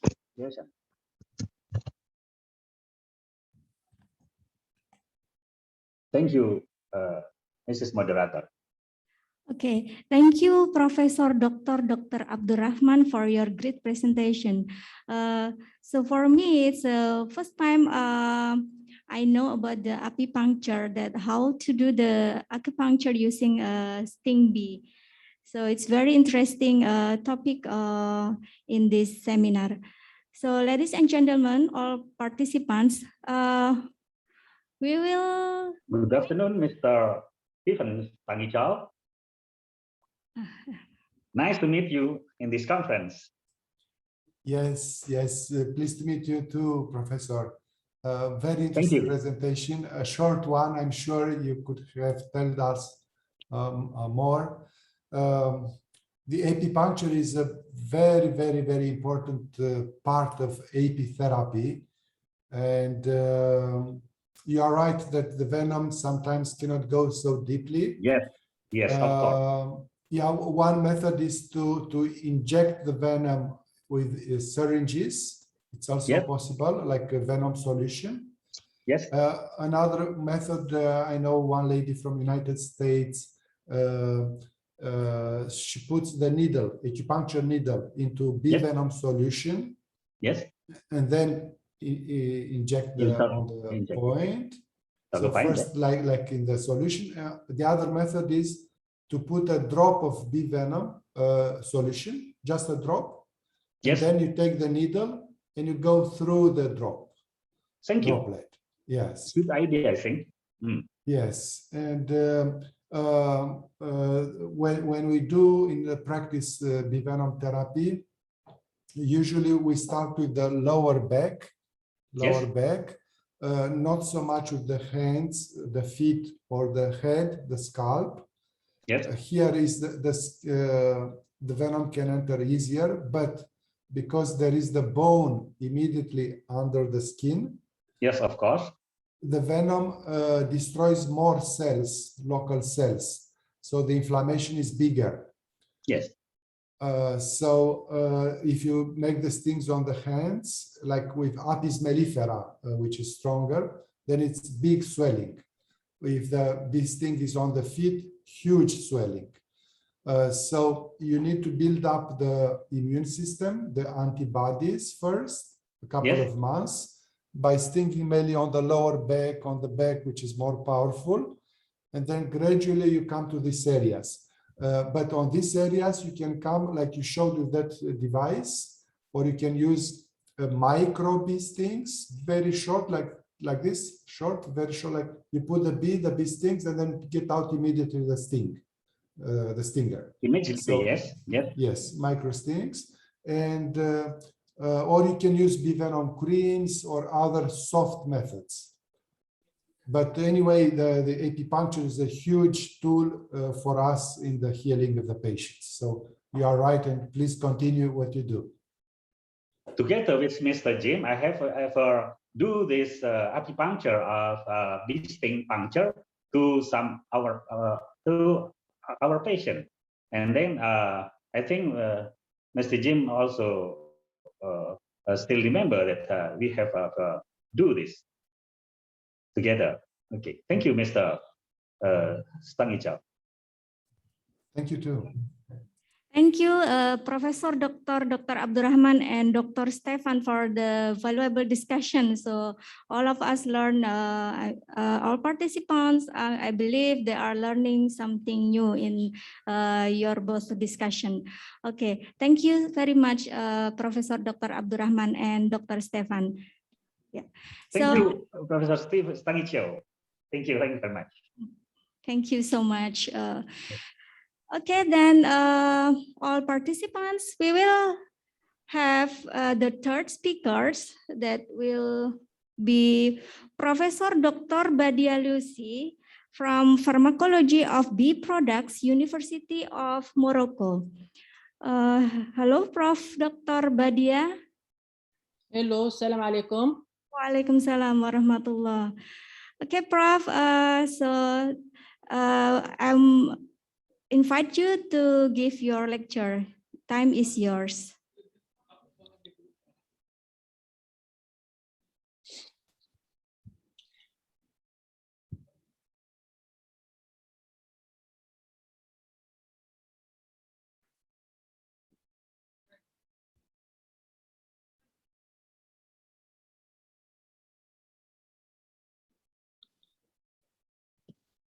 Is it okay? Is it okay? You see Very the... nice. Yes, yes. We can see. Okay. First of all, salam alaikum. Good afternoon. Waalaikumsalam I am warahmatullah. very happy to be with you, and I see Stefan, so I am so happy because the problem, I apologize because we make my conference at 3 o'clock in the morning, so it is night. So now it is okay for me because we also have night today. No problem. So it's my pleasure to take part in this conference, and I will be happy to visit Indonesia, inshallah, in the future. I will speak on diabetes, but I will, in my introduction, give some data interesting. So in the historic tradition, the Holy Quran and saying of Prophet Muhammad sallallahu alaihi wasallam refer to honey as remedy. And we have Kanun fi Tib, we have many manuscripts in this book, which give us mixture of medicinal plants and also give us bee products and honey to treat tuberculosis and to treat many pathologies. The primary law of healing, let the food be the medicine. And the traditional use of bee products had been since 3000 before Christ, and also we have these Spanish spider caves which collect honey, and we have good remedies for honey for ulcer and reduction of gastric pathologies. And here we have propolis and mummification by Egyptian of cadaver with propolis. And in Fez, it is our University Qarawiyyin, it's the old university in the world. We have many rare manuscripts like Ibn Tufayl in Qarawiyyin University. And in this manuscript, we have all acute and chronic pathologies, and which we treated by medicinal plants with some cocktail and mixture. And you use this manuscript in order to make scientific validation and some trials for these mixtures. Food as medicine, prevention is better than cure. It is very important because when we have slow food and we have fast food, and we have very dangerous effects as cardiovascular disease and obesity, diabetes, and all inflammation. And we have some plant, vegetable fruits, we have tomato, we have red grapes as resveratrol, we have propolis, it's very strong for anti-inflammatory disease and also for COVID disease. So the use of beehive products for nutrition and quality of life improvement, prevention for different pathologies. But here you should have quality, as speaker before me, pesticide, when we have pesticide in bee products, it's a danger for health. So you should have quality, concentration, dose as time, and we have also synergy with bee products. For modern apitherapy, all beehive products have medicinal use. We have honey, pollen, bee bread, propolis, royal jelly, apitoxin, and apilarnine, apiaire. All these are beneficial use for therapeutic use. So for honey, it is nutritional value for honey, but also therapeutic value as external applications. For bee pollen, bee bread as food and also as medicine. Royal jelly as food and also as medicine. Propolis as medicinal as medicine. It is the antibiotic for the future. For bee venom, non-nutritional value, but medicinal values.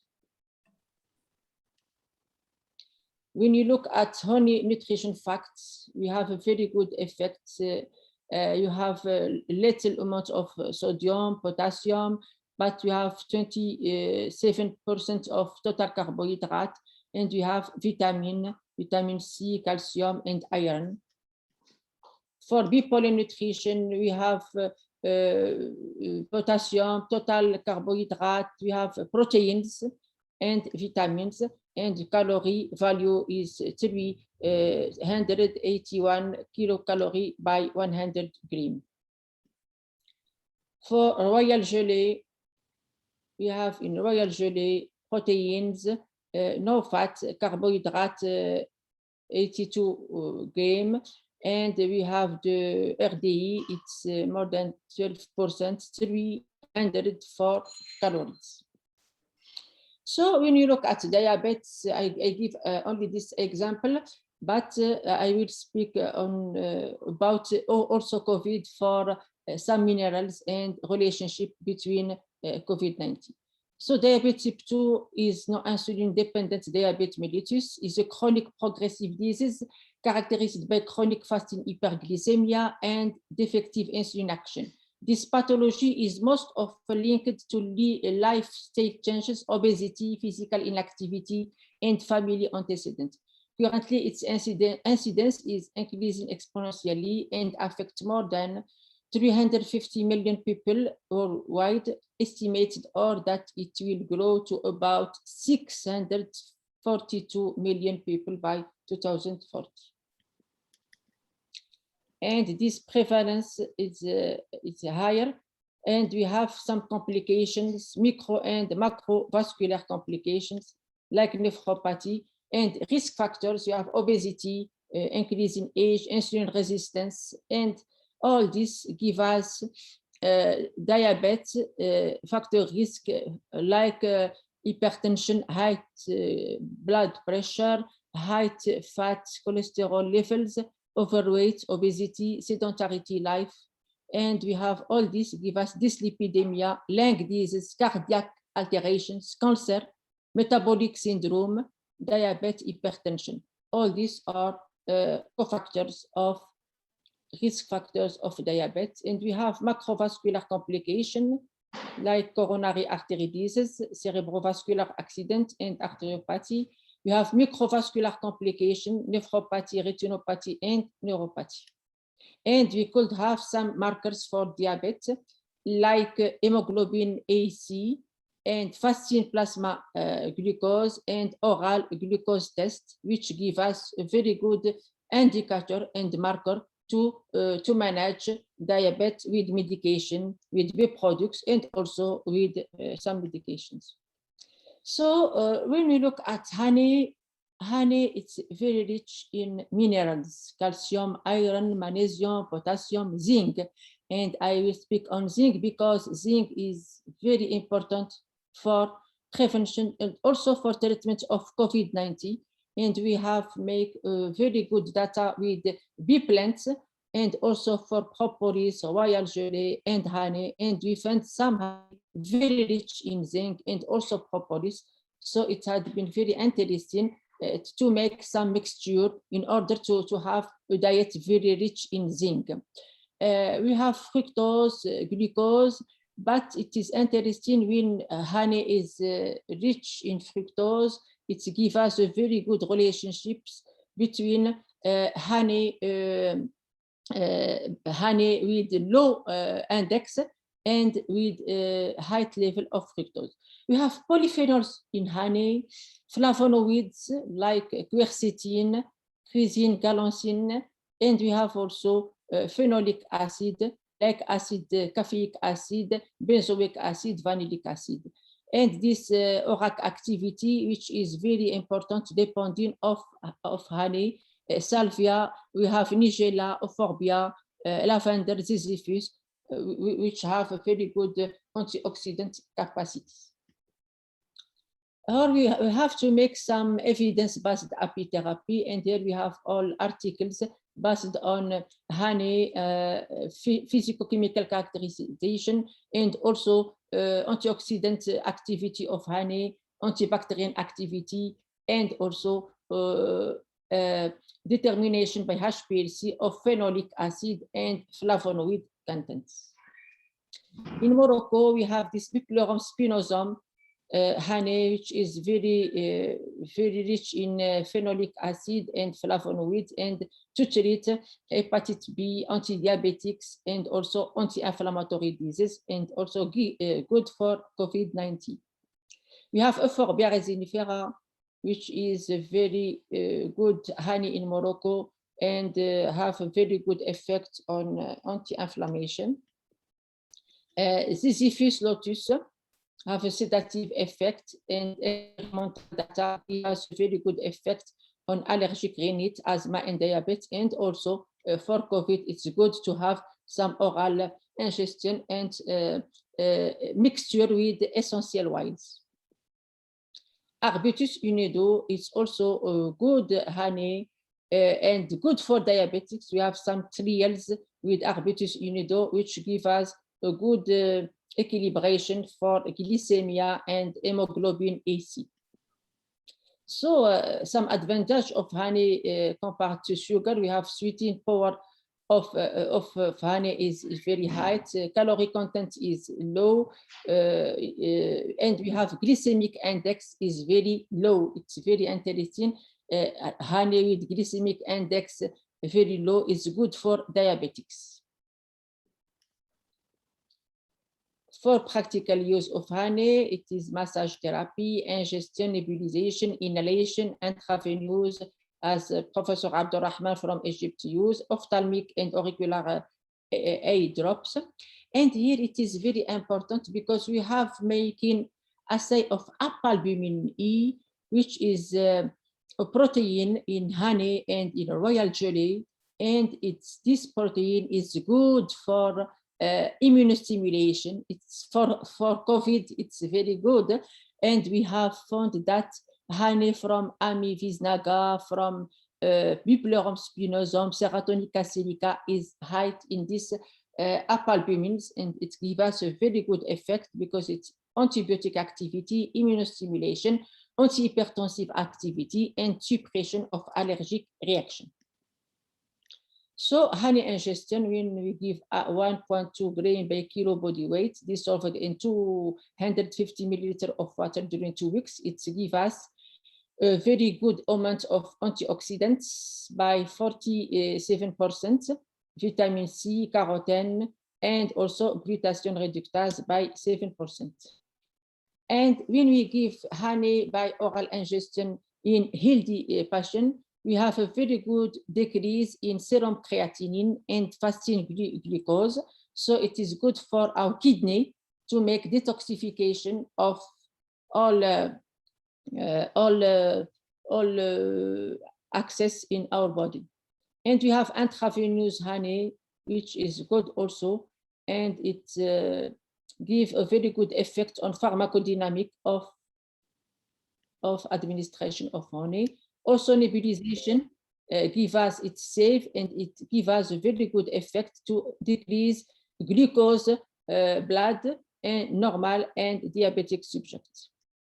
And when you look at this stress, oxidative stress, because when we have diabetes, we have an imbalance with antioxidant and pro-oxidant. So we should make this balance, and with antioxidants, we have non-enzymatic like vitamin E, C, E, flavonoid, and polyphenols. And we have enzymatic like catalase, glutathione peroxidase, and thyrodoxine reductase. This glycemic index of honey is very important because when we have honey more than glycemic index more than 70%, it is not good for diabetes. So the glycemic index is term related to in vivo digestion and absorption of carbohydrate and used as an approach to assess the effect of raising the level of blood glucose in carbohydrate containing food diet. And we have this glycemic index, which it's very bad when we consume rice, vegetable, lentil, and oranges. So it is good to consume food with low glycemic index and also honey with low glycemic index. And we have in this data some German honey in healthy, which give us a very good effect with the relationship between fructose and glycemic index. And in this, we have a very good impact of fructose content of honey and glycemic index. When we have elevated level of fructose, we have level of glycemic index. And here we could make stratification of this honey to be used for treatment and management of diabetes.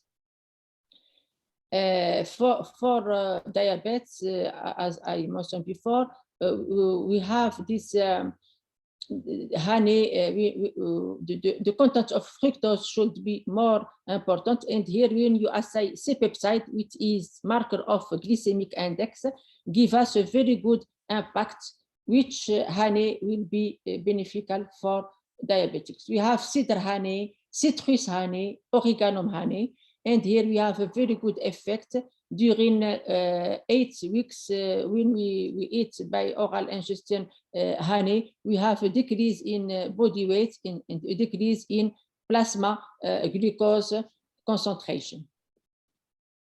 Here also we have a very good effect on honey with CRP, which is marker of inflammation. And here we have a very good decrease on total cholesterol, increase in HDL cholesterol, and decrease in CRP, and decrease in blood glucose concentration.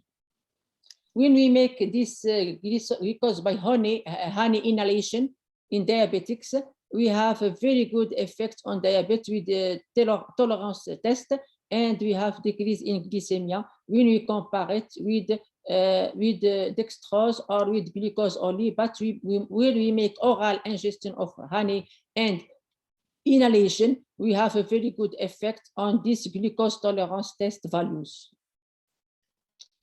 Here also we have, after consumption of honey with 8 weeks, we have a very good decrease in body weight and plasma glycemia and triglycerides.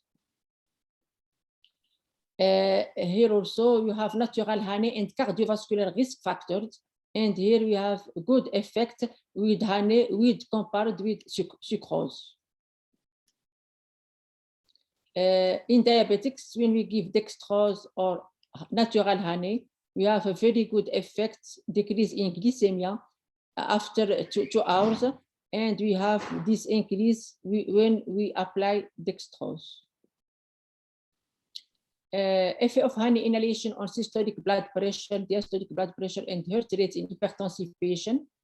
Before inhalation, we have this increase, but after 2 hours, we have a decrease in systolic blood pressure, decrease in diastolic blood pressure by inhalation. And when we compare this with C-peptide, which is a marker of insulin secretion, we have a very good effect after honey, but after sucrose, it is not good. So when we make inhalation with honey in diabetics, we make equilibration of glycemia and increase in insulin secretion. Honey and metabolic syndrome, we have some honey polyphenols could act synergistically with metabolic syndrome by preventing oxidative stress and inflammation. So honey supplementation could be integrated into the management of metabolic syndrome and metabolic induced bone loss as preventive and adjunct therapeutic agents. Also, the beneficial effect of honey in patients with diabetic type 2, when we compare these clinical trials with a very good cohort, we have a very good effect. High honey consumption was associated with the decreased prevalence in pre-diabetics. More large prospective cohort study are needed to investigate this association. So we have biological activity of natural honeys like increase HDL, decrease LDL, increase nitric oxide, decrease prostaglandin, which are mediator of inflammation, decreases fasting blood glucose, decrease CRP and homocysteine, decrease insulin in normal subjects. So we have a panoply of action of natural honey. And when you look at anti-diabetic effect, we have target organ like liver, kidney, we have muscle, eye, all this. We have the major activity is antioxidative and stress, and we should make this analysis of this enzyme in order to make some balances between pro-oxidant and antioxidant. So I pass to propolis and pathologies. We have propolis as good antibiotic, anti-inflammatory, and anti-scavenging activity of free radicals. And we have mentioned in biomolecules a very good effect on interaction of Moroccan propolis with phytochemical of human tumor cell lines and anti-inflammatory properties. And we find a good correlation between anti-inflammatory, anti-cancer effect, and also cytokines like TNF-alpha, like interleukin-1, interleukin-9. But when we compare all this healthy food with propolis and pollen, we have a very good impact with total polyphenol content and oxygen radical absorbance activity. When you compare with propolis, it is the height activity. When you compare with orange, onion, grape, which are very good in antioxidants, but propolis is the first. When we have a good propolis and we have a good quality, it will be a very good impact. And we have some articles with antioxidant, anti-inflammatory, inhibitory effect of propolis from Morocco, alpha glucosidase inhibitory effect and antioxidant effect. We have also effects of propolis on diabetes.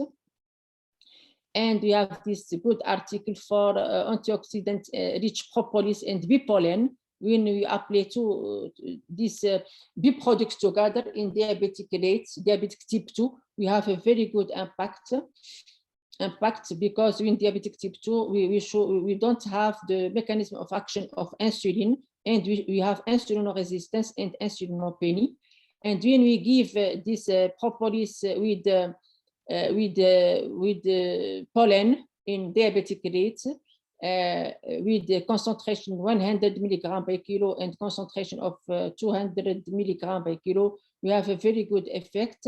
When we compare control and propolis, here we have propolis with 100 and 200, we have a very good effect on glycemia, decrease in glycemia, and we have decrease in insulinemia, but very good effect on HOMA. HOMA, it is the indicator of insulin resistance.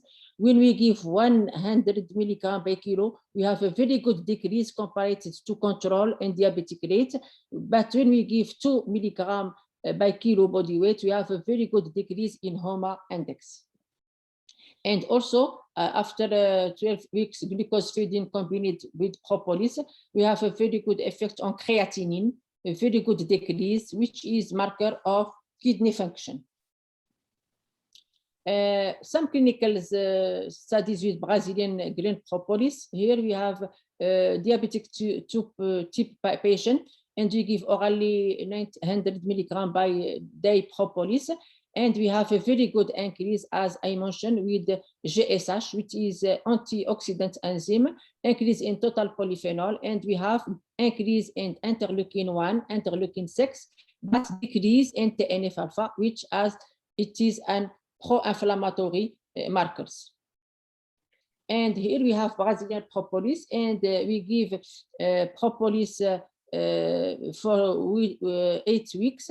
And we have decrease in HOMA index, as I mentioned before. It is the marker of insulin resistance, and we have decrease in glomerular filtration rate, which it is a marker of kidney function. And some clinical also by orally 500 milligram by day of propolis. Here we have also a very good effect with Brazilian propolis, which give us a very good amount of GSH, interleukin-1, and we have interleukin-6, and we have a decrease in TNF-alpha. So it is a very good approach, but we should make a very large cohort in order to explain this. We have also this preliminary data in Moroccan propolis, and we have a very good effect on decrease in blood glucose, cholesterol, increase in LDL, and decrease in triglycerol. And we have hemoglobin AC, which is decreased by Moroccan propolis. And when you look at the food ulcer in diabetics, when we give standard medication, and when we give propolis, topical propolis for 6 weeks, we have a very good effect. At week 7, we have only 10% of participants have fully healed ulcer. So it is a very good effect also for risk factor. And here you have the doses to be given with propolis, with formulation, depending on the patient. And also you could use tablet, chewing gum, and propolis cream. So with the propolis, we have decrease in glycemia, antioxidant effect, and we have decrease in pro-inflammatory proteins and detoxifying effect, which promote wound healing process. And when you look at this mechanism of action, is very large and very important. We have with diabetes, we have propolis decrease in blood glucose, increase insulin sensitivity, beta cell protection, inhibition of alpha glucosidase and beta glucosidase. We have membrane translocation of GLUT4 receptors. We have also decreased oxidative stress, decreased renal fibrosis. So we have prevention of diabetic nephropathy.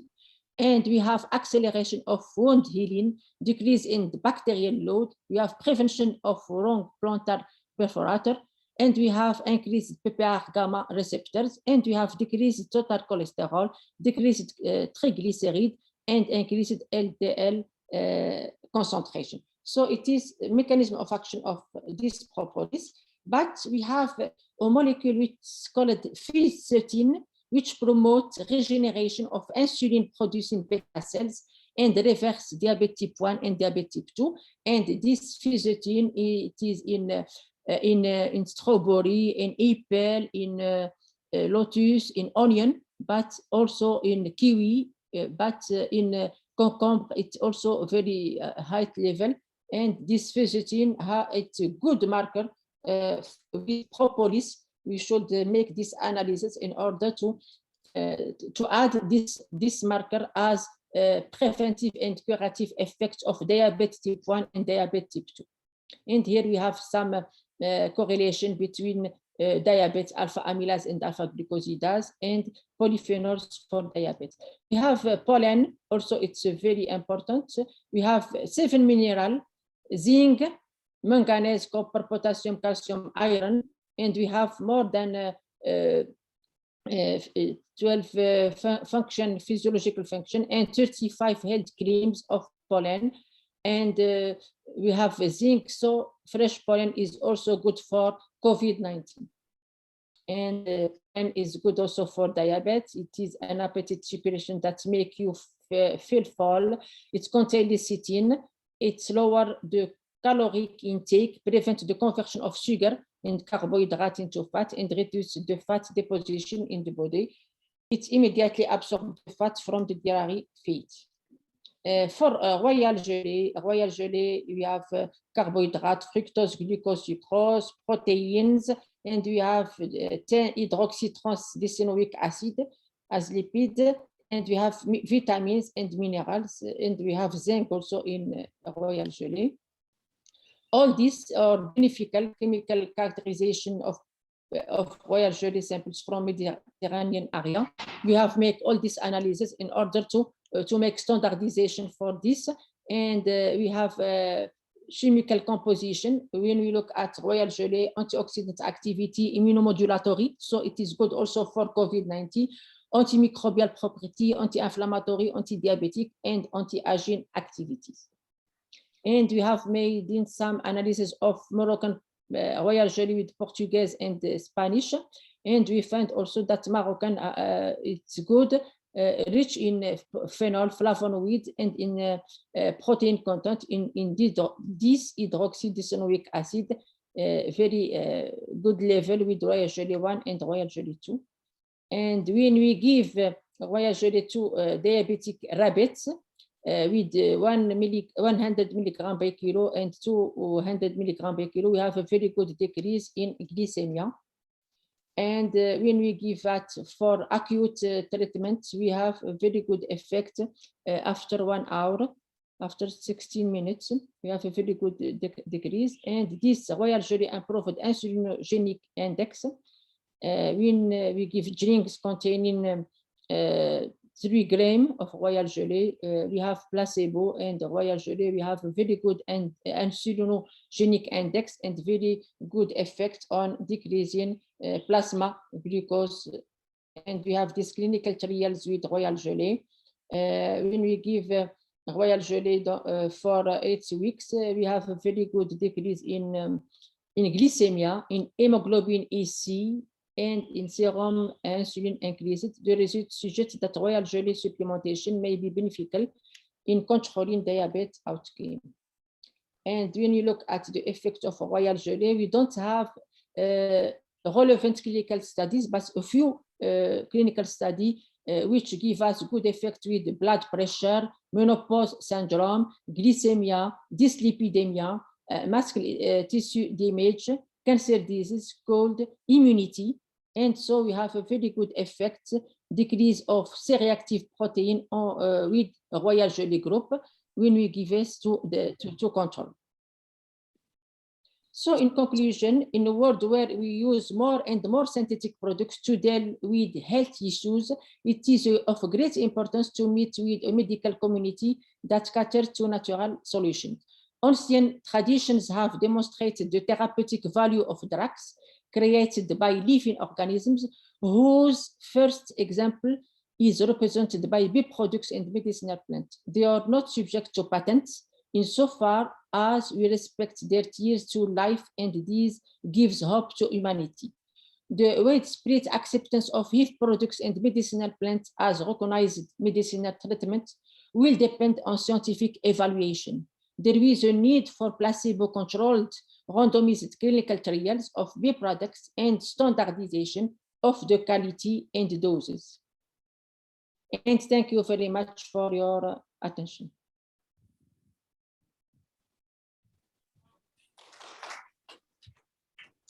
Okay, thank you so much for Professor Dr. Badia Lucy for your interesting presentation. We all know before that honey has a various advantage, and you give us in detail the benefit using honey. So, okay, all participants and honorable speakers, now we are in the question and answer section. First, I would like to check whether Professor Dadang already joined us again. Unfortunately, before he has internet problems. You know, okay, it's very unfortunately we don't have Prof. Dadang in the question and answer section, while we have 2 questions for him. So, okay, we will have a question for the other speakers. So I still welcoming all the participants. If you have question, you can just type in the question and answer section. So okay, I have one question for Professor Abdurrahman. Professor still here? Prof. Abdurrahman? Yes, thank you. So, Professor, it's very interesting. In detail, following your presentation, there is one question. What is advantage or disadvantage of using these things compared to usual needle if you want to do acupuncture? Especially you mentioned about using this acupuncture to specific area of the body like a face and scalp. Yes, acupuncture more easily than the acupuncture. Acupuncture using needle, there need some exercise and then some expertise in this field. But using honey or bee sting or bee venom, I think it more easy or easier than acupuncture with needle. I think so. Okay, Professor, it's a simple answer but clear. Thank you so much, Professor. Alhamdulillah, we have Prof. Dadang here. He already joined us again. Hello, Prof. Dadang. Thank you so much, Prof. Abdurrahman. is welcome. Yeah. Prof. Dadang already joined us.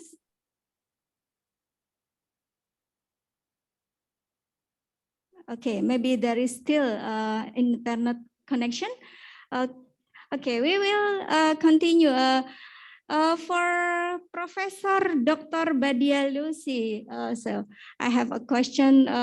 It's very interesting because almost in daily life, I also our society are used to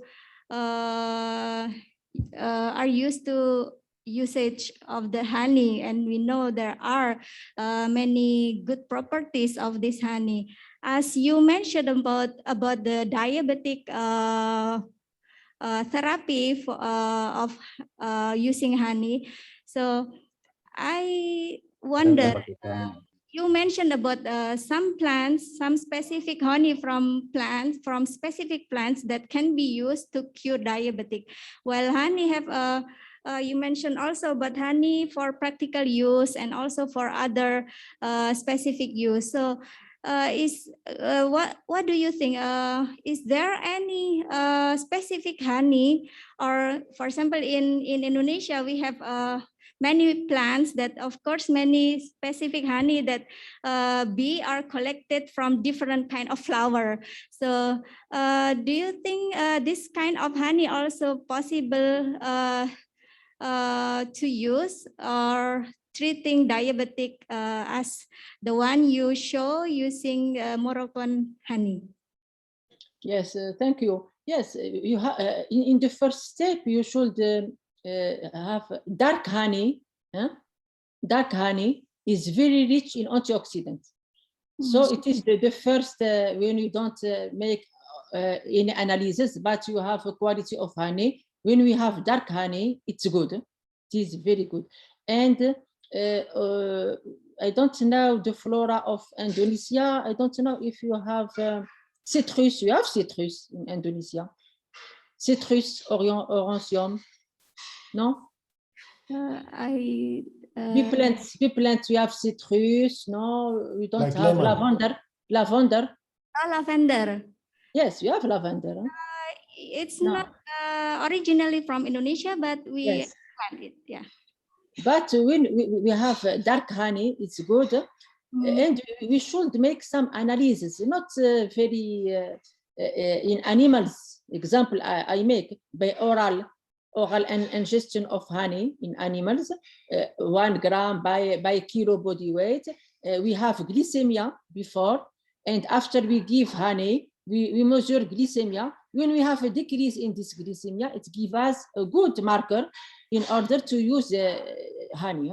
It is very important, this. And we could mix honey, we could mix honey with some fruits, with some vegetable, because we have a very good fruits in Indonesia, fruits which not with amer fruits. Bitter. Huh? Bitter. Yes, bitter.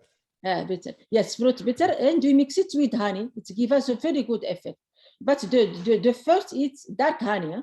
Dark honey, when we compare it, and we could make some analysis of fructose. When we have a large amount of fructose in this honey, it is good for diabetics. Okay, fructose, then glucose, and we could make assay of polyphenols, flavonoids. It's good. And in experimental animals, we could make alpha amylase, alpha glucosidase in order to make this reduction of absorption of sugar. It is some data, experimental data. Okay. Okay, thank you, Professor Dr. Badia Lucy, for your well explanation. Okay, I will come back to Prof. Dadang. Prof. Dadang already joined us here. Yeah, but the signal is very bad. Okay. Thank you so much, Prof. Dadang. I'm sorry. And in this session, okay. I think there is internet problem in your place. So, okay. Can we deliver you two questions from the participants, Prof. Dadang? Is my voice? Okay, please. If the signal is good, I will answer. Okay, Prof. I try. Okay, thank you, Prof. There is a one question from participant about the greenhouse effect that caused by pesticide can make a massive death of bees. Is it true? So what should we do about that? Greenhouse effect? So I will. I'm sorry, please repeat. Prof. Dadang, okay.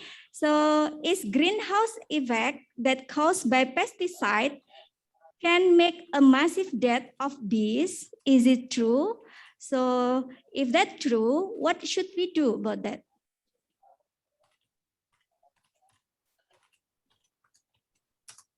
Oh my God. I try to answer because your voice is not clear to me. Yeah. Okay. There is a greenhouse, Mm-hmm. and then there's insecticide, and then there is a massive death of the bees. Yeah. Yes. Okay. Is it true? And what should we do? Yeah, maybe.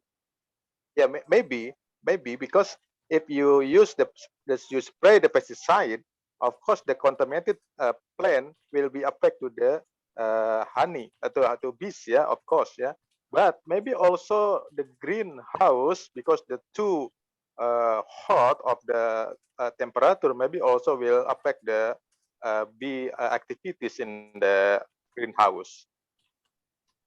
Okay. Okay, thank you, Prof. Dadang. So can we deliver one more question? Okay, please. I wonder, after listening your presentation, so is there any research that already done about the resistancy of bees to pesticide? So if there is so, do you think the bees maybe not sick or maybe no pathological different with normal bees, but when the healthy person consume the honey from this kind of bees, so there is will be a negative effect for the human health. Okay, the resistance, it's a mean you use the bees contact. I mean, if you use the active ingredient, and the bees come to the plant with the same active ingredient, so the bees also will be resistant. This is the point. If the other active ingredient, they may be not resistant, because they're resistant only if the bees come to the plant, you spray with the same active ingredient with the mode of action.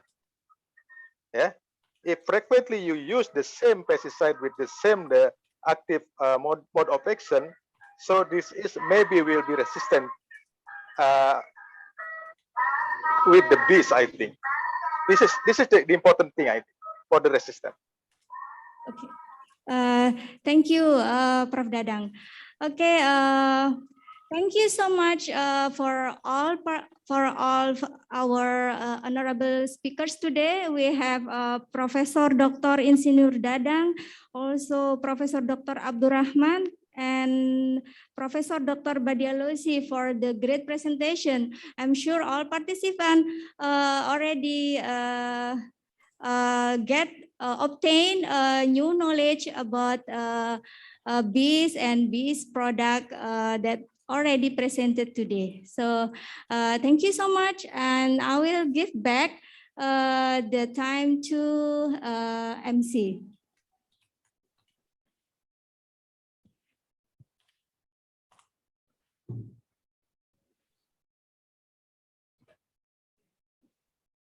Very well done. Thank you so much to Dr. Ratna Wahyuni for the insightful sessions.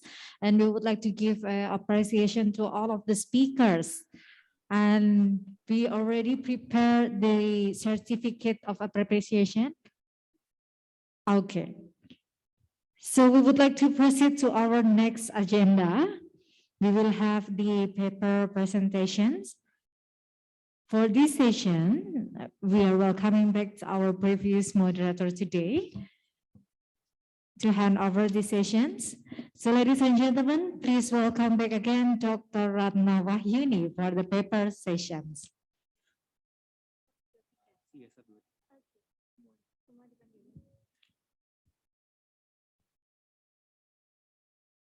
Okay, thank you so much. I'm back. Okay, all participants, now we already in the last session that is a free paper that will be presented by our some of our participants. We have 3 presenters here. First is from it is a free paper 1 is from Nurul Mukarribah Pratiwi from Medical Faculty General Physician Education Study Program, Indonesian Muslim University. That the title is Stingless bee honey as a complementary therapy for microscopic conversion and clinical improvement in tuberculosis patient. And then we also have free paper 2, that is the presenter will be Tri Damayanti Samsul about the expression of mRNA IRS1 and HOMA IR post administration of Trigona honey or Tetragonolaburoi on streptozotocin induced mice. And the last presenter will be, wait a moment, will be from Yasmin from Department of Health, Faculty of Vocational Studies, Universitas Airlangga, Surabaya, about the antibacterial potency of Randu honey and multiflora honey against Staphylococcus species and Streptococcus species. So I welcome the first presenter, Nurul Mukarribah Pratiwi.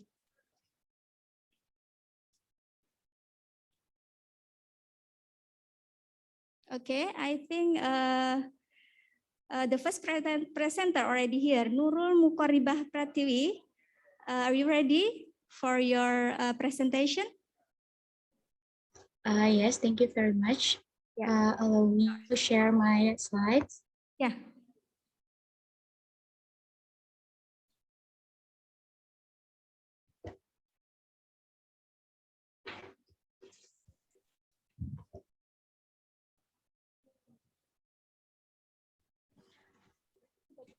Bismillahirrahmanirrahim. Assalamualaikum warahmatullahi wabarakatuh. Thank you for the opportunity that has been given to me. Good afternoon, ladies and gentlemen. First of all, let me introduce myself. I'm Nurul Mukarribah Pratiwi from Medical Faculty of Indonesian Muslim University, and this is our team. This is an honor to me to bring our literature review about Distinguished bee honey, and the title is Distinguished bee honey as a complementary therapy for microscopic conversion and clinical improvement in tuberculosis patient. Next, for the background, tuberculosis is included as the top 10 death disease causing death in the world. The death rate for tuberculosis is reached around 1.3 million deaths. It is estimated that the incidence of TB in Indonesia in 2018 was 845,000 or 316 cases per 100,000 population. Indonesia is also included as the country with high burden country. Provinces in Indonesia with the highest prevalence of TB are Papua and Banten. Tuberculosis is an infectious disease caused by Mycobacterium complex that could affect the lungs and other organs. The transmission of this tuberculosis is the bacteria spread through the air by coughing or sneezing from a person with pulmonary tuberculosis. Various government programs has been launched based on direct observed treatment short course strategy, but when the treatment isn't carried out properly, it will increase the risk of multi-drug resistant tuberculosis. The recovery of TB patient is not only determined by the anti-tuberculosis drug, but also determined by the good immune system. So, we suggest the alternative supportive therapy that can increase the immunity of TB patient. One of the supplementation is honey that we suggest that have been used in ancient times, that has the anti-inflammation, antibacterial, and antioxidant properties that could fight the resistant bacteria and could prevent the inflammatory process, chronic inflammatory disease. And then the honey that we suggest is from the group is stingless bee honey, such as trigona honey, that from research has high phenolic content and flavonoid content that could increase the body's immunity. For the method, with literature review with narrative review, the database used are Clinical Key, Google Scholar, and PubMed. The journals relevant to this study are excluded and 11 journals are obtained. For the results and discussion, for the content of honey, we found one research about trigona honey from Masamba. It is found that it has a low pH or acidity, high total phenol and quercetin, high content of vitamin C. For the antioxidant effect by Yakub, it is found that it is pH is 3.22 and until 3.69 and high content of flavonoid and phenol, and it has a high radical scavenging activity. And also from Tuskita, it is found that the content of flavonoid and phenol is in trigona honey found to be higher than apis bee honey and have a radical scavenger activity. For the antioxidant and anti-inflammatory by Biluka, it is found stingless bee honey has the ability to convert ferric ions into ferrous ions and has the ability to reduce reactive oxygen species, nitric oxide, and other pro-inflammatory cytokines. For the anti-inflammation effect, take a journal from Raneh that the title are attached, and the results is it can regulate the nuclear factors such as NRF2, increase the antioxidants effect, decrease the production of reactive oxygen species, nuclear factor kappa beta, and P38 MAPK signaling. It also could increase the body weight of rats, but not significant. Also by Sham, it is found that there was an increase in interleukin-6 in mice that were given by trigona honey. For the immunomodulator effects, it also found by Usman that FOXP3 mRNA expression in honey-treated group is higher than in the control group. Also, for the antimycobacterial effect by Hayang, it is found that patients who consume honey along with anti-tuberculosis drugs is have a high percentage of sputum conversion than the patient who only consume anti-tuberculosis drugs. And then from Hanan, who researched about the antimycobacterial effect by in vitro, it is found that it is sensitive at 3%, 4%, and 5% of honey. For the antimycobacterial and clinical effects by Batbold, it is a research clinical trial that evaluate the sputum conversion. The symptoms of fever is have a high presentation on the patient who consume immunoxal honey. Then a patient who consume immunoxal honey along with anti-tuberculosis drugs, then patient who only consume anti-tuberculosis drugs with placebo. And also it could give a lot of average weight gain in immunoxal recipient than the placebo recipient. Then the last is from Butov. The title is attached. It research about the quercetin is also flavonoid derivative that also have a compound in honey. It could decrease the symptoms of intoxication, such as normalization of body temperature and weight gains is faster in the case group than the control group. Also, it could reduce the respiratory symptoms such as dyspnea, cough, and reduction of the chest pain faster in the case group than the control group. The next is from this 11 journal we attach. We want to summarize the possibility mechanism how stingless bee honey could work and could affect the patient tuberculosis by improving the clinical symptoms and faster the sputum conversion. The first one is the function of anti-inflammation, and along the function with antioxidant. Along with this anti-inflammation and antioxidant, it is found that it could decrease the reactive oxygen species and nitrate oxide. This by the function of antioxidant when the phenolic and flavonoid content that higher in honey that could act as a radical scavenger, so it could blocking the free radicals that can aggravate the tissue damage. And also from the reactive oxygen species is important to know that it could be decreased by this function because in Mycobacterium tuberculosis pathomechanism also is related because the Mycobacterium tuberculosis is could prevent the phagocytosis, and it could lead to the respiratory burst by macrophage, and it could increase the reactive oxygen species, and it could increase the nuclear factor kappa beta and MAPK signaling that will increase the cytokine of inflammation that will lead to the cachexia.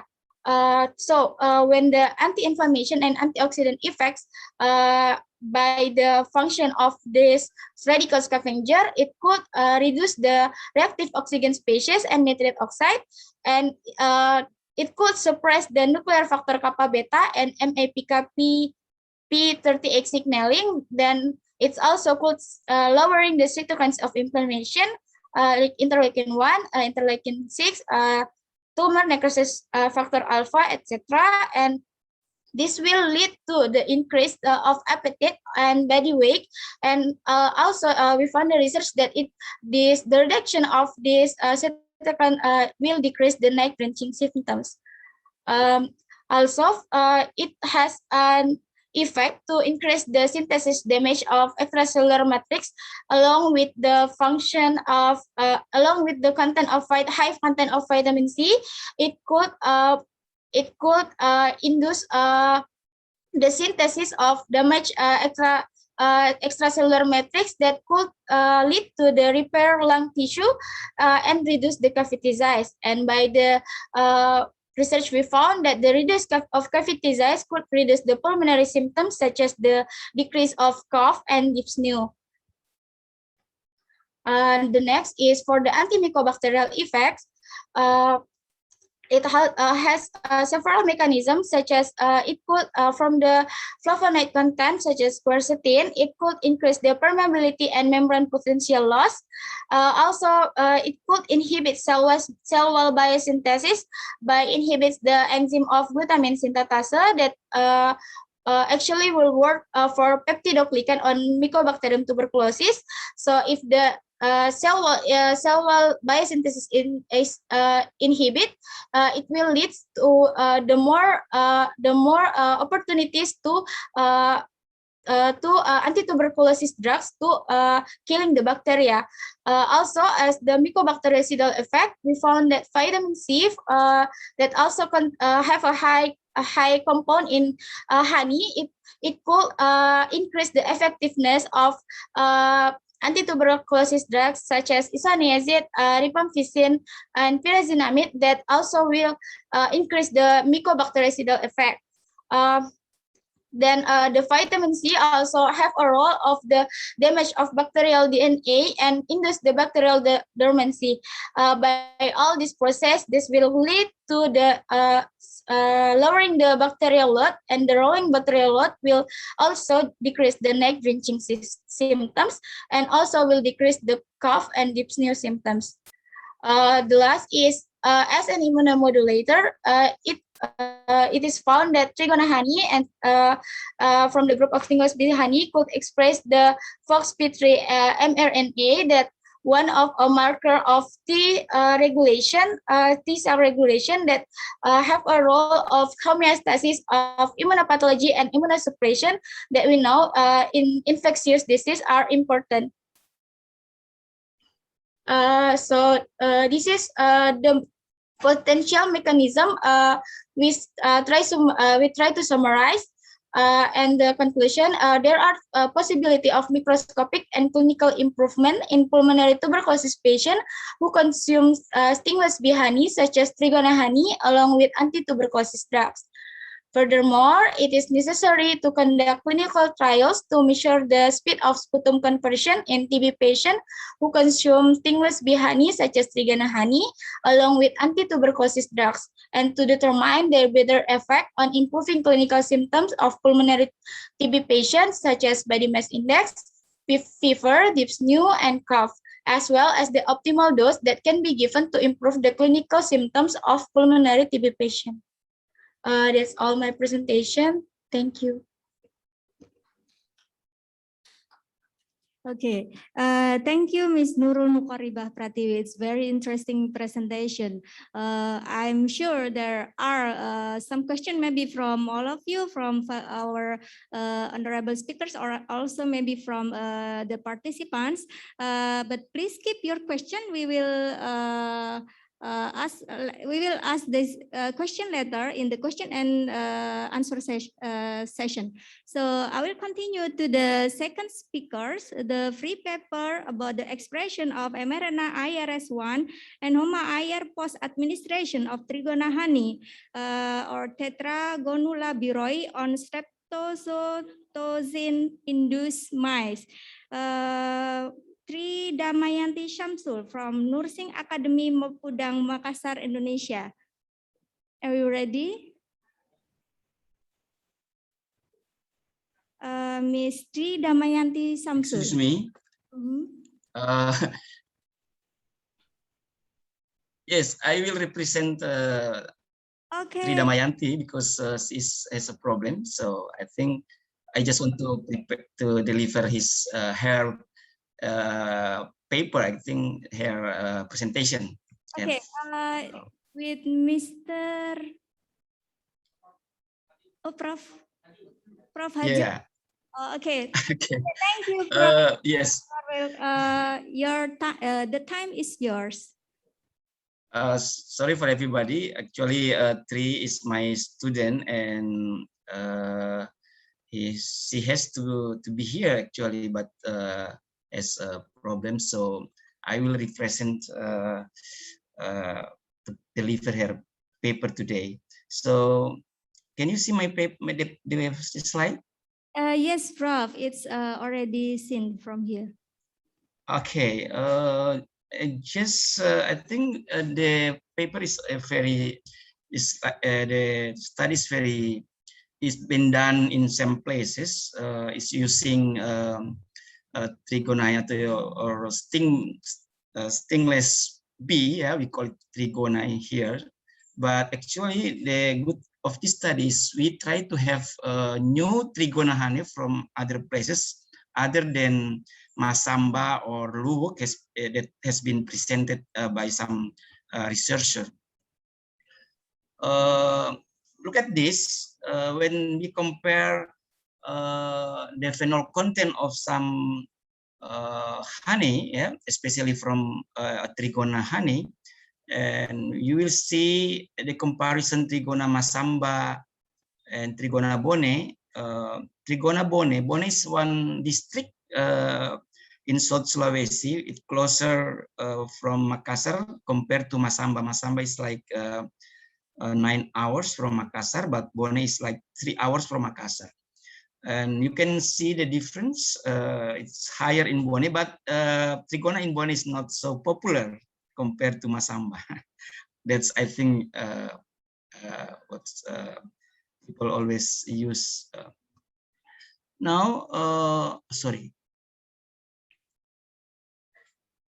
These are the examination of the chemical composition of the Trigona.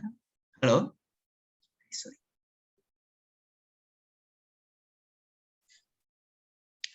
Well, I think this is like the usual studies has been done to use animal experiments. We have negative controls. Another one is a positive control. We use a metformin, and for trigona stingless honey, they have two groups. One is 1.2 and the other one is 1.4 for kilogram body weight. So the intervention was done for 21st day, and we measure before 5 days and then after 25 days of intervention. This inclusion and exclusion criteria of the mice, yeah, as you see as usual, or the following. There's, as I explained, so 4 groups. One is like a negative control. The second one, positive control. I'm sorry, this in Indonesian language, but they gave metformin for the control group, for the positive control groups. So what the results? In terms of blood glucose levels, you'll see the difference, the significance improve, yeah, actually in negative control, but significant decrease by in positive controls in trigona honey 0.2 milligrams, yeah, and 0.4. And it was significant. And actually, when we do post hoc analysis, and it says that differences was seen between positive control and also trigona control groups compared to negative controls. And there was no significant difference among positive control and trigona honey in both groups, in both concentration. So for the insulin plasma, also is the increasing of plasma insulin was seen in 3 groups, in the positive control and also in the honey groups, the trigona groups. But you will see the increasing of insulin plasma in positive control, which a group received metformin.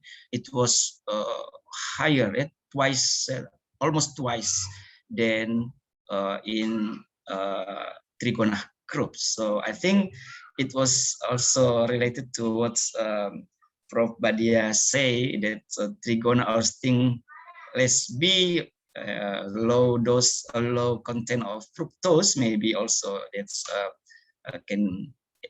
can explain about that. Yeah. And so there's also a significant difference between positive control and honey or trigona honey. This is now we are talking about HOMA, yeah, HOMA, insulin resistant, and the red one is metformin, a positive control. You see in the end of after the intervention was increased, yeah, significantly, but in negative control is decreased significantly, but similar, almost similar in both trigona groups. So it means that you will see the increment or improvement of HOMA-IR in metformin is quite higher or better than other groups. It's more detail of the data.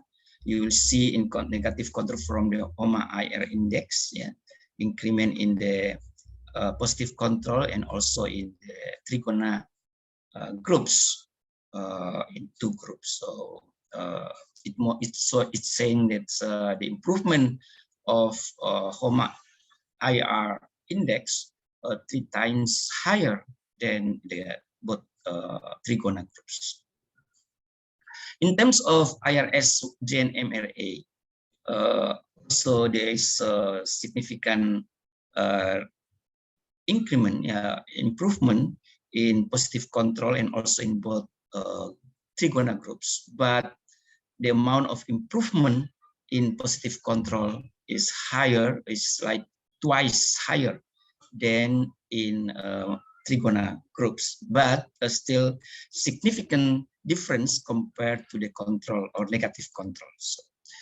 So we can say that still a lot of is to be do research about this trigona honey from Bone. Actually, now in South Sulawesi, is because we are in tropical countries and we are so proud to get trigona is like is very easy to be keep.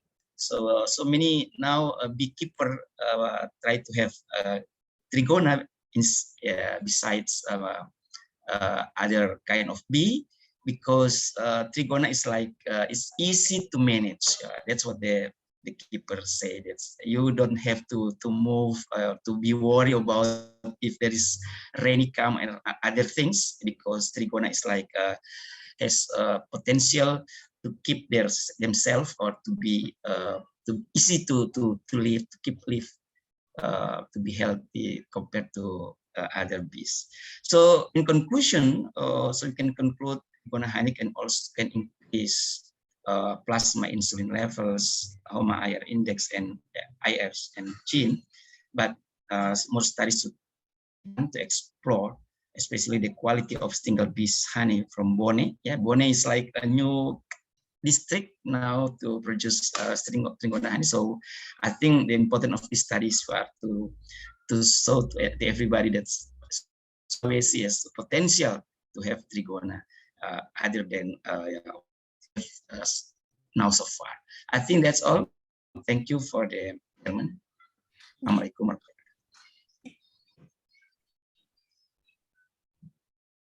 Okay, thank you for Prof. Haju for the nice presentation. So Bone is one of area in Makassar, yeah, Prof. So they have specific honey or stingless bee in this area. Okay, it's very interesting. Okay, thank you, Prof. Haju. Now we will move to the last presenter for this session. That will be Yasmin from Department of Health, Faculty of Vocational Studies, Universitas Airlangga, Surabaya. The paper will be about antibacterial potency of randu honey and multiflora honey against Staphylococcus species and Streptococcus species. For Miss Yasmin, are you ready? Yes, I'm ready. Okay, the time is yours. Okay, thank you.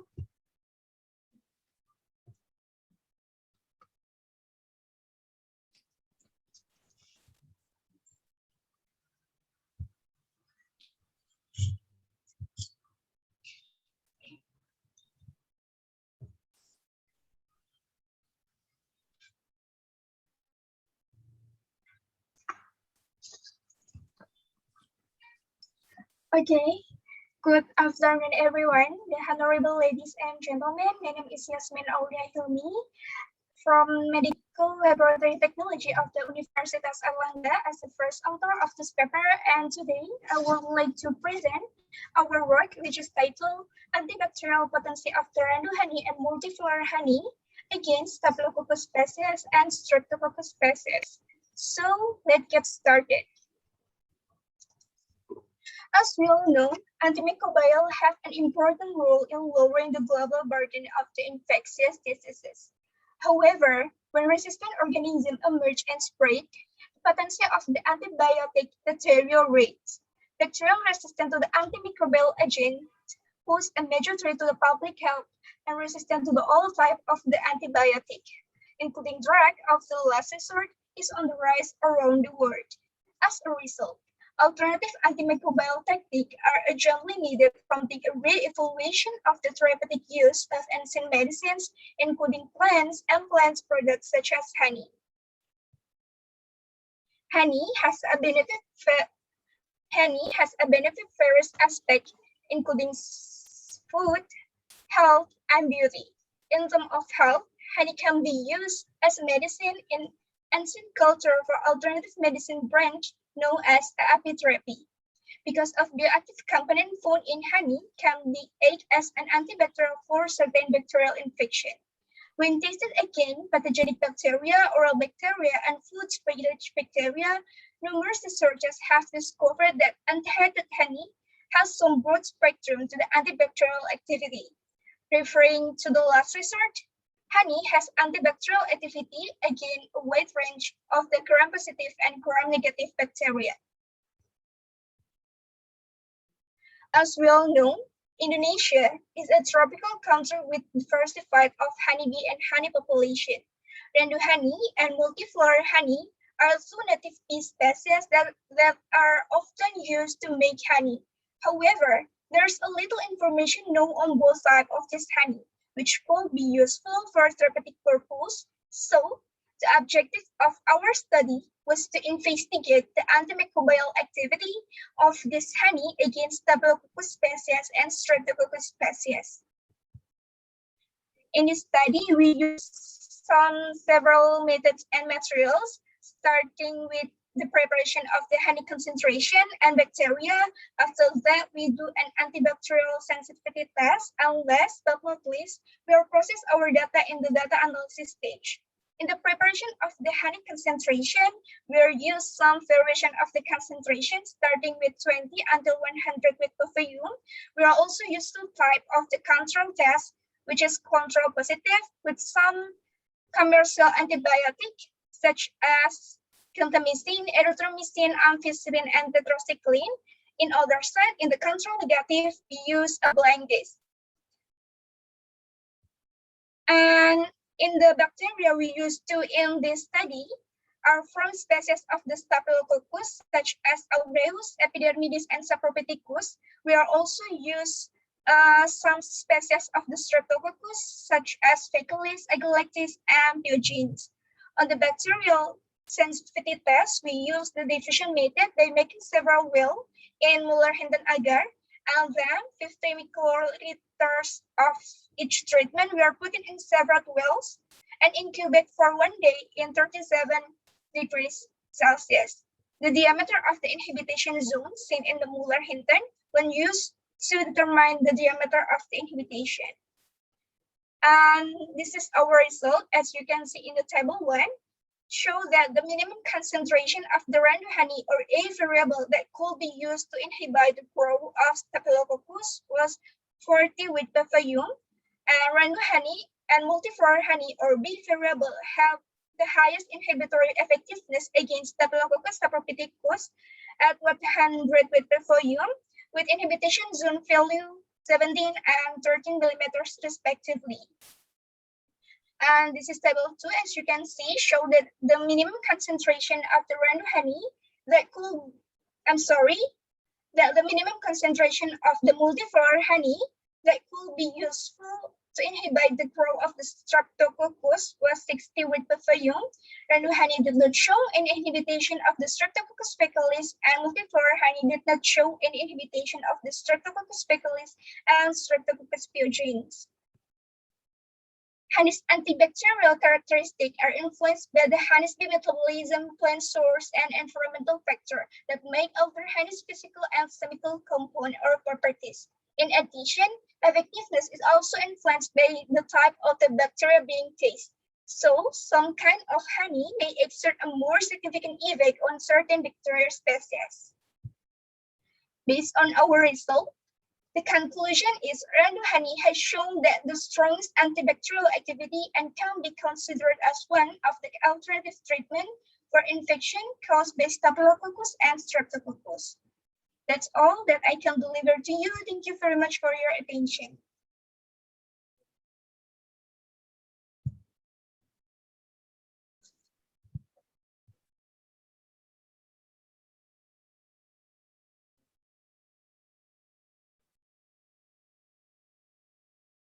Okay, thank you so much for a nice presentation from Yasmin that already delivered the presentation about the potential antibacterial activity,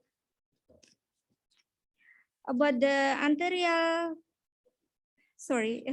wait a minute, about the antibacterial potency of Randu honey and multiflora honey against Staphylococcus species and Streptococcus species. So, okay, all participants, now we already in the question and answer session.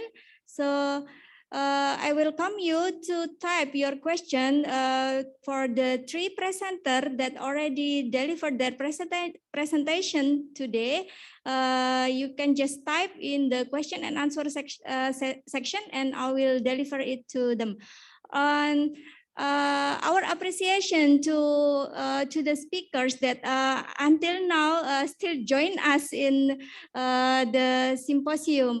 So I would like to invite our speakers, if you have any comment or question to the presenters, you all are most welcome.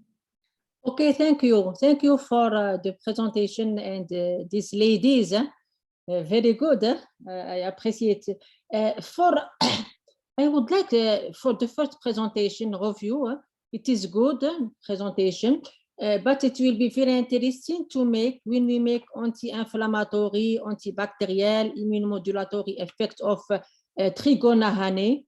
I would like to have what is the difference with stingless bee honey and Trigona honey, and also to give which biomolecules are responsible for anti-inflammatory, immunomodulatory, and antibacterial effect. Because she said vitamin C, it's good, but it is good. She make a very good summaries, but in the summaries, she should make which biomolecules of honey are responsible for this effect. It's very good.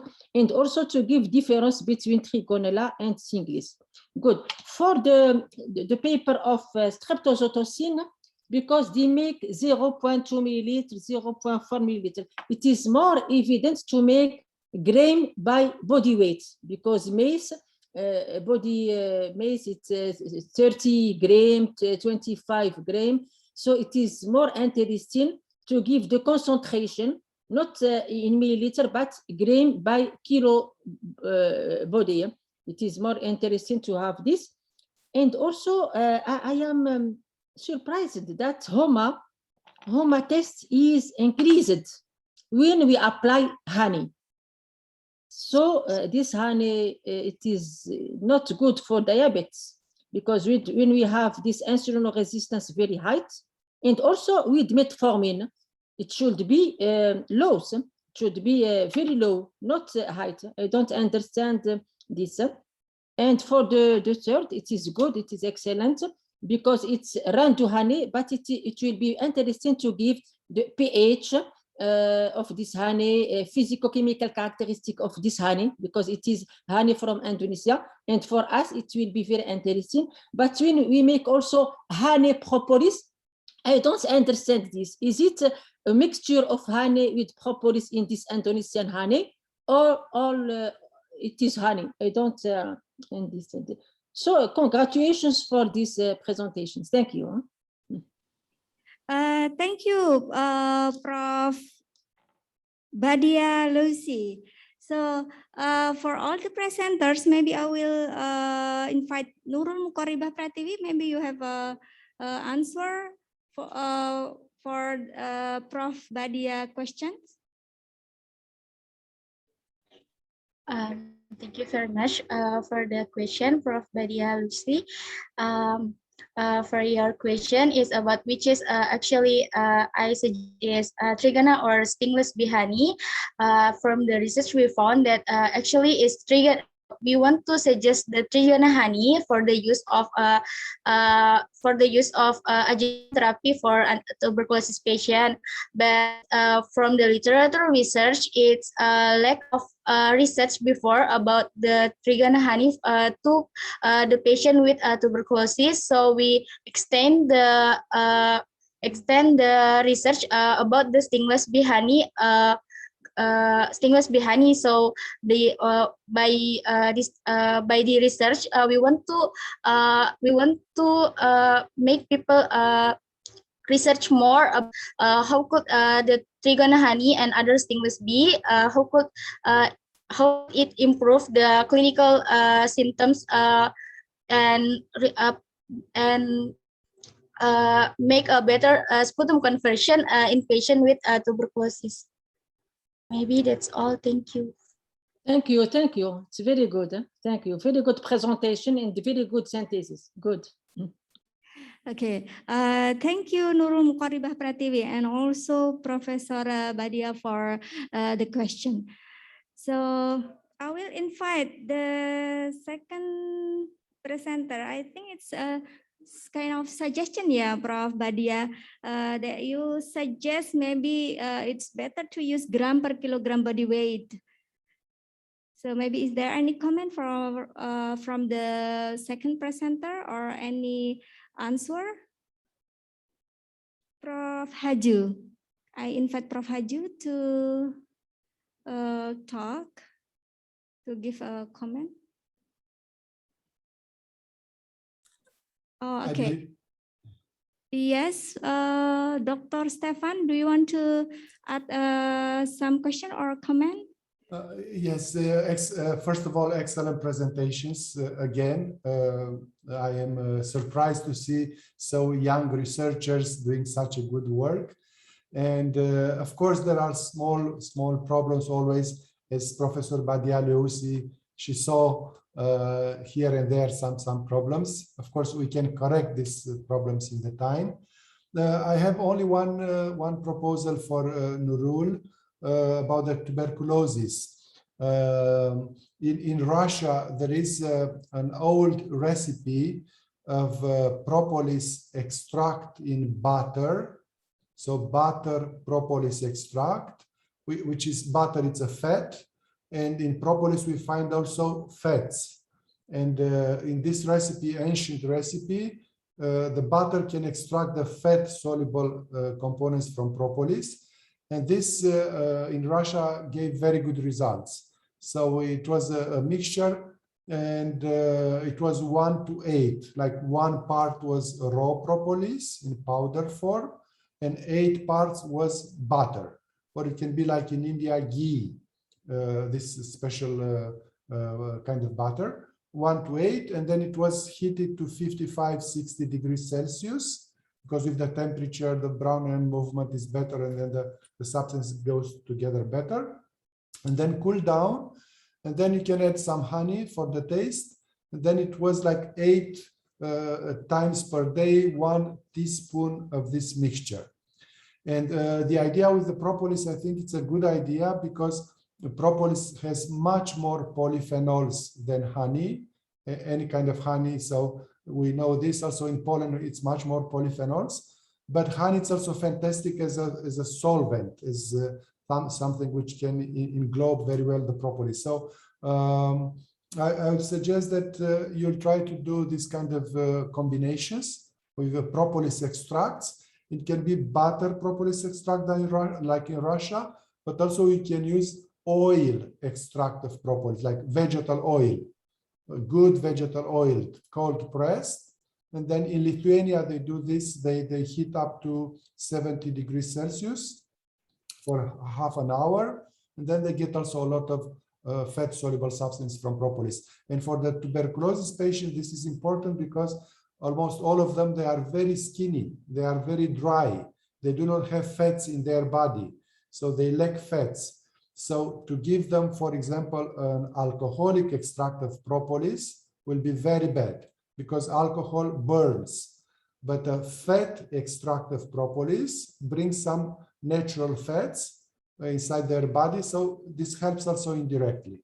So this is my short comment. And I strongly suggest you to study this Trigona propolis. You have many kind of stingless bees propolis. And make all these kind of extracts, and then maybe in the clinical practice in research would be a good discovery. Okay, thank you so much, Dr. Stefan. It's a suggestion from Dr. Stefan that you may also use a different method to prepare the propolis. Some different method, including raw propolis and bacteria, Dr. Stefan. And we heat it up and some other also. So I'm sure the presenter take note. It's very valuable comment from all the speakers, and I think I also invite the third presenter, Yasmin. There is one comment and question from Professor Badia. Okay, Yasmin. So Professor Badia give a suggestion to pay attention to the physical characteristics. So actually, what kind of honey that you use? Is it honey or propolis or honey that include propolis inside? Is that correct, Prof. Badia? Yes, it is important to give the physicochemical characteristic of rein du honey. Yeah. Conductivity, electric conductivity, water content, because acidity, because it is a relationship between antibacterial and physicochemical, and you could make ACP. You know ACP, analysis, principal analysis compounds. It is good to give you which physicochemical characteristic is responsible for antibacterial. If you don't know this, you could send me the data and I will make it for you. For example, when we have antibacterial effect in Staphylococcus aureus, it is only pH and electrical conductivity are responsible for this effect. It is very important to have this analysis, ACP, okay? Okay, so good opportunity from Prof. Badia, Yasmin. So you can contact Prof. Badia to. Yes, you could contact me. You have my email. Please give my email if you need some things, or also to make for this honey apalbumins, because it is immunomodulatory effect. So you could collaborate, because Stefan is the ambassador in all the countries. When I see Stefan, I had to be happy because it is a good conductor for this. Have this opportunity with Stefan because you have a very good community from the world to make these communications and collaborations. Okay. Thank you very much, Prof. Badia. Yeah, thank you, Yasmin also and Prof. Badia. I think Prof. Haji want to say something also. Monggo, Prof. Yes. Thank you, Chairman. Actually, thank you so much, Prof. Badia, for your very useful recommendation or useful comment. Actually, this is a study by my student, and also I think as you recommend, as if you say before, that's to change milliliter to milligram. I think I will consider that. And actually, I don't know exactly how she or my student do comparison between milliliter and milligram. But actually, yeah, also the result is like I mean controversial, right? Because the home IR is increased, yeah, in that group. Do you have any idea about that? Perhaps the concentration of streptozotocin. How to prepare streptozotocin, because we could have toxicity effects of streptozotocin when we make it by intraperitoneal injection, because we make it by intracaudal vein, and we give 60 milligram by kilo body weight. So you should have the dose of streptozotocin. It is very important because we could have a toxic effect, and we have this. And also for honey, because when we make 0.2, 0.1 milliliter, we don't know what is the concentration of honey. So it will be very interesting to make in game milligram by kilo, because the weight of maize is 30, 25 gram. It is very important. And also it is very interesting because it is the rendu honey. It is only honey and propolis. It is only in in Indonesia. So it will be very interesting to make also phytochemical characterization of this honey, to make which flavonoids, with phenolic acid or in this, and also antioxidants like FRAP, like DPPH. It is very interesting because when we make this, we could perhaps we have HOMA here, it's increased, but perhaps we have triglyceride decreased, cholesterol. So it should be a good design. We could discuss by email if you want. So the concentration of streptozotocin given should be very important. So you should see the concentration. Perhaps we give a lot of amount of streptozotocin, or also the preparation of streptozotocin should be in tampon, phosphate tampon, because if you make it in water, it is not good. It gives some toxicity. And also after you could make an anatomopathological studies of kidney, of pancreas, in order to see if all beta cells are destroyed, or only 20% or only 80%. I will send you some articles of us of streptozotocin rates and honey. And I will be happy to collaborate with you because I had been invited in Indonesia since London, but I don't have this opportunity. But inshallah, I will come, because for this conference at 4 o'clock, yes, at 4 o'clock in the night, I could not. But alhamdulillah, I make Salat al-Fajr, and after Salat al-Fajr, I could open my computer because it is night. But I am very pleased to participate in this conference. I am very pleased. If you need some collaborations, some analysis, please don't hesitate. You could send us a sample of your honey, and you could make all analysis and send it to you. No problem. Okay? No problem, Professor. Great. It's my honor to. Yeah, my colleagues also. This is Prof. Ardo. He also interested in using trigona or honey. Yeah? Maybe Dr. Prof. Ardo, can you give something? Okay, so no problem. Okay. Yes. Because also you're studying diabetes type 2, because diabetes type 2 is more interesting. We give the glucose, we give height diet with the glucose, so it gives us a good opportunity to study diabetes type 2, because it is for clinical trials, it is more interesting than diabetes type 1, but it's good to study the two, 1 and 2. No problem. Okay. Thank you, Prof. Padia. Thank you so much. It's such a valuable discussion because we have many experts here. We have a Prof. Badia, Dr. Stefan, Prof. Haju, and also Prof. Arnold. Thank you so much for all speakers, our honorable speakers that give us a very valuable discussion. Actually, I am so interested in the first speaker that she used the honey for tuberculosis patient. Maybe also she can include the Mycobacterium leprae because it's closely related with MTB. Okay, I think this is the end of our international conference. So thank you so much for all the speakers that already give us a very good, interesting, and valuable discussion and knowledge for all of us here.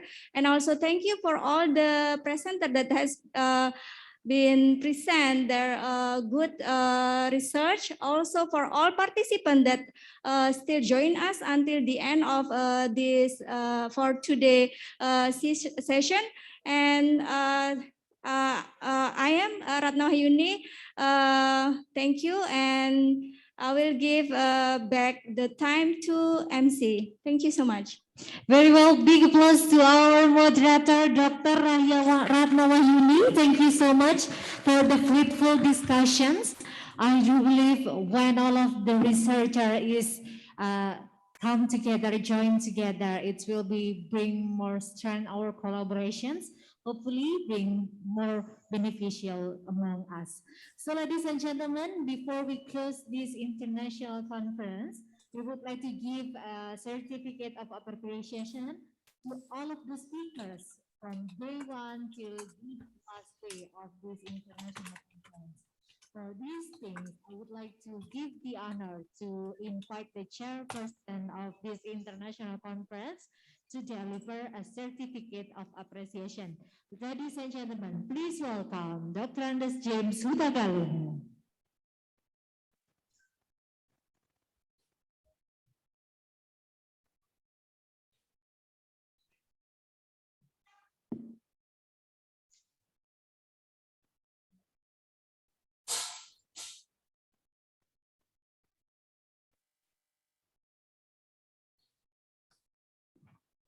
So ladies and gentlemen, the first certificate of appreciation to all of the speakers for this international conference.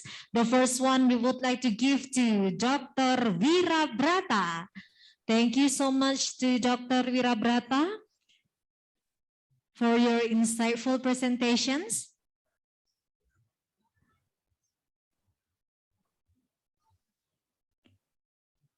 That one is the certificate for Dr. Wirabrata. And then for the second certificate goes to Dr. Antarjodikin. Thank you so much.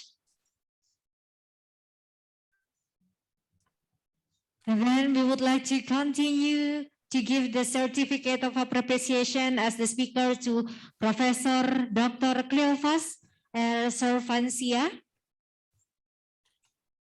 The next one, certificate goes to Professor Dr. Badia Liusi. Thank you, Professor. For the next one goes to our Vice Rector, to Dr. Muhammad Miftahul Surur. And then the sixth certificate goes to Professor Dr. Nur Hayati Othman. Thank you. And then Professor Dr. Ali Agus. Thank you so much, Professor. And then we would like to say thank you as well to Professor Dr. Gan Sihua.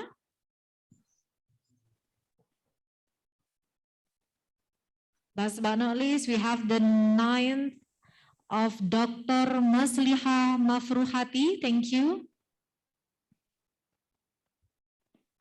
Thank you so much to Dr. Eko Kundori. Thank you.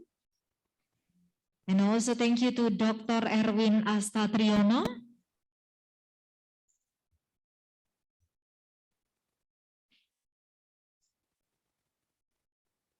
Thank you, Dr. Erwin. And then we would like to say thank you to Dr. Mahani. Thank you again to Professor Dr. Wan Iriani, Wan Ismail. Thank you, Professor. And also for the next one coming up to Dr. Fani Hajina. Thank you. And then Professor Dr. Bikas Mehdi. Then continued with Professor Dr. Nurzana Abdul Ghaffar. And we have in here to Dr. Stefan Sangchiao. We would like to say thank you to Dr. Engineer Muhammad Sahlan. And also thank you to Professor Ahmad Hegazi. Then to Professor Dr. Maria Amelita. Continue to Professor Dr. Ardo Sabir. And then we have Professor Dr. Heni Haju. We would like to say thank you to Dr. Joni Susanto. Thank you. And also thank you to Dr. Muhammad Zulkifli Mustafa. And Professor Dr. Dadang. Thank you for these sessions. And then last but not least, we have Professor Dr. Rosdiana Natsir.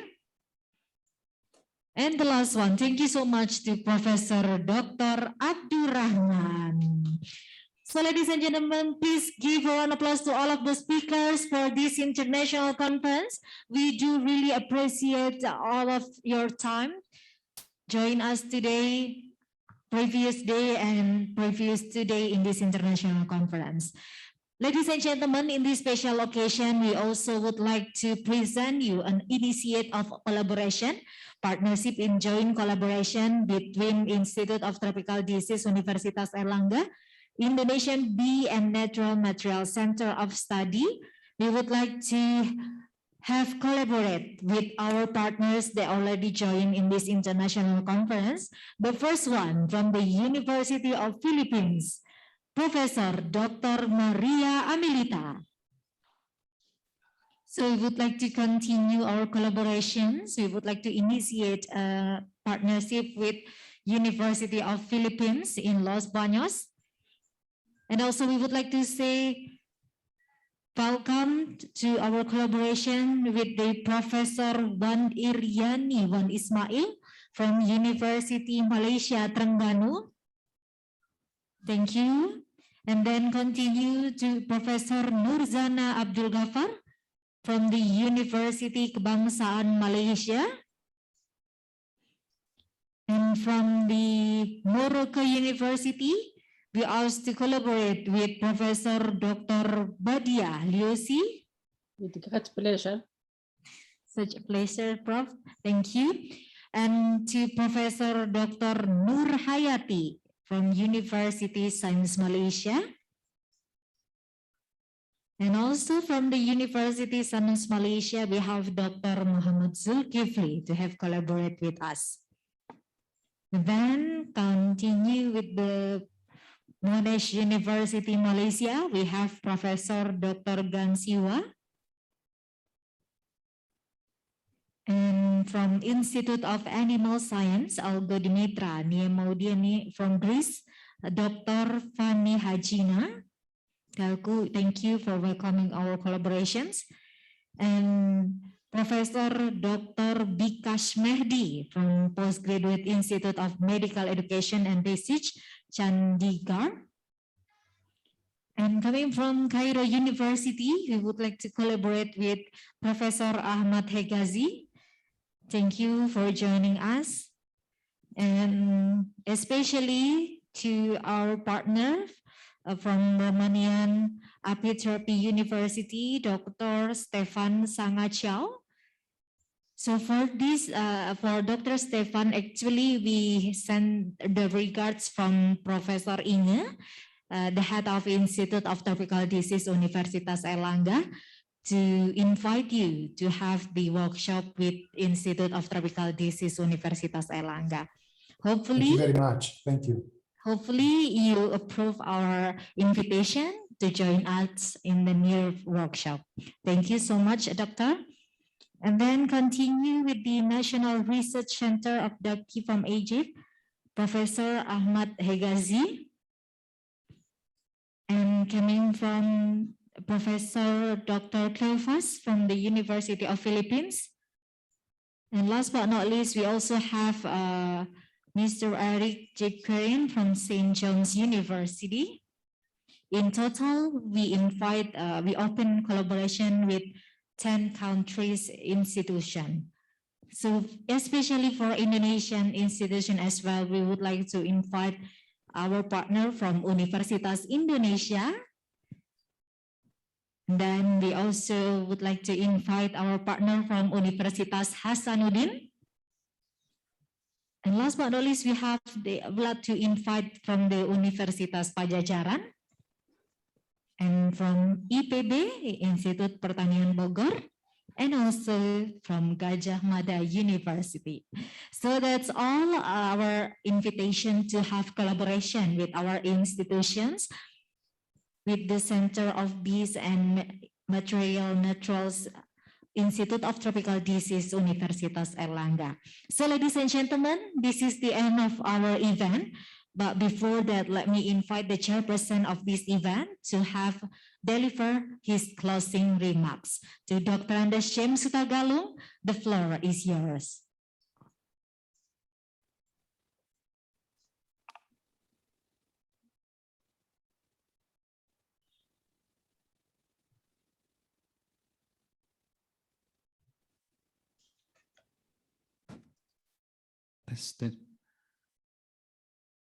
Thank you for me about speak about. Thank you to the participant. So I want to mix about the remarks from the head of for ICMOHA 2021. Good evening, ladies and gentlemen.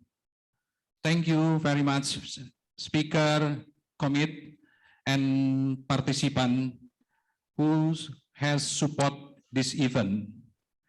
The conference was attended by researchers from various fields of study from 9 countries, namely Germany, Romania with from Stanicu, Egypt, the Philippines, Malaysia, India, Indonesia, Cambodia, Greece, or in Indonesian, Yunani, and Morocco. Thank you, Morocco, Badia, Professor Badia. Thank you.